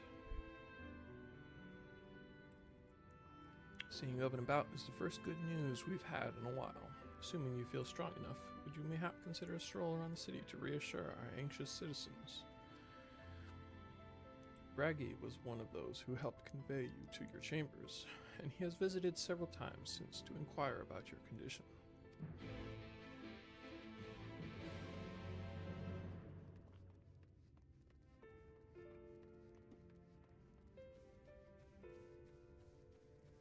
Braggy.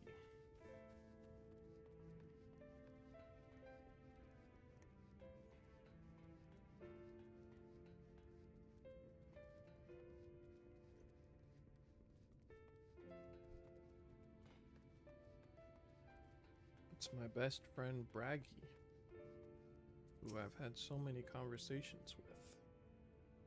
Well, look who's back from the dead.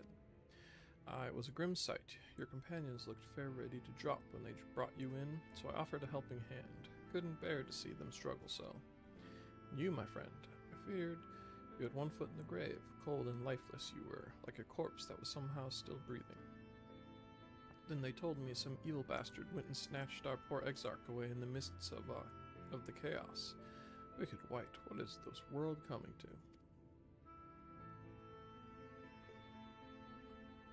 Bah! But moaning never solved a thing, did it? Nay, it's times like these that we Crystarium folk stand tall. Do what needs to be done. Trade with Ilmor is back on the table. We'd best make use of those resources to fortify the city against the Eaters, or whatever misery the fates deem fit to throw at us next. Speaking of misery, Chesamil was worried sick about you. A healer wringing her hands is not a sight you ever wish to see, let me tell you.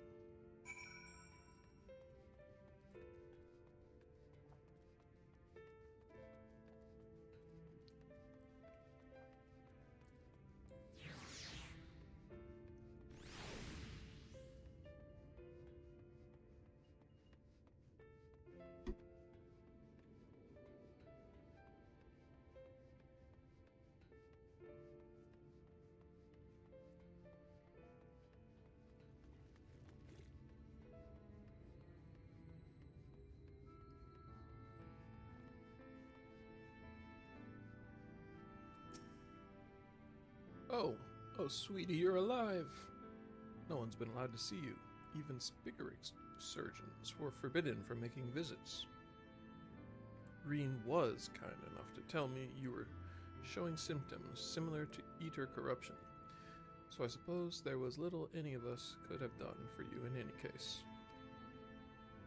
As for your companions, they've been rushing hither and yon, seeking a cure to your condition. I worry to see their faces grown ever more haggard every time they pass through the Crystarium. I shall let them know you're awake, and when they come to see you, sweetie, please do convince them to rest a bit. They won't be helping anyone if they all collapse of exhaustion. And our own Morin has been little better, I'm afraid. He hasn't left the cabinet, too busy with his nose buried in one dusty tome or another. That is his job.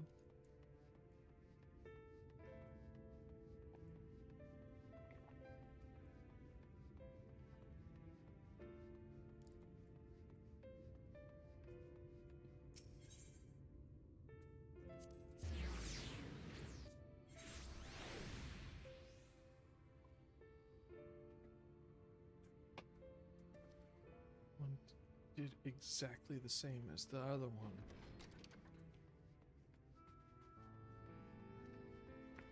Impressively consistent.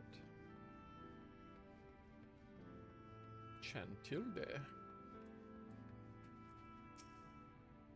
Confound it, this is the same thing as the last. Mayhap I should approach the problem from a different perspective. Fluffy, is it truly you, not some figment of my imagination? Oh, but this is wonderful. It would seem our prayers have been answered.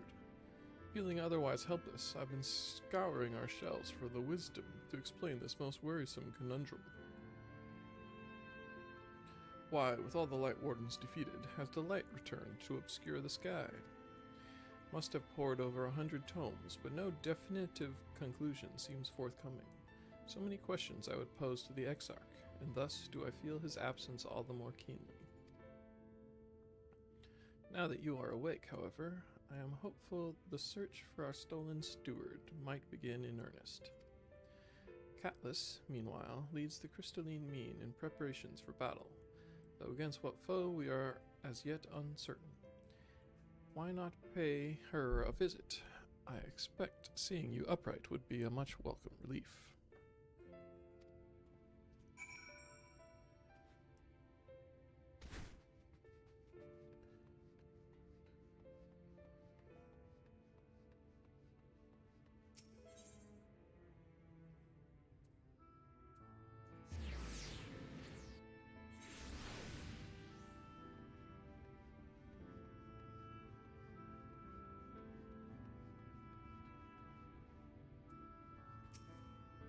Fluffy, alive and well, I see. You give us all a proper fright, you know that? Not a day has gone by that I haven't heard folk worrying what's to become of you or the Exarch. Anyway, I'm glad you've recovered enough to stand. You're not planning on striking out straight away, though, are you? I was hoping to have a better look at your equipment. If we'd been able to provide you with better weapons or sturdier helms, then maybe you would have won the day and the Exarch would still be here. As such, we're keeping busy consulting each other on new forging techniques and designs and the like. If you could stand still a moment, I'd like to assess the gear we're trying to improve.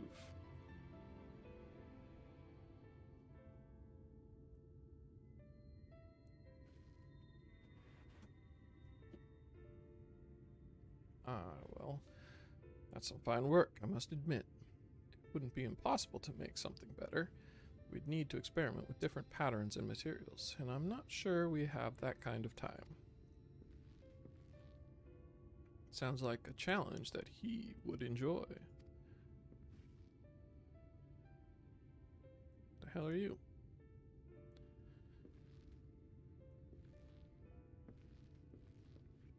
Greetings, Glenard. The Master of the Stairs is running his own errands now, is he? Aye, well, my servers are distraught enough as it is. I didn't want to crack the whip too hard. Never mind that, I'm thinking our absent genius and his epiphanies are the perfect answer to this predicament of yours. And by genius, you mean old Grinold? He is a man of unrivaled gifts, I won't argue with you there. But what good does his talent do us if we can't bloody find him? No one's seen hide nor hair of Grinold since he wandered off some years ago. You know what he's like once he latches onto an idea. He's probably cloistered himself in some forgotten cave, completely absorbed in his latest creation. I wouldn't even know where to start looking. That does make things difficult. Still, if that eccentric is someone you're destined to meet, I wager he'll show up soon enough. In my time at the bar, many's the tale I've heard story of strangely fated encounters. Many's the tale I've heard told of strangely fated encounters, even if a few of them blah blah blah blah. We'll keep our noses to the grindstone for the time being, but on the off chance you do encounter Grinold, you'd be wise to take advantage of his brilliance rather than wait on our slow and steady progress. This is all talk for when you're fully recovered, of course. I'll let you get back to convalescing, eh? Before you do that, you're actually the reason I came over here in the first place. Don't suggest partaking of my stock until you're properly well, but if you're passing near the stairs, then I've a regular who's eager to see you. Okay. I'd best be getting back. Just because the world's come apart at the seams doesn't mean we have to follow suit now, does it? Hear, hear. Can't forget the heart upon which this city was founded, or the Exarch might not have much of a home to return to.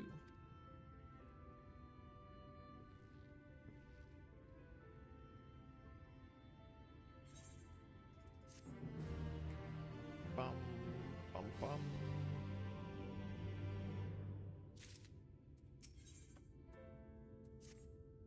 Fluffy, are you alright? I think a return to your sickbed might be in order.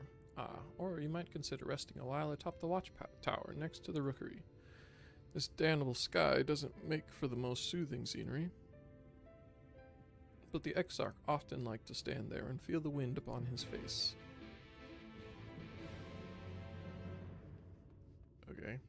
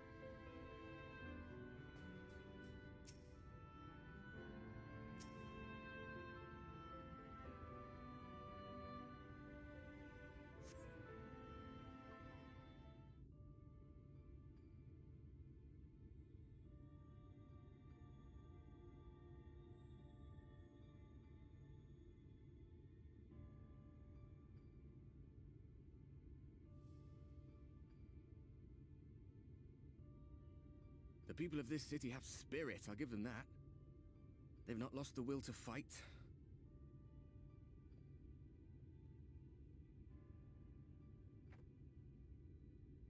I can imagine how torn you must feel, looking at that sky. Knowing what it means to everyone. And that you're responsible.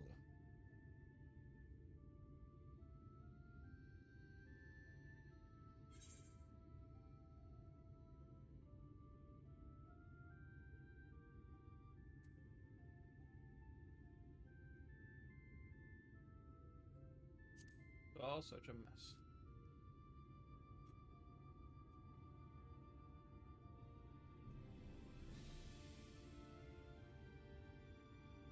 Aye. An all too familiar one. Here you stand alone, expecting no one else to bear the burden for you.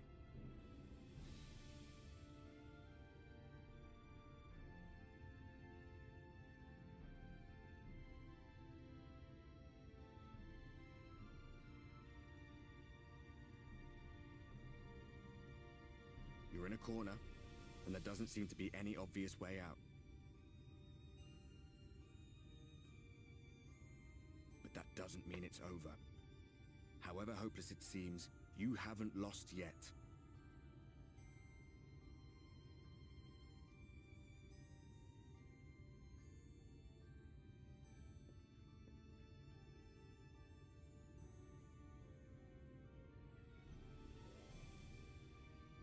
I remember looking up at the sky like this before.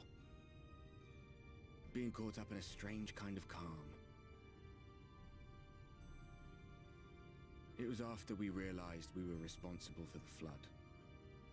When we resolved to journey to the source by taking our own lives. One last sacrifice. One last fight. One last failure. And then the Oracle appeared and, well, you know the rest. There were times in the years and decades that followed when I wondered if we might not have been better off just letting the rejoining happen.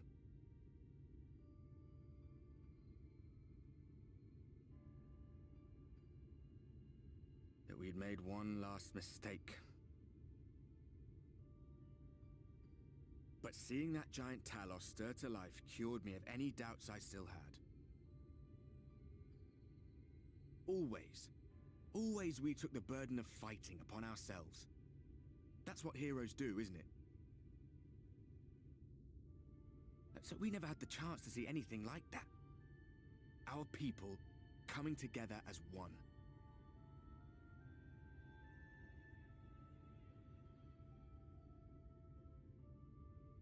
To think that their hope still burned so bright. That they were still so eager to live, they would lift up their fellows, one on top of the other, till they reached the sky. No. We made the right decision. And I can finally feel proud of the part we played in helping this world survive.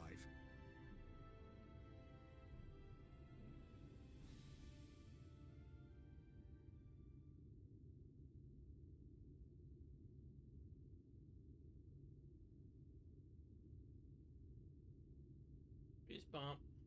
Well, come on then.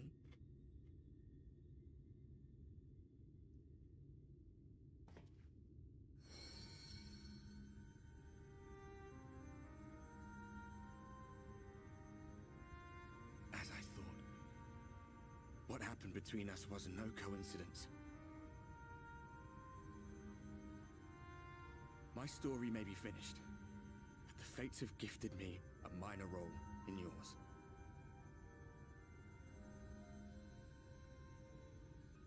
I suspected as much the moment I realized you could hear me.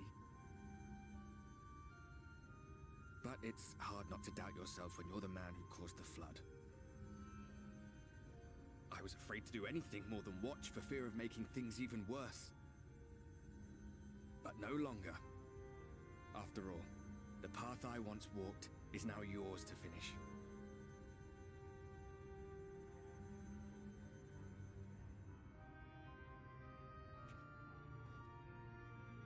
For what it's worth, I cast my lot with yours. If you need a push, I'll be right there behind you.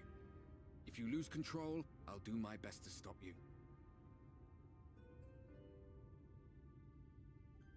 So, let us be about it, hero.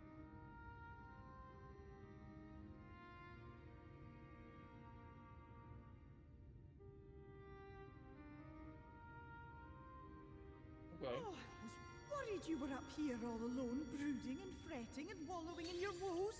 But look at you, grinning at nothing like a pollen-drunk pixie.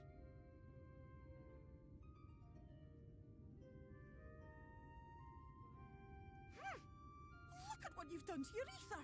It's a mess. And you have cracks running all through that pretty soul of yours. My poor little sapling. Whatever am I to do with you? Did she stop being Titania? Or is it just at will? Shall I yield up my throne?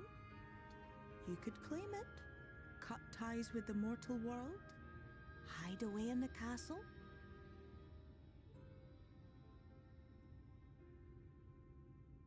It won't fix the problem, but would it really matter? If any pesky heroes come calling with steel and magic, all of Il Meg will rise up in your defense. My crown and scepter are yours, if you want them. Kind of sweet, I guess. What? Don't give me that look.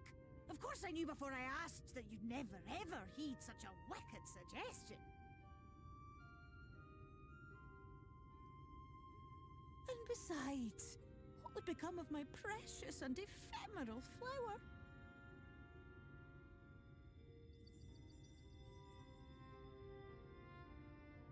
Oh, my dear beloved sapling. You are lost, confused, and have precious little time to gather your wits. Your kind is always so preoccupied with what lies ahead, and so we muddle your vision with fog and glamour. But such trickery is easy to see through. Stand very, very still. Think not of where you need to go, but where you are right now at this moment, at this time, in this place.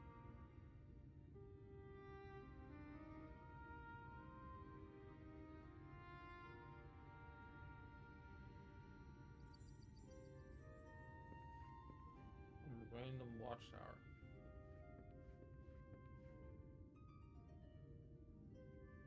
Our cairn of crystal. From shadowed hood he watched you go, his ruby eyes with warmth aglow. See yourself as he saw you, and that shall be the clearest clue. Stop rhyming.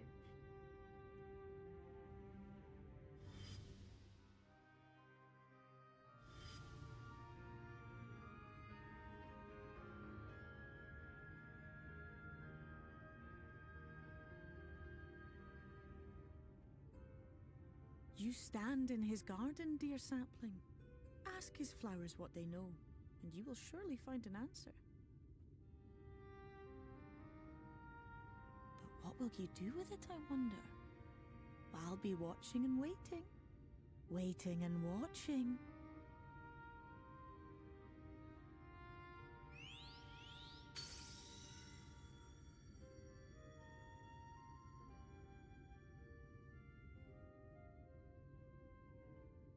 Okay.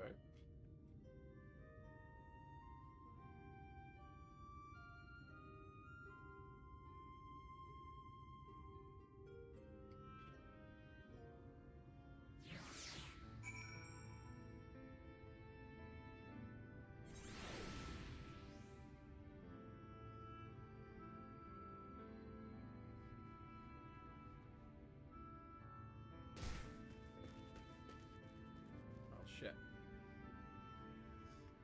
Another.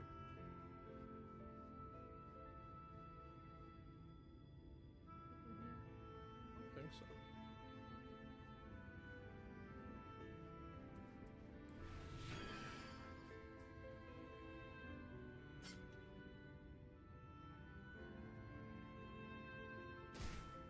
Ooh.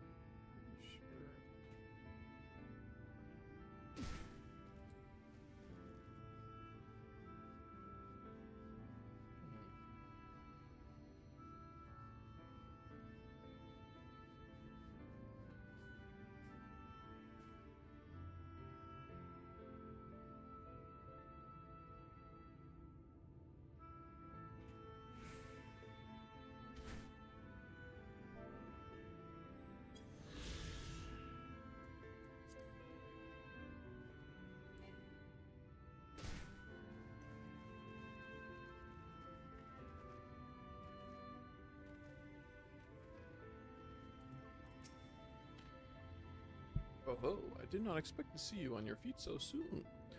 Surely you have not come in search of an Amaro. What do I know of the Crystal Exarch?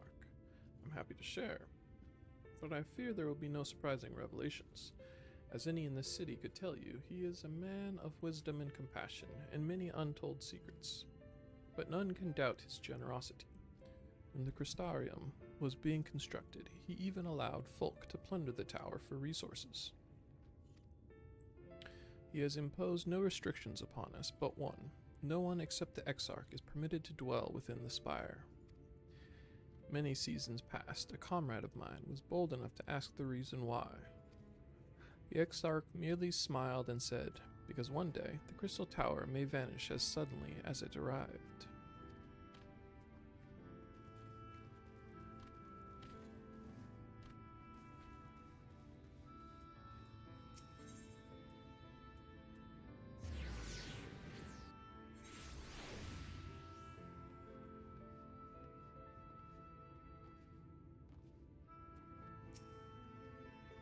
Chloe, it is good to see you awake and alert, my friend. What's this about? You're not writing the Exarch's memoirs, are you? Not sure how much I can tell you, considering we avoid asking too many questions. Unspoken rule and all that. If anyone has fresh insights to share, then it'd be Captain Lena, I'd say.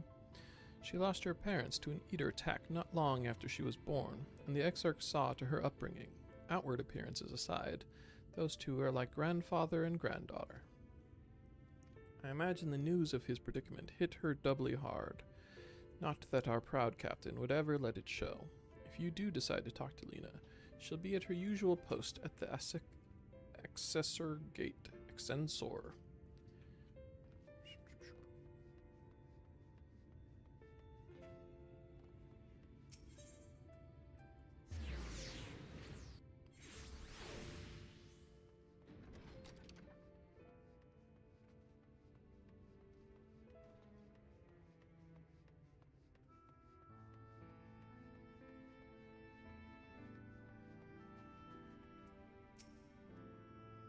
Oh, was there something else you needed?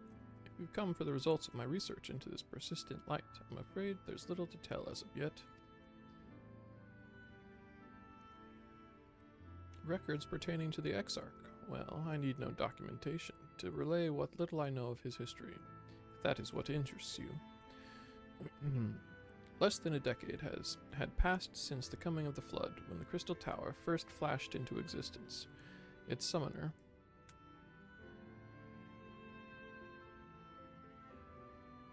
Yeah. The Exarch himself became known to the refugees in Lakeland soon thereafter. He welcomed all who sought out the spire, be they locals who had lost their homes or Vobertites fleeing their ruined kingdom, and together they found the city which would become the Crystarium. Some thought to call him king, for he refused to share his name, but the summoner did not deem himself worthy of royal address. Thus did the people consider his scintillating skin so like to the tower he had summoned, and bestowed upon him the title of Crystal Exarch. As for his true name, well, it would seem that is a mystery that remains unsolved to this day.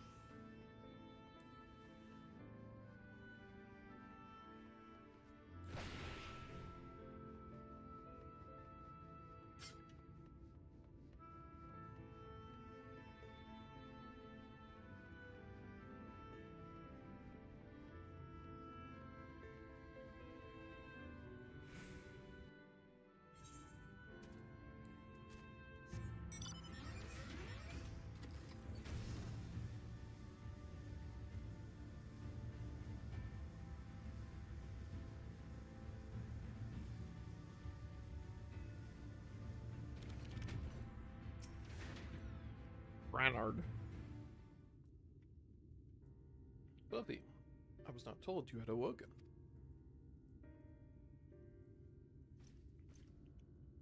Welcome surprise. Now, if only the Exarch was returned to us. He was taken by this rival of yours, was he not?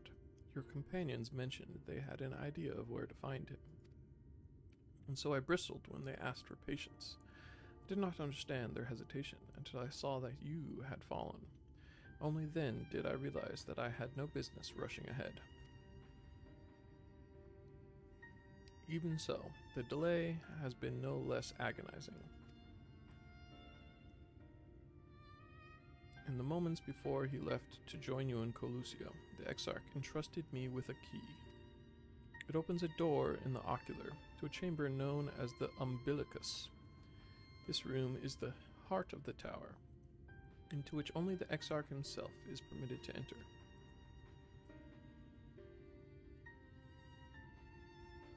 He bid me allow none into the tower once he had departed. Only in the event that an army of eaters descended upon the city was I to access the Umbilicus and awaken the defensive barrier. Never before had he left me with such instructions. The battle with Vothri loomed near, and at the time I accepted the key without much thought. Since then, however, that moment is all that occupies my mind. When I recall the look upon his face, he knew that some terrible fate awaited him. Tell me, Fluffy, I need to know what he feared, what battle you and your companions are truly fighting.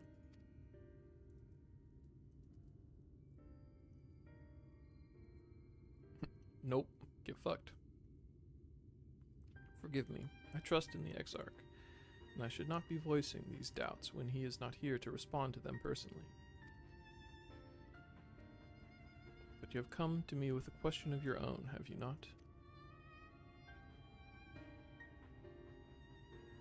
Ah, I see I'm not the only one who burns for answers. The time has come to open the tower's heart. Though we do not face an invasion of eaters, I suspect the city will be in far more danger if you do not gain the knowledge you seek.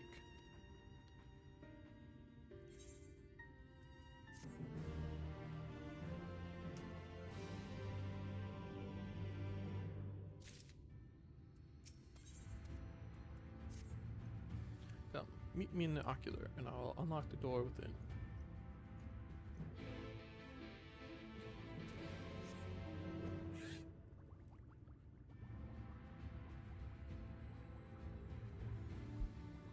The ocular.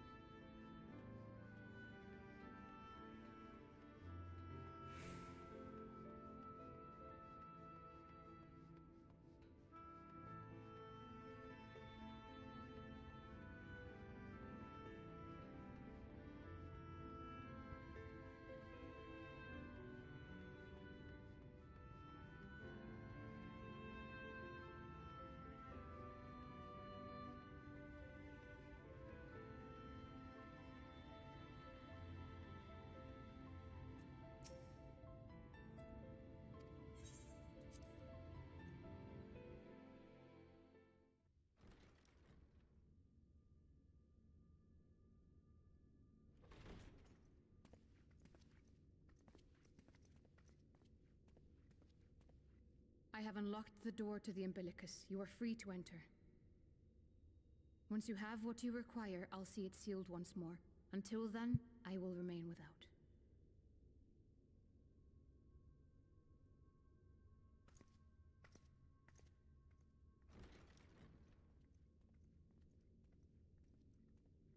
Kind of a weird cult.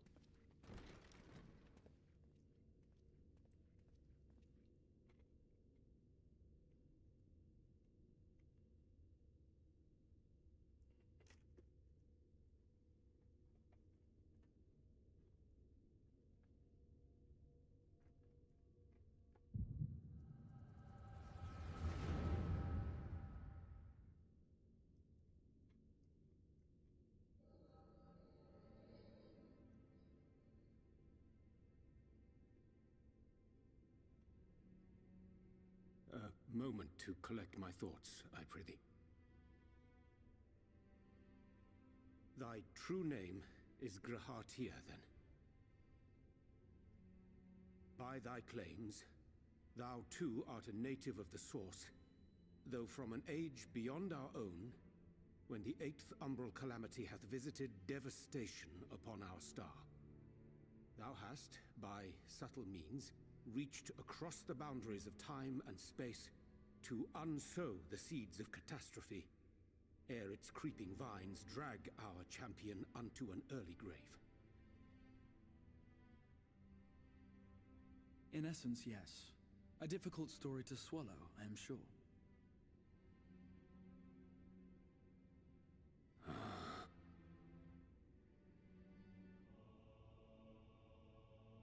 I doubt not the veracity of thy words, not the account of thy coming, nor that of the fated calamity.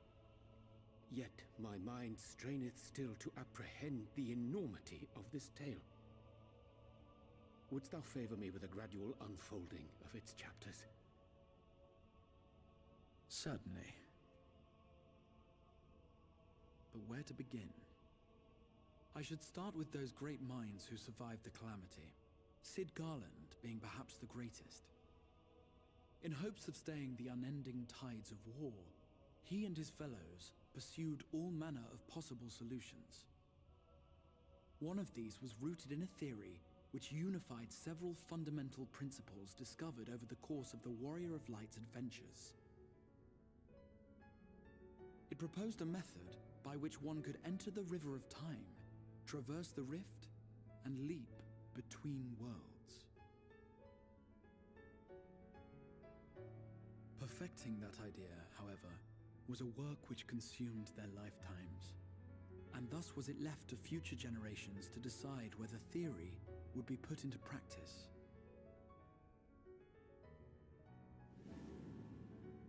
But all the while, the world continued to burn.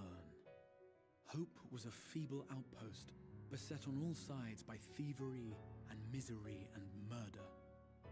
People cried out in despair, "There is no hope! We are finished! Mankind is finished!" Then others raised their voices in answer. Though we be beyond salvation, those who came before may yet be saved. We will forge a crossroads and pave the way for a different future. By the wisdom of our forebears, we will prevent this calamity from ever having come to pass.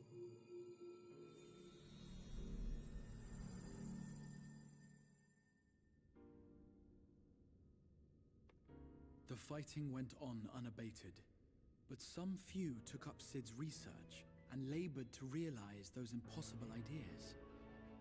After 2 centuries of labor, their descendants finally succeeded in awakening the Crystal Tower, an integral part of the process, and, in doing so, roused its caretaker, me.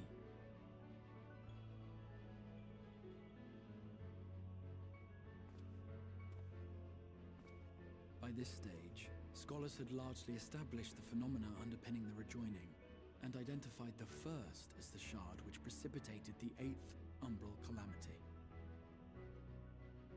This grand structure was already capable of storing the energies required to attempt the translocation. All that remained was to augment some few of its functions based upon the theoretical models of Cid and his compeers. And by means of such technologies didst thou affect thine arrival in the first, to an age before this star had joined with the Source.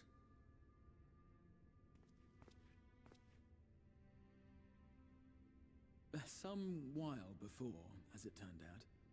'Tis all but impossible to predict how time will flow between one world and the next, and we missed our mark by almost an entire century. But this only worked in our favor.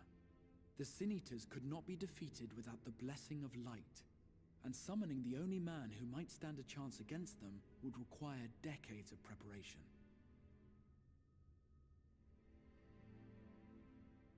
An undertaking of scarce credible endurance. That thou hast kept thy plan from falling into disarray these many years bordereth on the miraculous.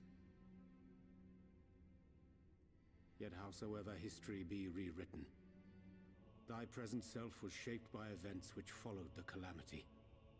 Should said catastrophe be averted, the very skein of thine existence will unravel. Surely thou hast foreseen this. I am aware of the consequences. 'Tis for that very reason Cid and his colleagues bequeathed their legacy as an offering, and not an edict. To give all of oneself for the happiness of others, and with no promise of reward. 'Tis a hard thing to ask. Harder still for those condemned to survive in a world which pitted brother against brother. Indeed, you are right to call the execution of this plan miraculous, though the force which held it together was nothing so inexplicable. It was him. The warrior of light has been our unbroken thread.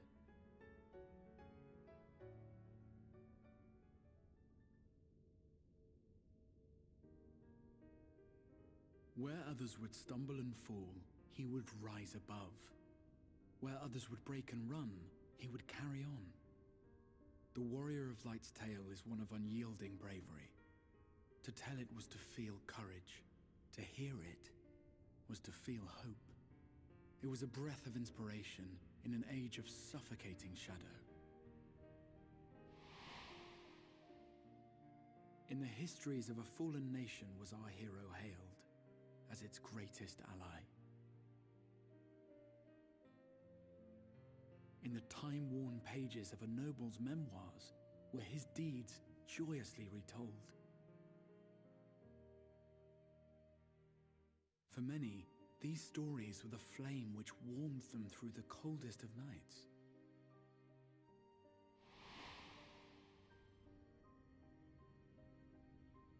And so it should come as little surprise that the plan found no shortage of volunteers, concerning as it did the Warrior of Light himself. It was their chance to add their own verse to the hero's saga. He was the lodestar that brought them all together, to send their final message back through time and space to him.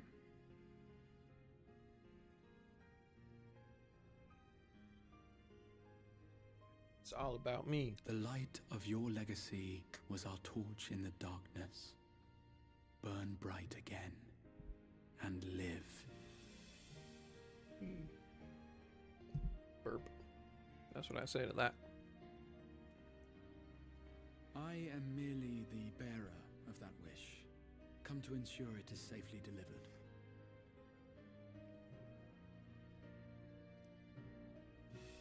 Wherefore sharest thou this burden with me and no other? What wouldst thou have me say? That you will be my accomplice? 'Twas you yourself who convinced me of your suitability when you spoke of how you learned of the Flood, and of your part in arranging Minfilia's journey to the First. Your actions showed uncommon resolve. 'Twas clear you were committed to the cause of saving this world. I knew I could trust you to choose the right path forward. even if that choice came with a heavy price.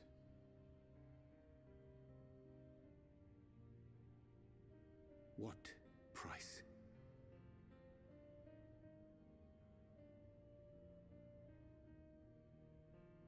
When all is said and done, and the last of the Light Wardens lies slain, I will absorb their corrupted ether, and then I will die. Knowing what I know of your companions, not to mention your champion, they will try to stop me. But in saving one, they would save none. Therefore, I implore you to aid me in concealing my identity, and ensuring this tale ends as it must. To this end, I would have you take what I have told you of the Calamity, and make of it a portent. A prophetic vision you beheld in the swirling chaos of the rift.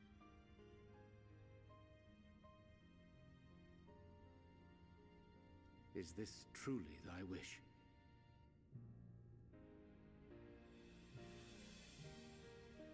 History remembered the Warrior of Light, as I knew it would. And I will suffer no other to rescue the champion whose star has charted my course. What? I will see this tale to a happy end, my friend. There has been enough tragedy.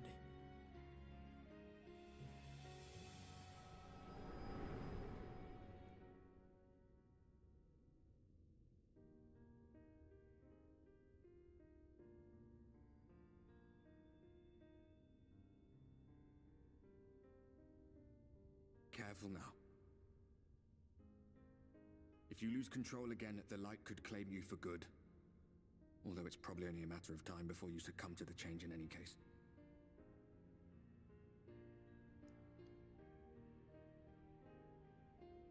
What do you mean to do?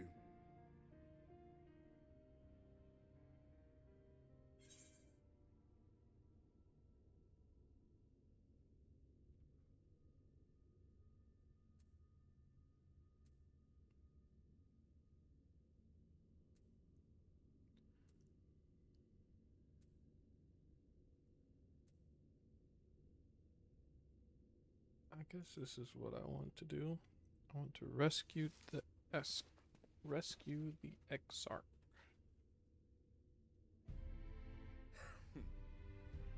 Then we should be on our way.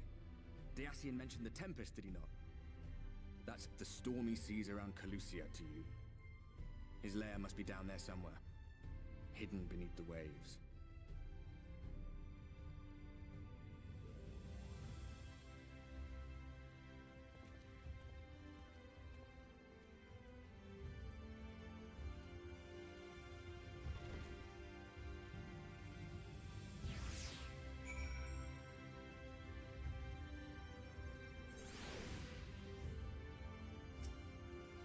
Did you find the answers you sought? There is nothing more you need. I will go and lock the door. I have questions about the Tempest. Tempest, that is the name given to the seas by which Calusia is bound. If you make a request to the Tamers, they will provide you with an Amaro to fly you over the waters, but...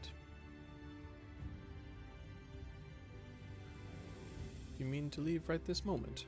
Alone? Not sure that... Nay, I will not seek to stop you. Go with the blessings of the Shadow, and I shall await your safe return.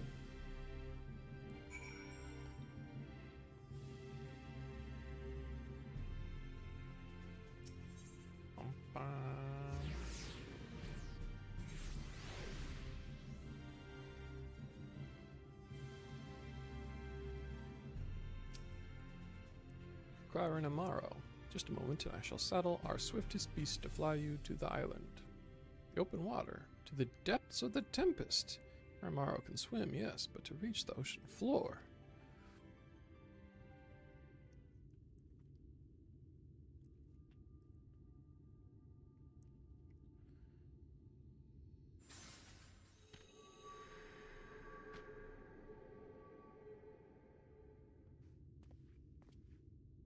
Ah, we have found thee.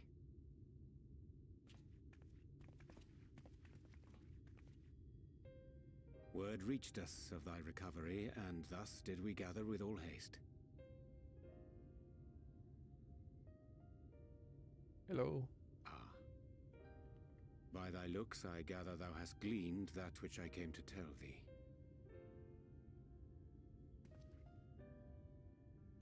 Urianger has shared everything with us. The Exarch's true identity and purpose.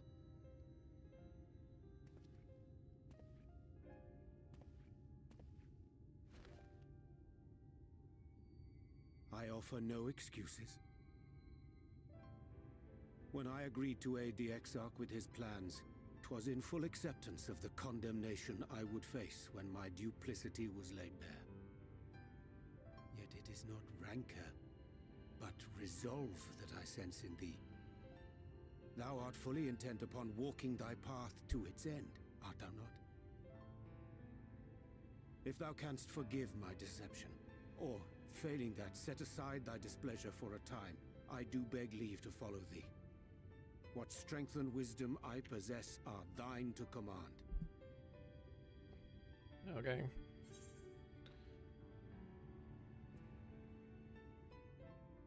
I forgive you. Let's go. I thank thee. Doubt not but that I will do all in my power to repay thy kindness and fulfill the Exarch's wishes. I said let's go. Not let's talk about it more. I'm sorry, but I don't think this is a good idea.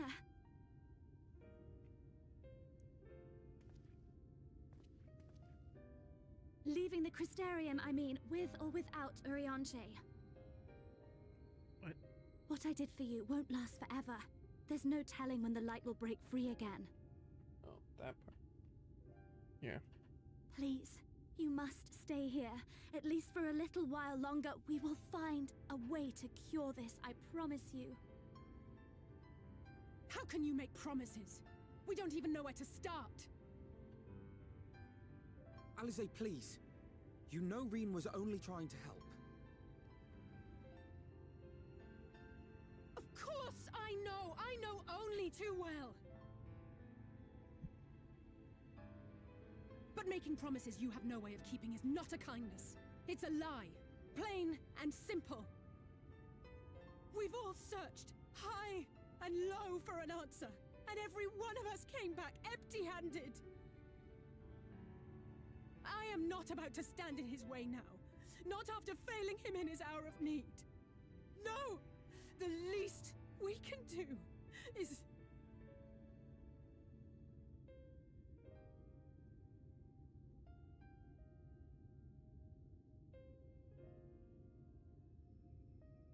We will go with you as well. There is naught to be gained by standing still. Indeed, we have exhausted every other avenue. Lead, and we shall follow. If there is any hope to be found, then we will surely find it at your side. Are we all in agreement then?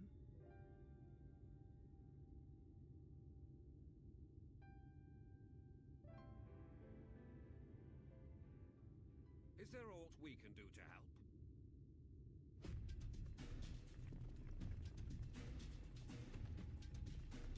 Though we may not know the whole story, we do know you're in for a fight.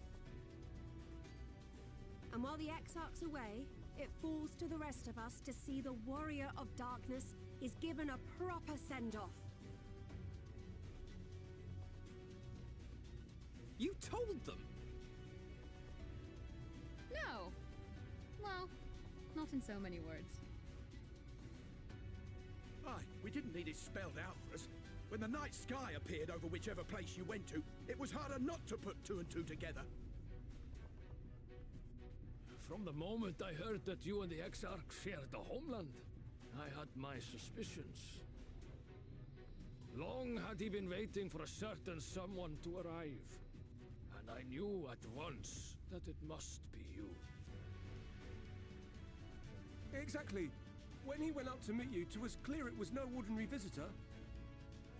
That spring in his step spoke volumes. I could feel his excitement. Me too!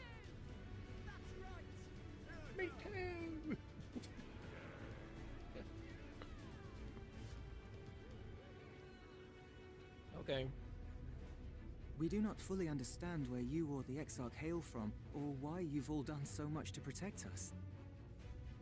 But we are deeply grateful nonetheless. So, if there is anything at all we might do to aid your journey, you need only name it. What would you have of us?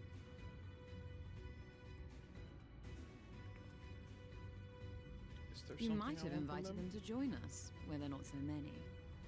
But come, they are waiting. What is your will, O warrior of darkness?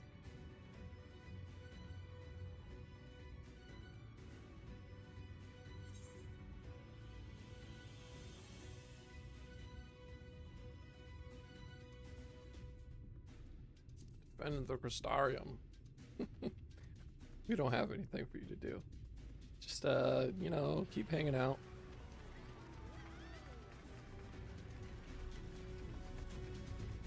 Maybe they'll be attacked, and they'll be doing something that's unusual. No reason for that to happen, really, but thou didst plan to commandeer an Amaro for thy journey to the open sea. I fear the following dive down into Emmett Selk's underwater abode would drain even thy legendary stamina. Thus, during thy convalescence, we considered the most efficacious method for reaching the depths of the Tempest, and I believe we have arrived at an elegant solution. Yet, ere we discuss this step, I suggest thou dost conclude such pressing business as remains to thee in the Crystarium. Once the sea closeth above our heads, we are unlikely to surface again until our grand deed is done. It's that moment in every Final Fantasy game where you go deep, by everyone I mean 7. Thine affairs are in order. I shall unfold to thee my proposal. Our destination is the ocean floor, yet our goal is not simply to arrive there. Nay, we must needs have the means to breathe and fight freely. Thus would I petition the aid of one of the Fae, a being with whom I have yet to meet face to face. Rather than waste words on explanation, I bid thee follow me into the hamlet of Solon, which lieth to the south and west. All will become abundantly clear, I promise thee.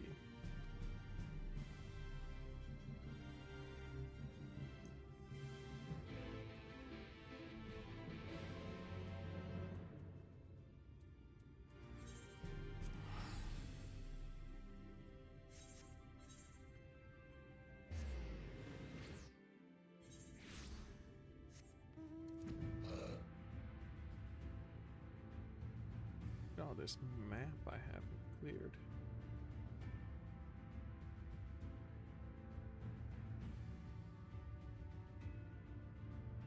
Castle.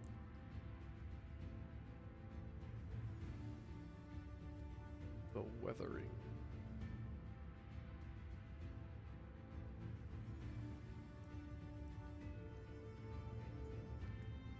Locks unlocked.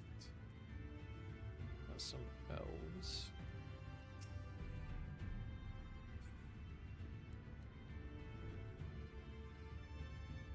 Did I just... Oh, I didn't do all the little itty-bitty quests. That's why. Guess. I don't know, I decided right now is the moment I'm gonna open up this map, but...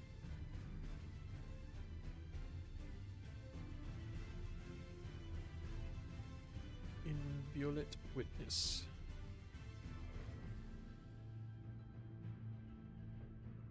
Maybe this is a thing that happens later, but I don't know why those guys were level 71.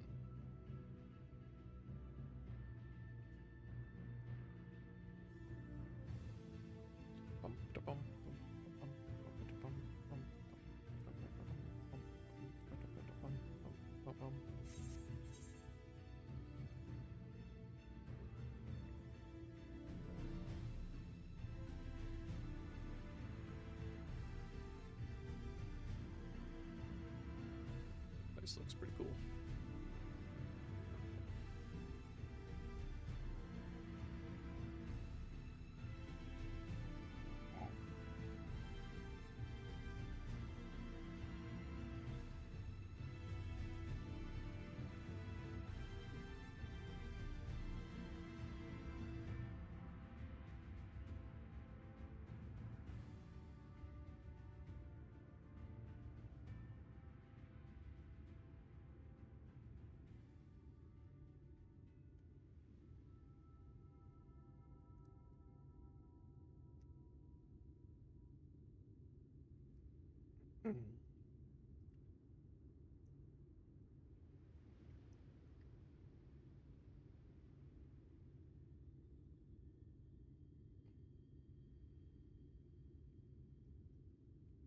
Hello, Dadport.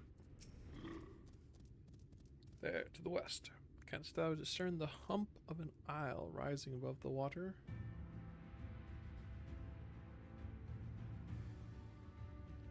Can I discern the hump of the isle?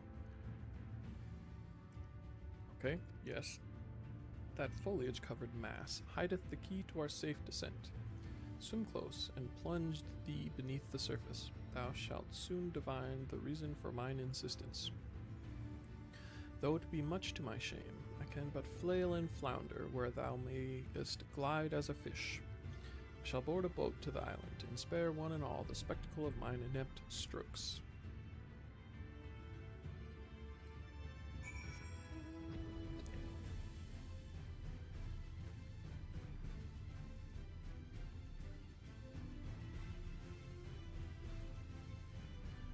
The source.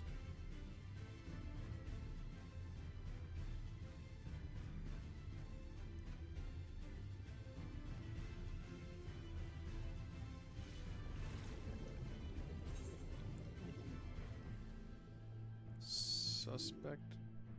Oh, it's an animal.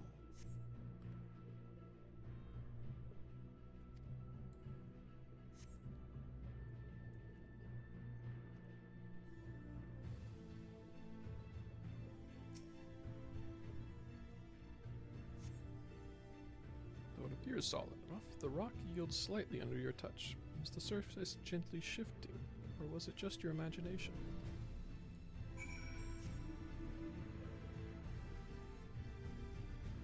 To come down here and look, you couldn't just be like, it's a giant animal.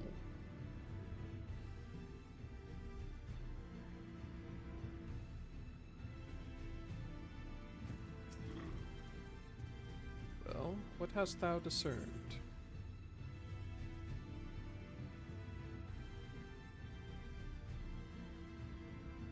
It's just like the big one, yes, yes. Ha, that impression is not inaccurate. According to the lore of the Pixies, we are, even now, perched upon the back of an ancient Fey entity. Its name is Bismarck, the selfsame title by which we know the great feathered whale revered by the Vanu Vanu of the Source. I would enlist its aid to bear us unto the deep, and thence banish the water with an airy sphere. I liken form to the domes which do shelter the hamlets neath the ruby sea. Within its compass we may move unencumbered, and defend ourselves when the hour of battle cometh, as it most surely shall. Now, I must needs ask for silence whilst I make my supplication.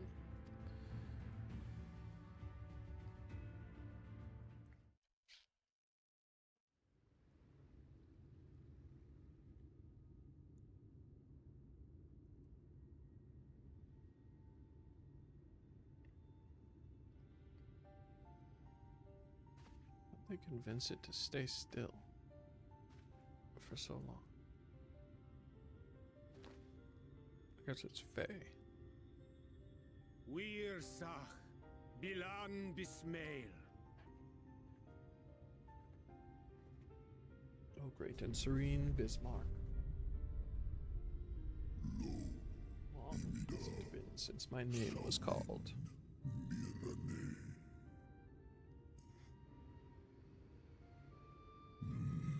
Why you wake, little neighbor?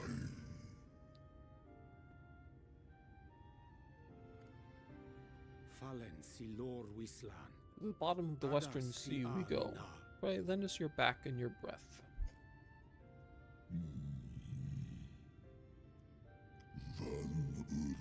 This world is in twilight. I wait for the sun to set. I wish only to sleep.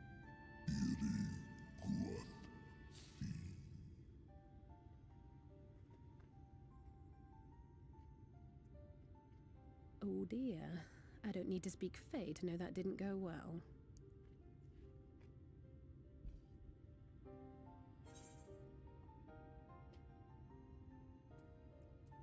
We need fail.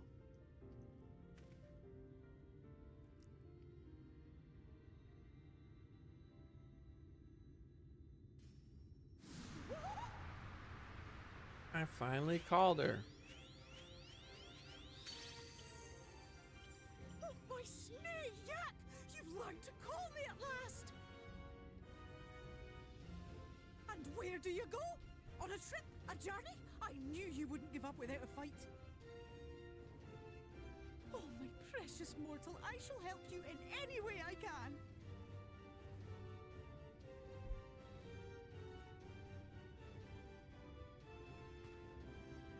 Yes, Bismail win picked. Van Dromi Drom. Sleepy Bismarck, you old pixie. These are my precious, precious sapling. Van Rea Let their wish be the king's command.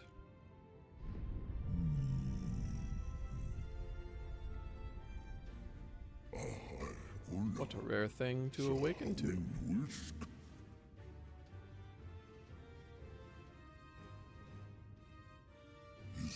My beautiful king, if it be thy wish, then so shall it be done.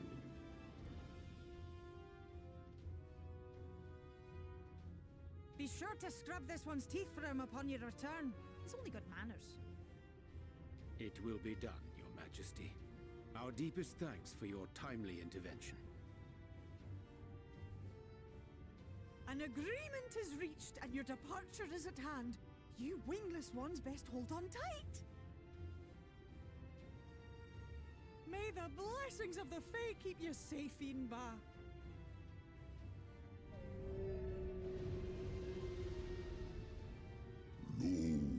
The Western Sea we go. Wrapped in my breath, I will see you to your destination, little neighbors.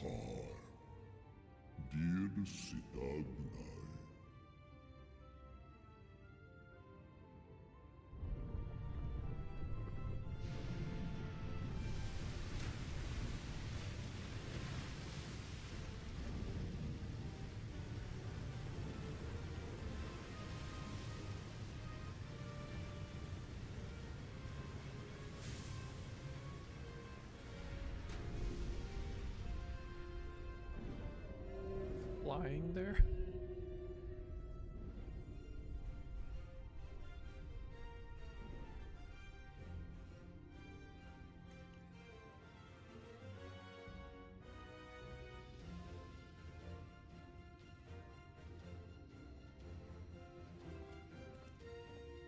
And just like that, it's all gone back to the way it was. What was you expecting? 100 years of honey and rainbows? Seeing them Yulmore types wake up and smell the ashes was miracle enough for me. Ah, but the magic in the air when that ladder started moving. And when that great hulking Talos rose up. Gods. I could live 1,000 years and never behold anything so amazing.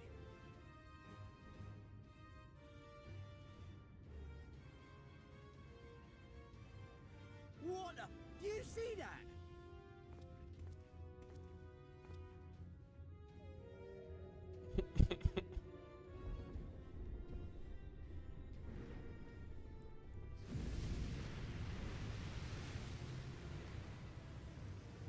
What a monster! Where did it even come from?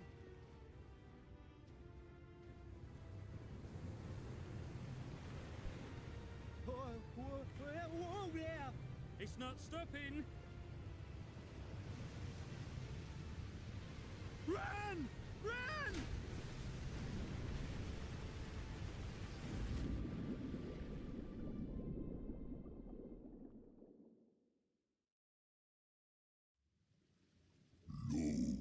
I have fulfilled my duty. I return now to the lake. I have not flown in an age. It was pleasant. May your journey be a safe one, little neighbors.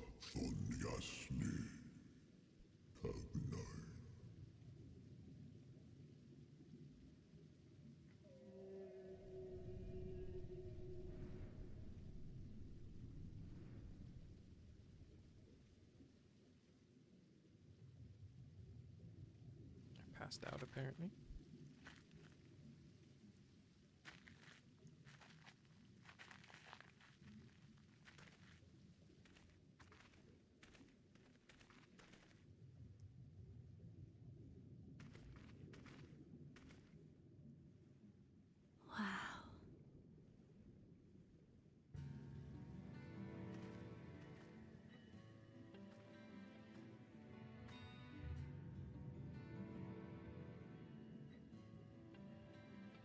The breath of Bismarck. See how it swells to form a dome beneath the waves? The waters recede. The tempest's floor is laid bare. In defiance of the blinding sky, this place holds fast to its gloom. The last refuge of he who denies the light with every fiber of his being.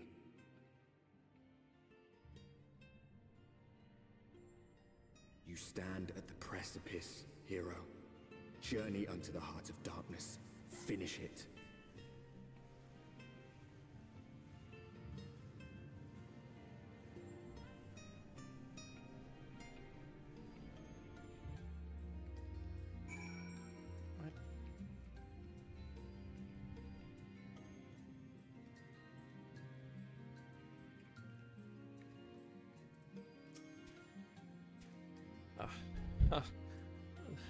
Gulp. Well, glad am I that Bismarck was true to his word. We are arrived in the Tempest, safe and dry. 'Tis here that we shall find the lair of Emmet's son, and, I believe, the imprisoned Exarch as well. For an Ascian lone, it is, of course, a trifling matter to flee into the rift. Yet I suspect such travel is nigh impossible with a mortal in one's custody. Nay, he would not soon risk his prize when the Exarch's very body serveth as the key to the Crystal Tower and its power of temporal transportation. Thus am I all but certain that this underwater realm harboureth our friend and enemy both. We have but to find them.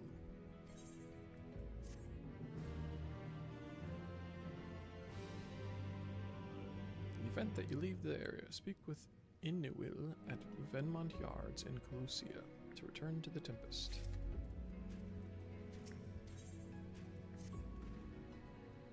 Now, as for where we should be looking, I rather doubt Emmet's son will be sitting around out in the open. I propose we follow the slope down towards the deeper trenches and keep an eye out for rock formations large enough to house a stronghold. Let's be off then, but watch your footing. The ground is still wet and like to be slippery.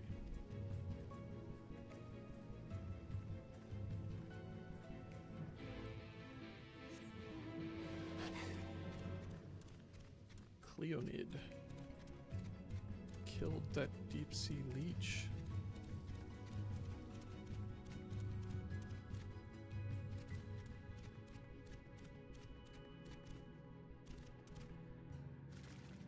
What a weird concept.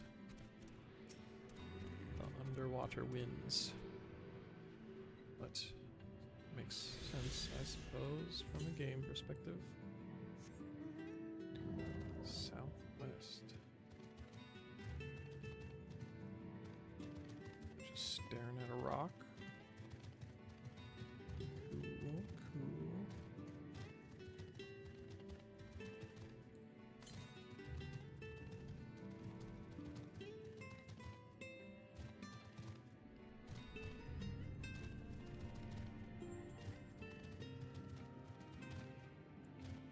Is there gonna be quest dudes down here?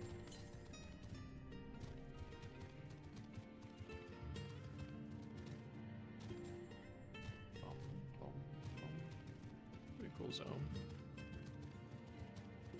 Yeah, it is.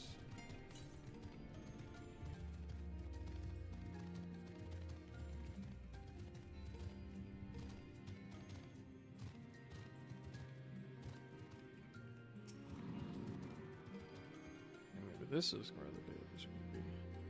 Is it going to be dwarves, or is it going to be whatever the hell lives down here?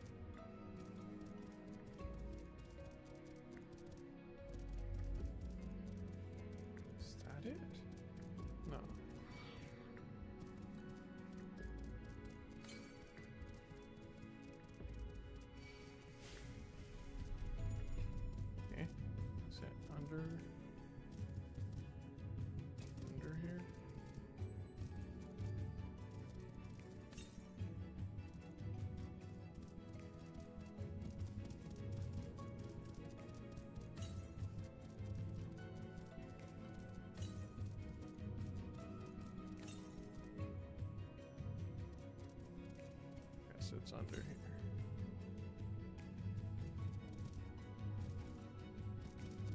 And poop.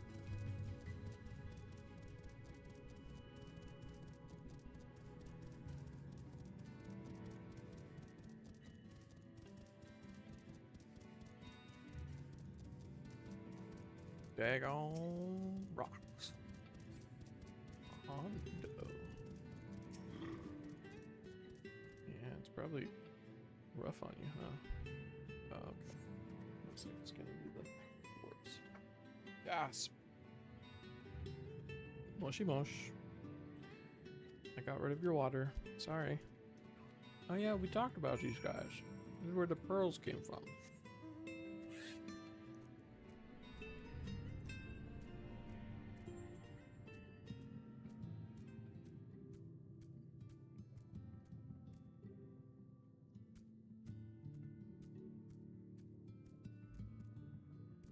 It was long enough ago, I forgot about them.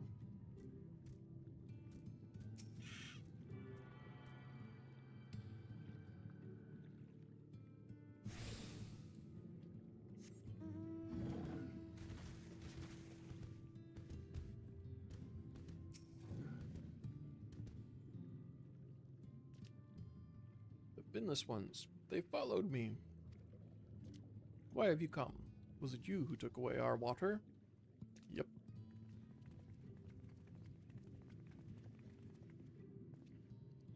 Ah, so this is where the Ondo make their home. I had wondered. Pray forgive us any inconvenience we have caused. We were not aware of your people lived here in the Tempest.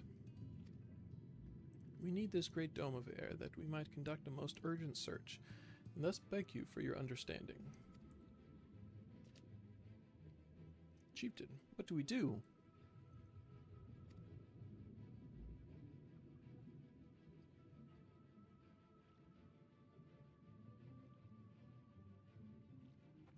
Are you emissaries of the Ancient Ones?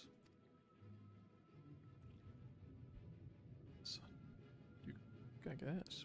The mysteries have stirred. We have seen the illuminated land shining through the gloom of the abyss. If you are the emissaries, the chosen, I bid you welcome. If you are not, I bid you leave. I am not sure I understand. Would you be willing to elaborate?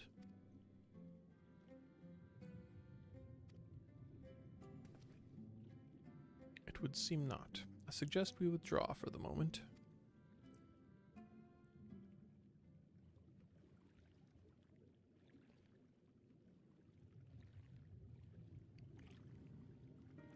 So, what's the plan?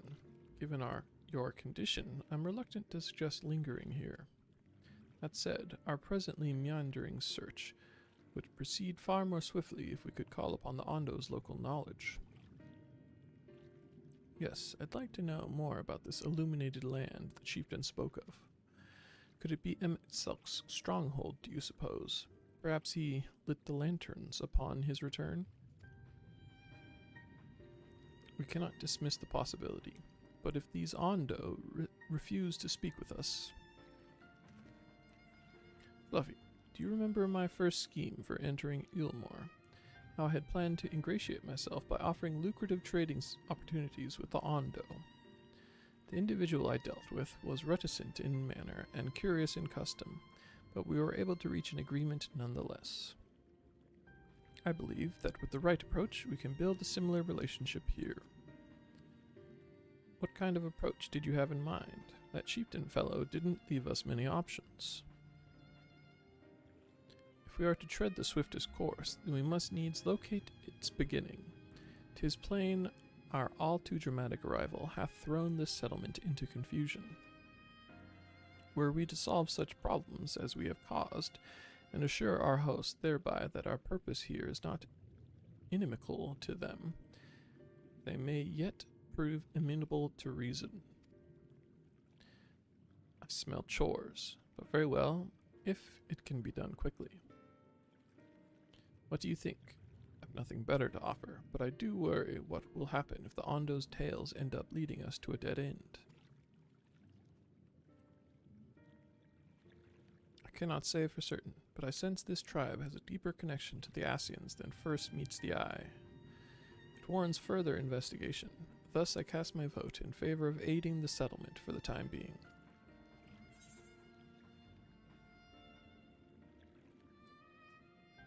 Let's do what we do best.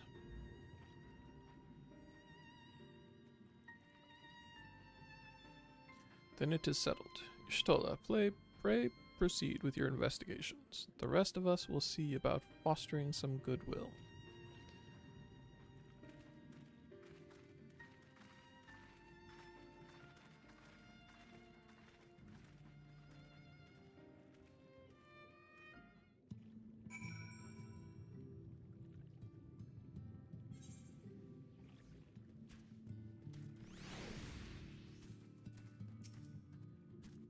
Levy, you won't believe who I just bumped into. This is Posh-un, the very fellow I did business with prior to our ill-fated stay in Ilmor. I waited and you did not come. Then the mist still came, but his visits did not continue. I'm truly sorry, Posh-un.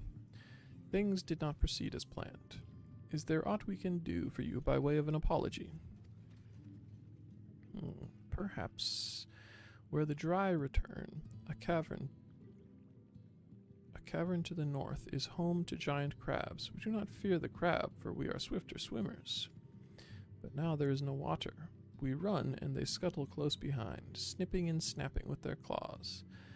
There are too many of them, too many. I believe I can be of assistance there. And what of you, Fluffy? If you've not found a task, you are most welcome to join me. Indeed, I should appreciate the company, where the dry return has a rather ominous ring to it.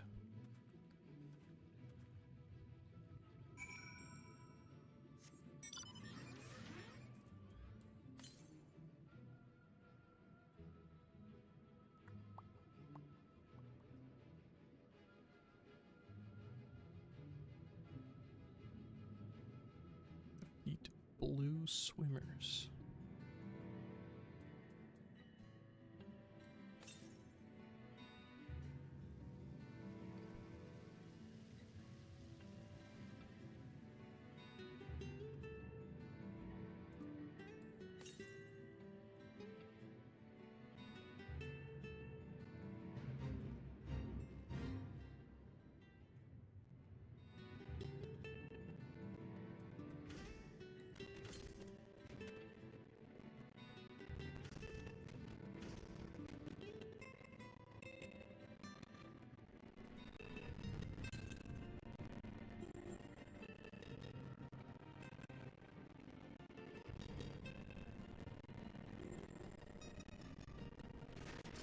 Not even very big.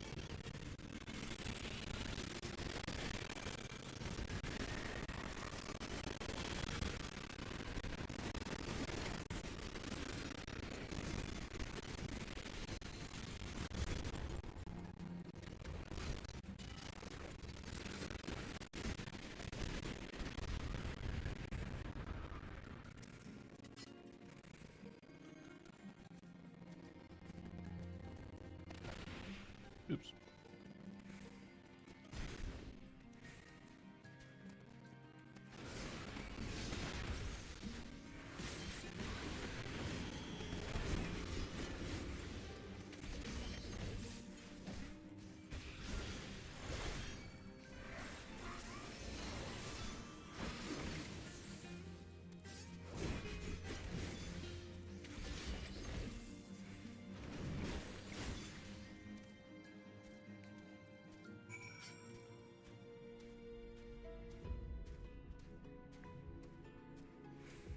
What's that?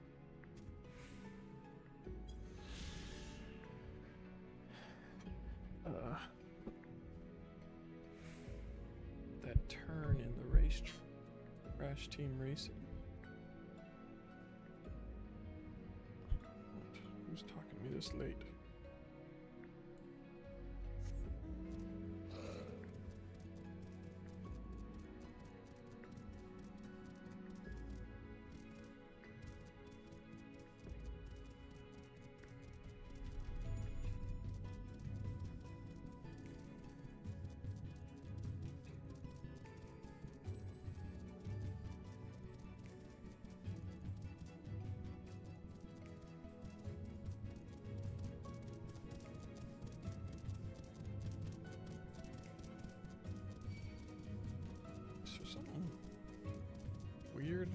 What does... Can't tell if it's my system having a problem. It's just supposed to be weird silhouettes.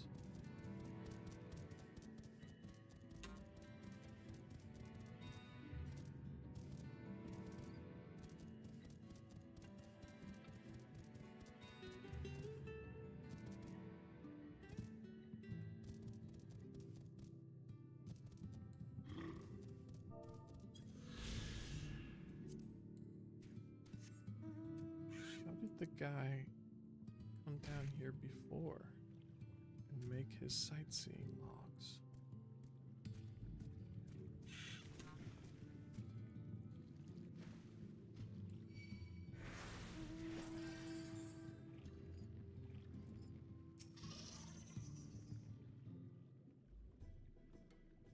You could crack their shells. You must be stronger than you look.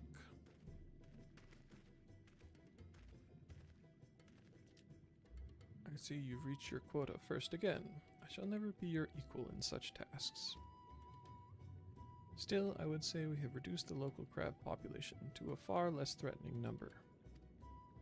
My thanks to you both. You must have a reward. Nay, posh soon.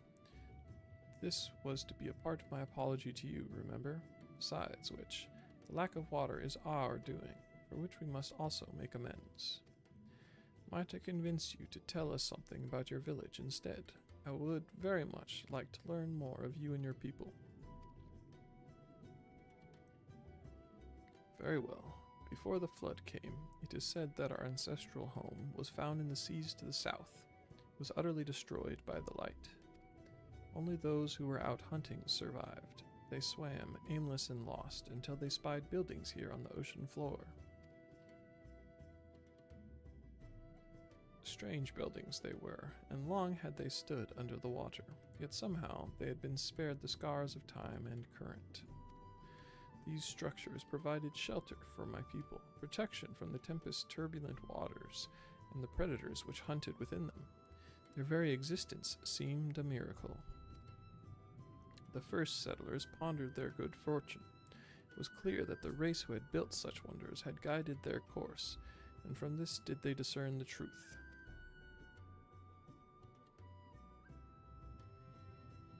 That the ancients had chosen us to serve as caretakers of their eternal sanctuary until such time as they returned.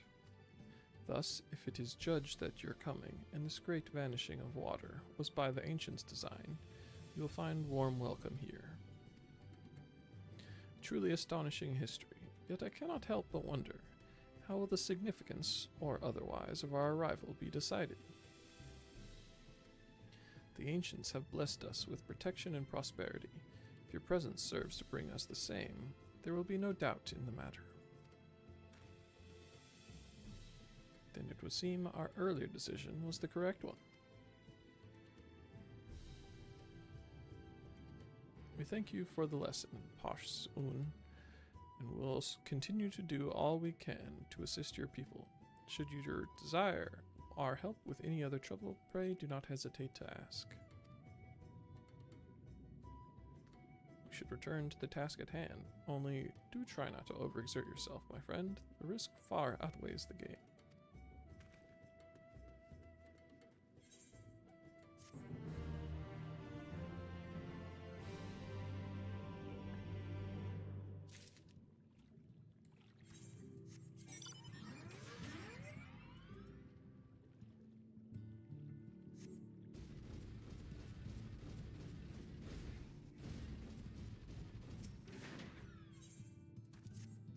Hail, finless one, and welcome to the Cups. Long have I wanted to converse with one of your kind. I am called Narash Kaul. How may I address you? Fluffy McGee Orkson. Curious. Before we speak at length, there is something I would show to you. Let us leave behind the Cups and head due west. Come.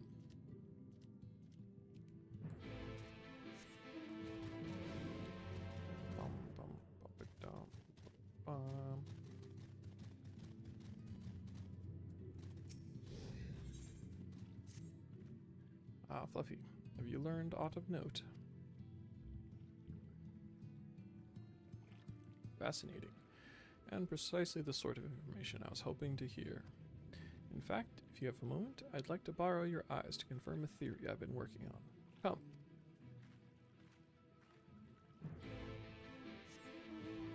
Bum, bum, bum, bum, bum, bum, bum.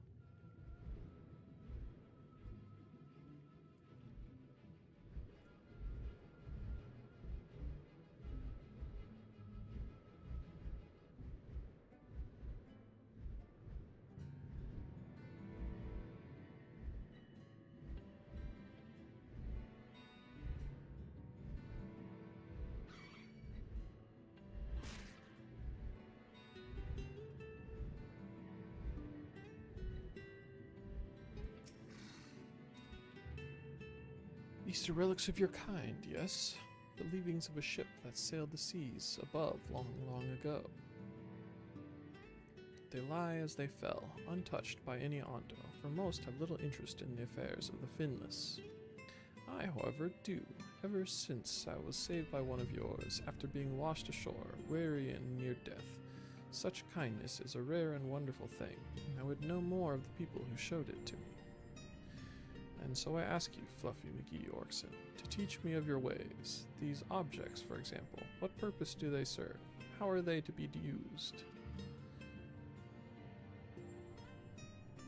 Narash's Cole gestures to the nearby debris, entreating you to inspect them closely and offer up a detailed explanation. This is some bottles. But water. Among the debris, you spy what appear to be the remnants of several shattered bottles of wine. Such fragile containers they were. I suspect they once contained something of great value. What can you tell me of their purpose?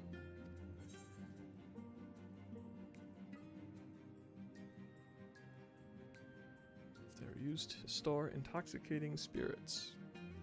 Fragrant liquids which cloud the mind. I have heard of these before. Do finless ones so delight in dulling their wits?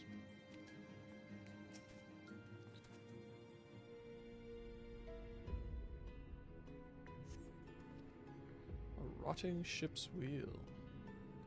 That was carved from the wood from one of your many trees, yes? What purpose does this peculiar contraption serve? It's used to steer a ship at sea. Ah, the vessels your kind uses to traverse our waters. Then without a wheel, it is at the mercy of the wind and the currents. I see.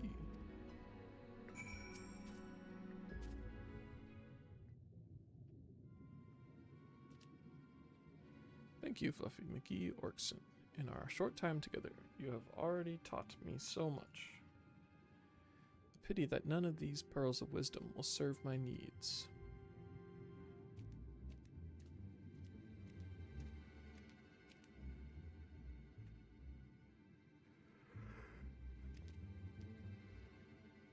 Narash, what are you thinking, wandering off on your own with this finless one? There's no time for you to fiddle with their leavings. The Clutch Mother is in terrible distress. No, you do not understand. I brought him here, too. Pray forgive this child his impudence. I'm Zirosh Un, and on behalf of the Clutch Mother, I come to entreat your assistance.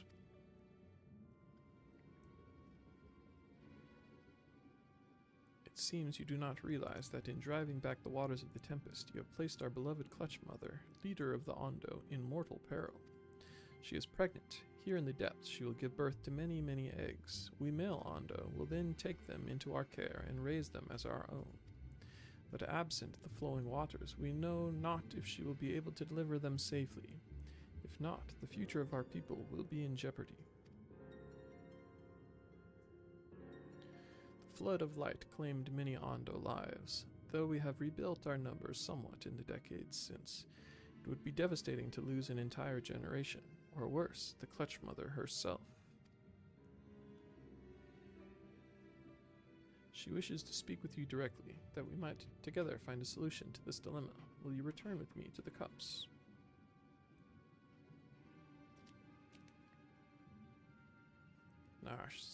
Come. I will not let you trouble our guest or the Clutch Mother further.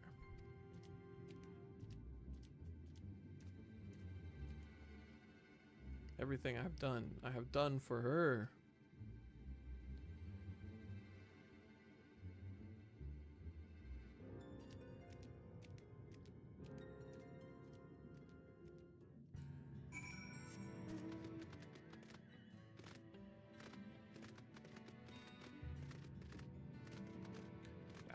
Dagon.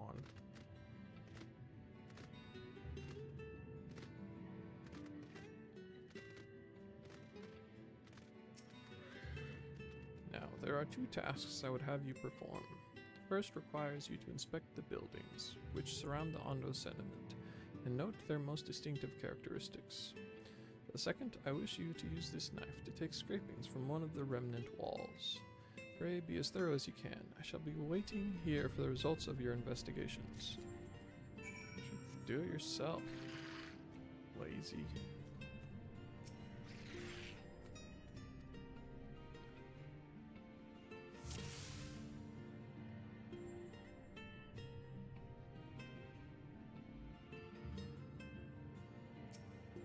This is a distinctive window.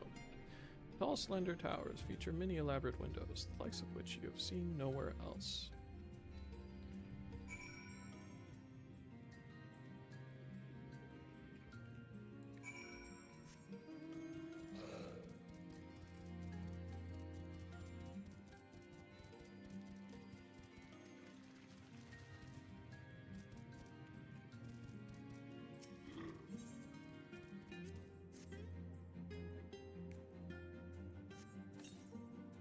You set the point of the knife against the wall, but even after applying considerable pressure, you cannot remove so much as a flake of stone.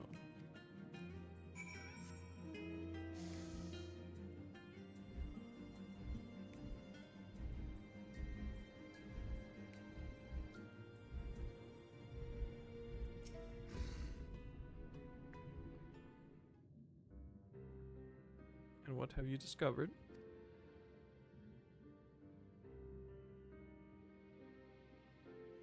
Yes, I would agree that the windows are most distinctive. It would seem the structures appear the same to both your sight and mine. And you say you could not so much as scratch the wall, even with all your might behind the blade.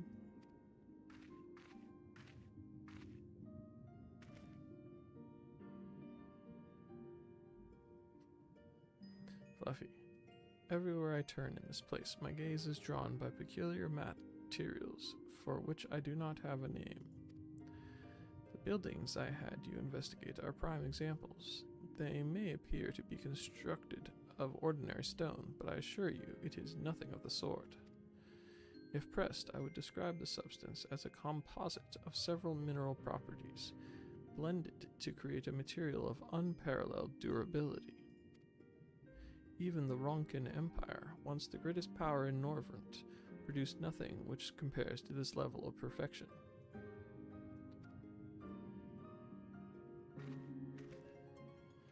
But if not the Ronkins, then who? Who were these ancients the Ondo claim as the architects of their sanctuary? I suspect our answer lies with the reason Emmett drew here to the Tempest.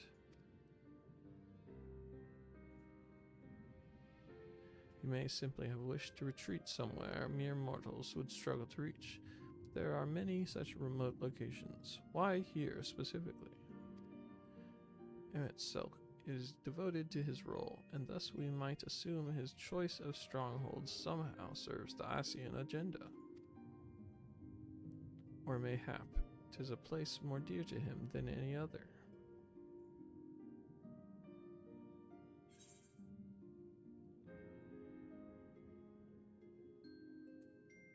Are you saying this place was built by ancient Asians?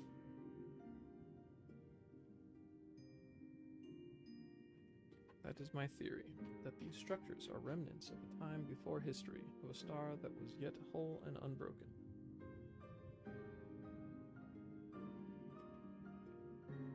Such traces in the source would have been obliterated by the succession of umbral calamities, but here in the first they might have remained untouched for millennia.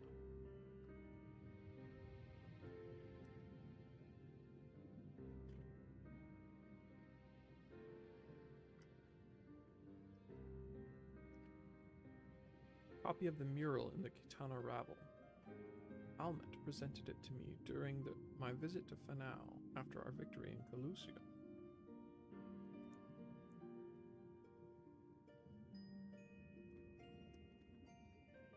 Here in the first scene, by Emmett Selk's own words, it depicts a city of eons past and the disaster which befell it. The design is much simplified, of course, but do you see the similarities between its towers and those you have just inspected?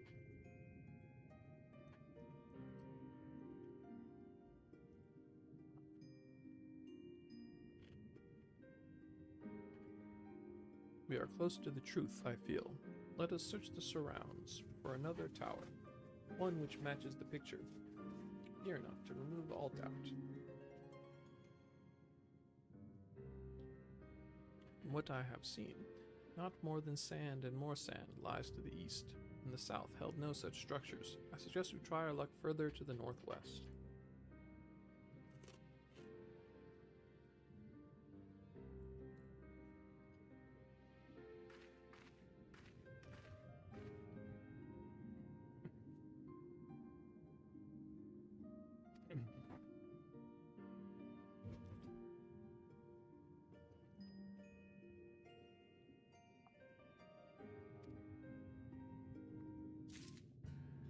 Survey point.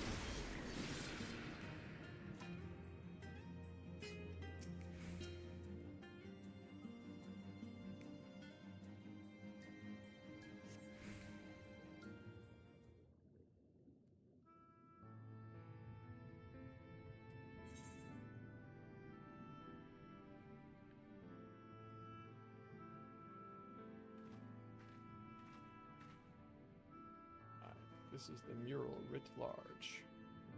Is it?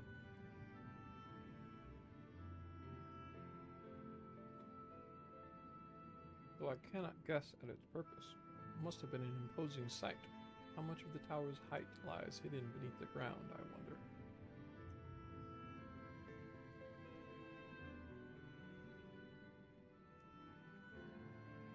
Centuries of our history have settled upon such ruins. Countless layers of dust and sediment. An entire civilization, its existence forgotten by all except a handful of Asians. And yet it did exist. They lived here, in this city.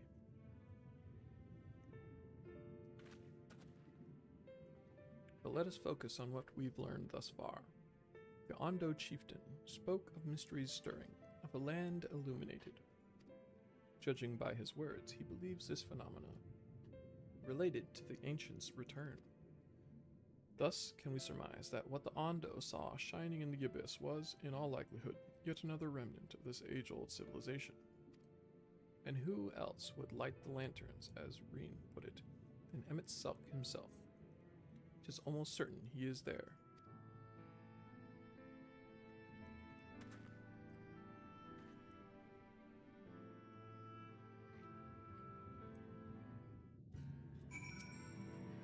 But if we are to find this stronghold in a timely manner, it seems gaining the Ondo's trust remains our swiftest path forward. I only hope our deeds are enough to win them over.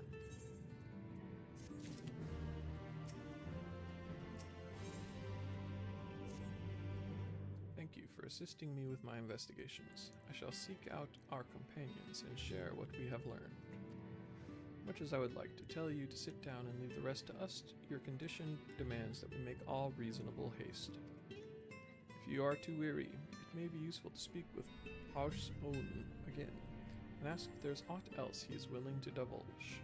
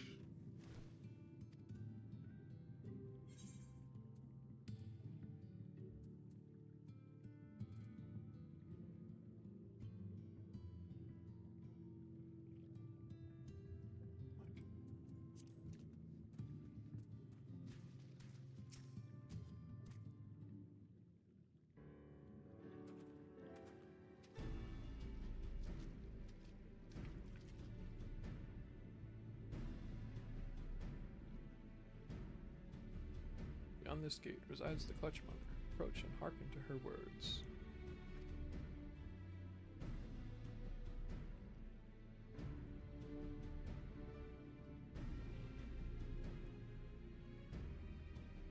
Honored guest, I, Clutch Mother of the Ondo, do bid you welcome to our realm.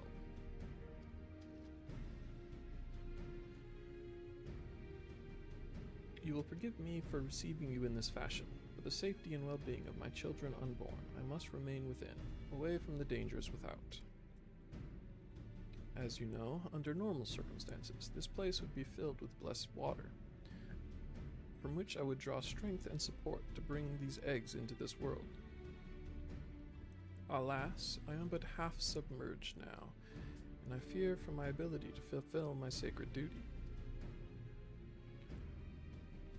I am given to understand you and yours are the ones responsible for drawing back the waters of our realm. With good reason, I am sure. However, it is my sincere hope that you will agree to aid us, given that you are responsible for this state of affairs. Fear not. I desire no direct assistance. Rather, I would beg a boon of your people's knowledge of childbirth and how the finless ones ease the burdens of their struggling mothers. Zirash Un will be my agent in this matter. Heed his words and answer his questions. This is all that I ask. Do you consent?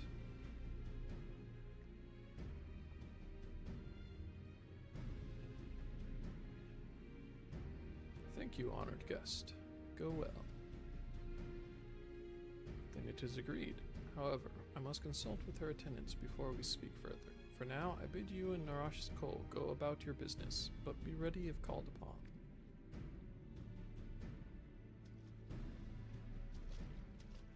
Wait, Fluffy McGee Orkson.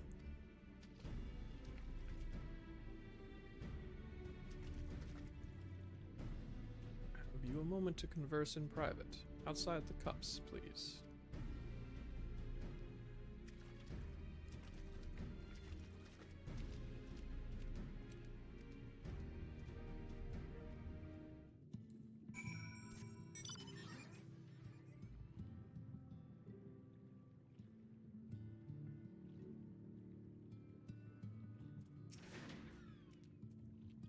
Alphino's friend, you and your companions have done much to repair the damage caused when the waters departed.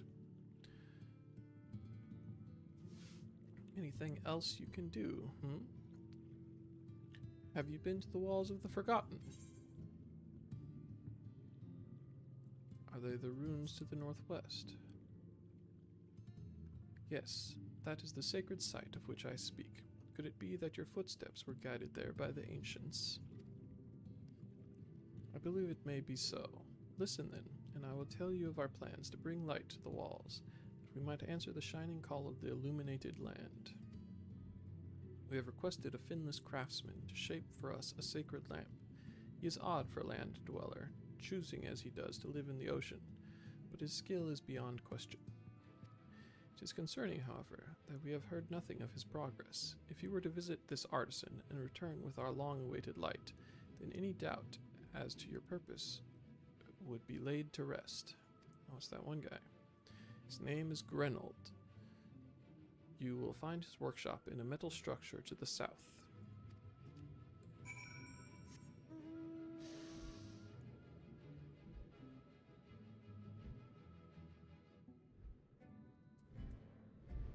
Flap, flap, flap.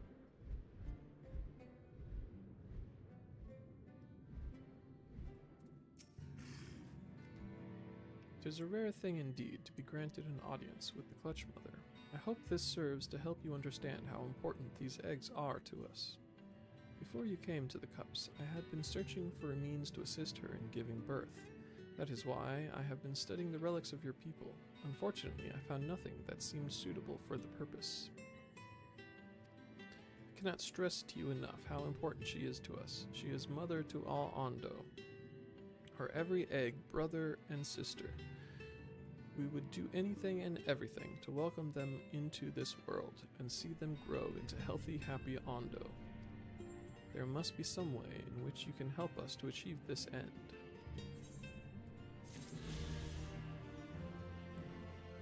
Yeah, if I can, it's not a priority. Good luck with your pregnancy, lady.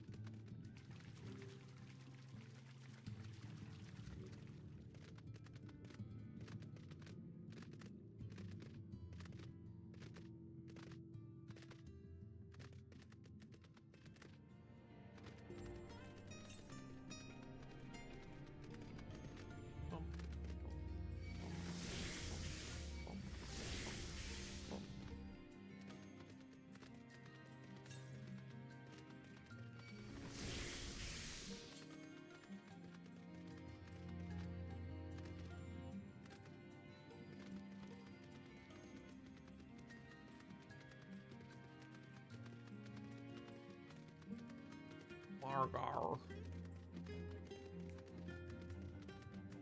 Is it a starfish plus a stingray?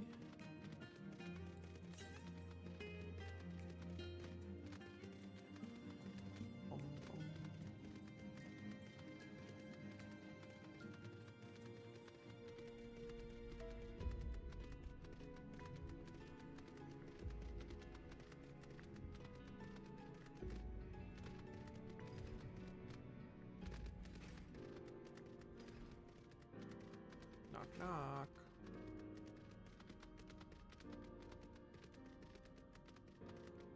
The realistic entryway with the air hatch.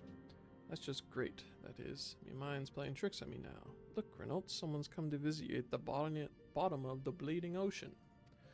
Or might be as you're a ghost, eh? Go on, foul shade, feast yourself on me, rotten soul. I've got no use for it. Craftsman, what can't craft is more pointless than a sea slug with a dolmen hammer. And that's an insult to bloody sea slugs.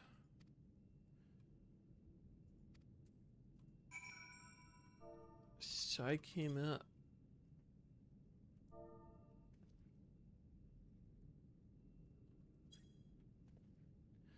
psych myself up along with it. Eh? You wouldn't be trying to raise me spirits now, would ye, spirit? Not what you'd expect from a servant of the netherworld. Netherworld.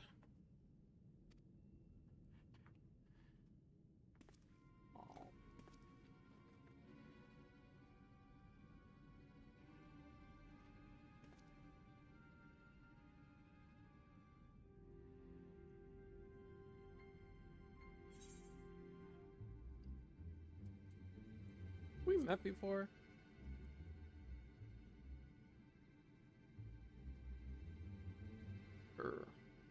Might be as we crossed paths back in the Crystarium, but I don't reckon we've been formally introduced.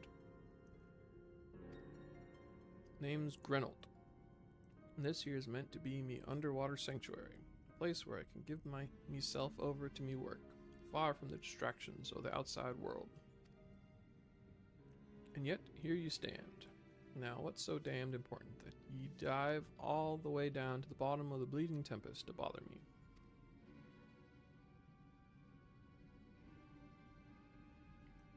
Ah, the Ondo lamp. Gods curse me empty head. I've not so much as made a start.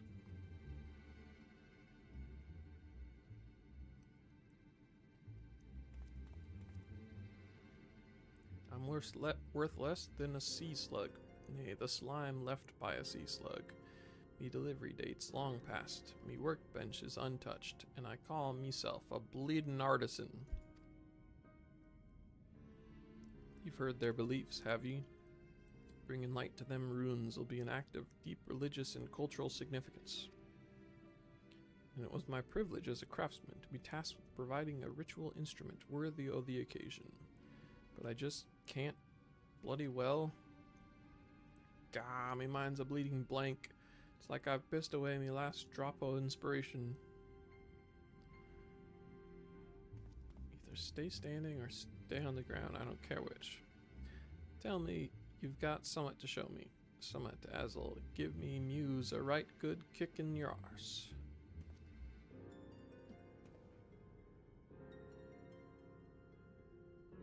The Ondo want to honor the coming of these ancients, so their answering lights got to blaze with the right kind of brightness. Like the spark of life caught in a crystal, but just being sparkly is not enough.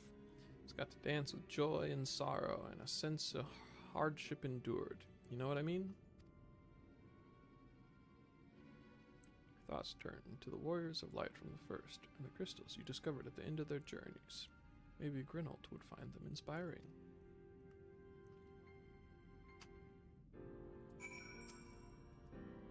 I've let the Ondo down, but more than that, I've let myself down. Might as well go back to mending kettles.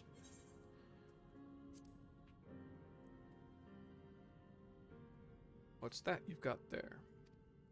Such striking beauty. It shines with heartache and laughter and the transience of life, like the turmoil of history made manifest. Aye, I can see the brilliance of the crystal's legacy. Ah, you'd never capture such a gleam, not if ye labored 100 years. But bugger me if I don't mean to try.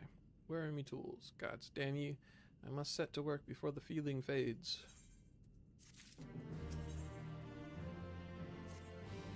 I can feel it, vision forming in your mind. Step aside, lad, and let me itching hands get to work. Bum, bum, bum, bum, bum, bum, bum.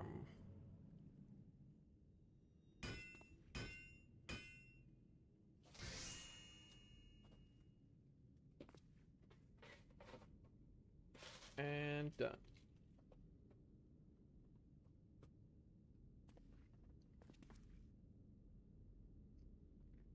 I've taken the wonders that crystal showed me and channeled them into a new shape what befits the Ondo's spiritual character.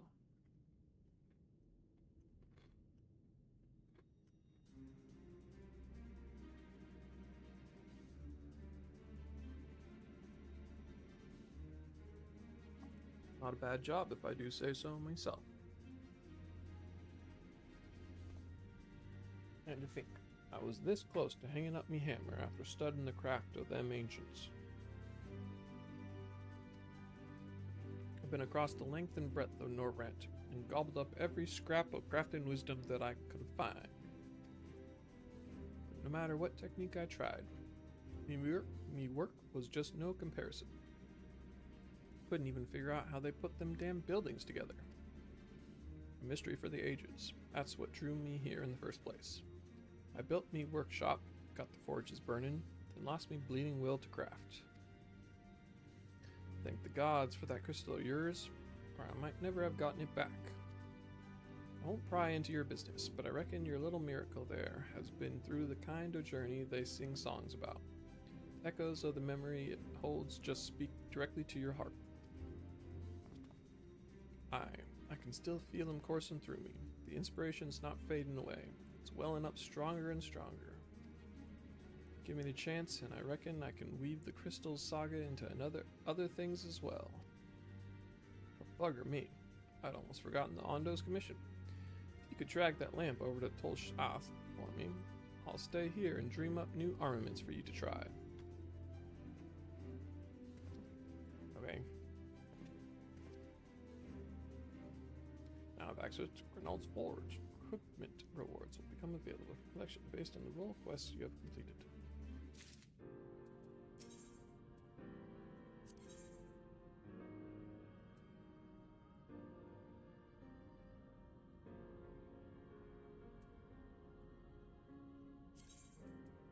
Trishula. I can just claim it.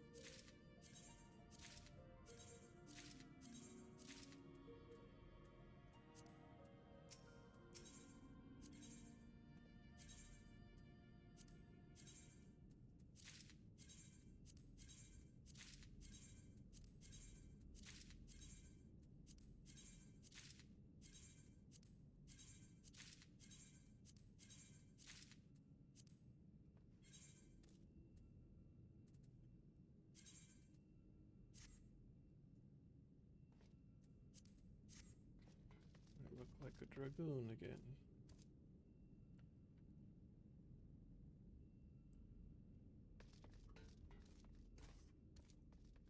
Kind of like the dwarf thing better, but it's fine.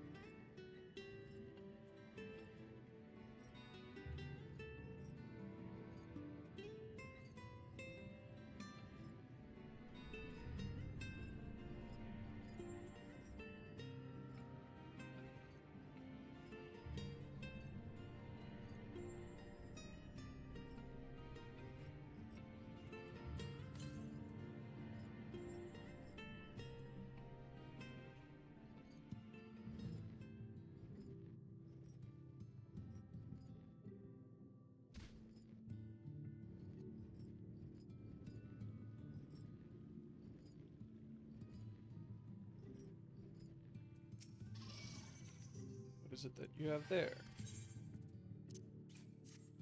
The sacred lamp, and the Finless one has kept his promise. My people tell me of the many deeds you have performed in the name of aiding the cups, and now you come to me, bearing the light we had almost surrendered hope of ever seeing. We can doubt your purity no longer. Your arrival was the will of the ancients. Yes, the time for fear has passed. We will take the lamp and unveil its austere illumination upon the walls of the Forgotten. Gather there with your companions, and we shall speak again once our prayers have been offered.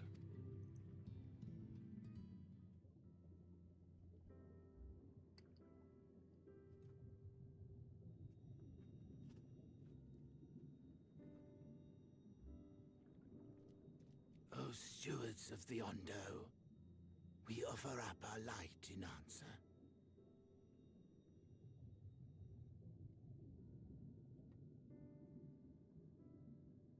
That crystal you showed the artisan, Was it... Did it belong to one of my friends?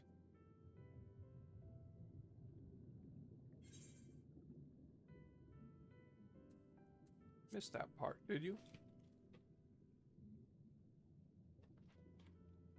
I tried to give you a measure of privacy. No one wants a spirit looking over their shoulder every moment of the day. So tell me, if you would, how did you come across that crystal?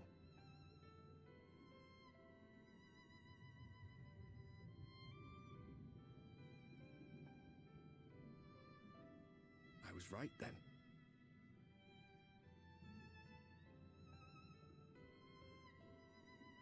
Strange that I should learn such things now, after they're long gone.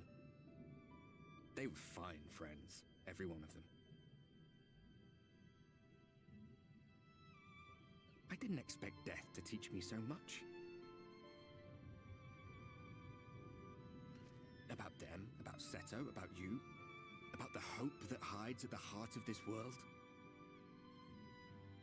I've never been one for idle chit-chat, but if by some miracle I could see them all again, I doubt I would ever stop talking. I'm grateful I got to bend your ear at least. And just for that, I reckon I'll stick with you to the very end.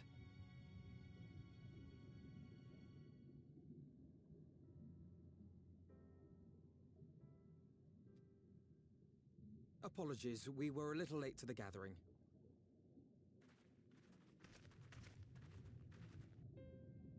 It seems we've succeeded in gaining their trust.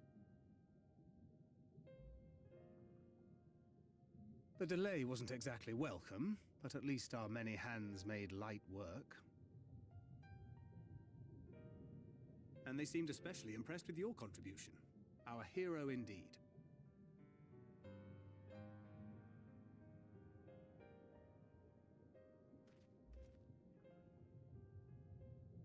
Y'shtola was telling us those structures may date back to the age of the Ascians.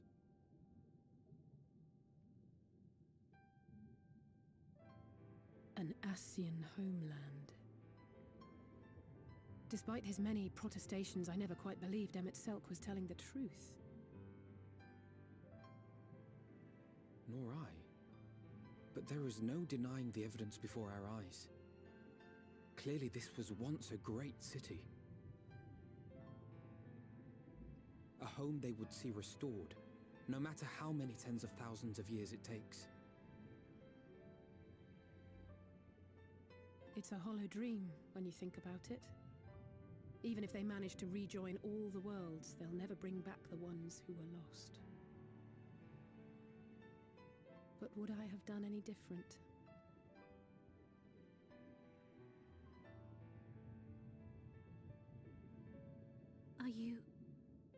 How are you feeling?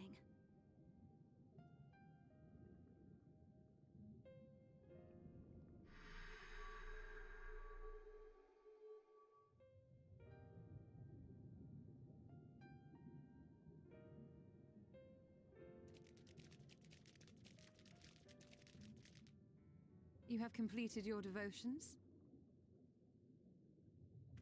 Yes. To the honored ancients have we offered up our prayers and our gratitude. You too have our thanks.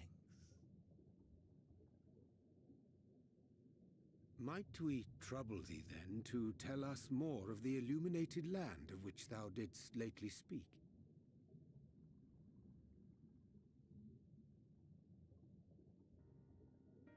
To the west of here lies a great trench. Some days ago, a light appeared in that endless darkness.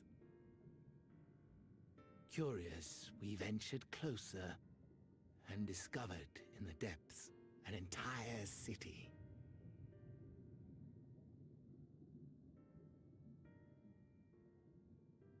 The buildings we spied were akin to our own everlasting abodes.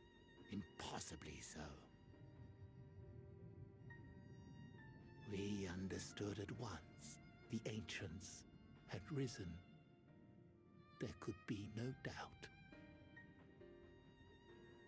Taken with terror, we retreated to the cups, and I decreed that none should enter the trench until such time as we received a sign.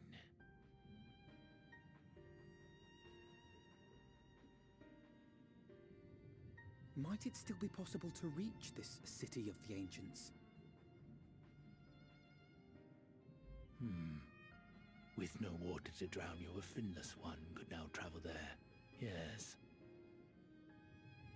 I am convinced you are the sign for which we have been waiting. My people will show you the way.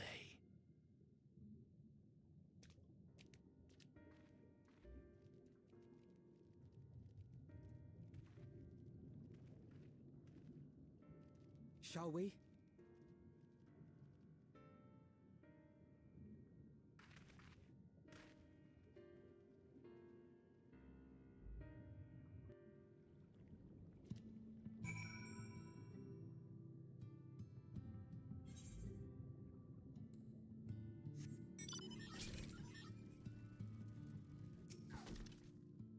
The chieftain has bid me guide your steps to the illuminated land. Come, the way lies downward. Follow the path of coral and rock, and join your comrades below.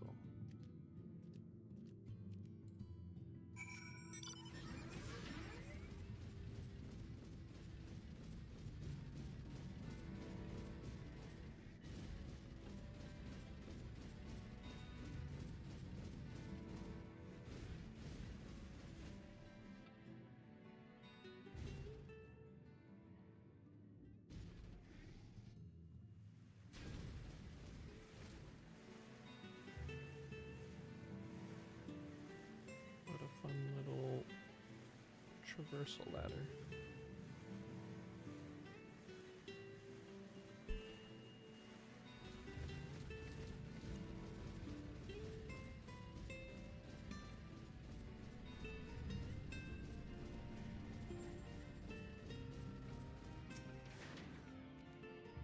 All are gathered, yes? Then I shall describe the path you must take. Enter the cavern beyond, and follow the wall down. Down and down. Once at the bottom, find a passage to the northwest, then continue west, and west, and west. The way is not simple. Keep your friends within shouting distance, and do not stray into the deep. Just before the journey's end, you will find the Caliban Gap, and the barrier we placed at its mouth. This obstacle will fade once you raise a hand towards it. We have made it so. A most succinct explanation. We thank you for your guidance. Right, deeper into the depths we go.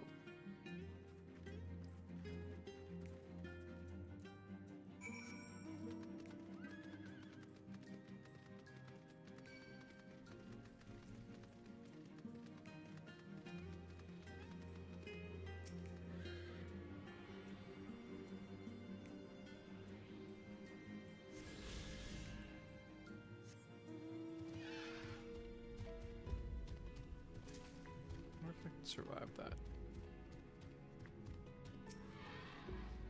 The rocks and coral bunch up by the cavern wall like a staircase of sorts, but be careful, you wouldn't want to slip from up here. Probably not.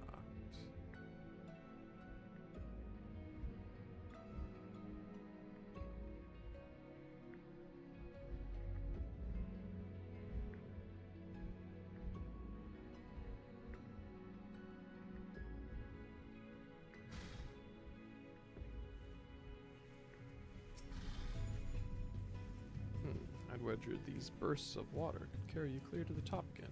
Not that I'm eager to try it.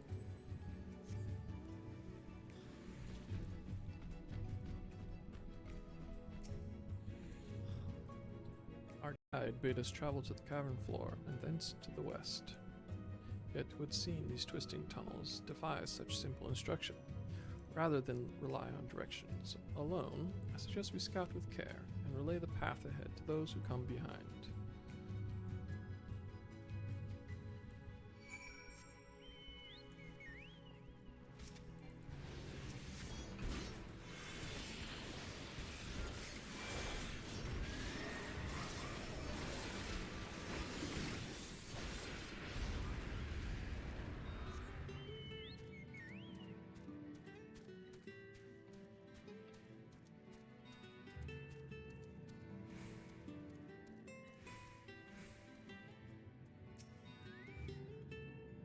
Stola hath forged ahead. Shall we continue our own advance?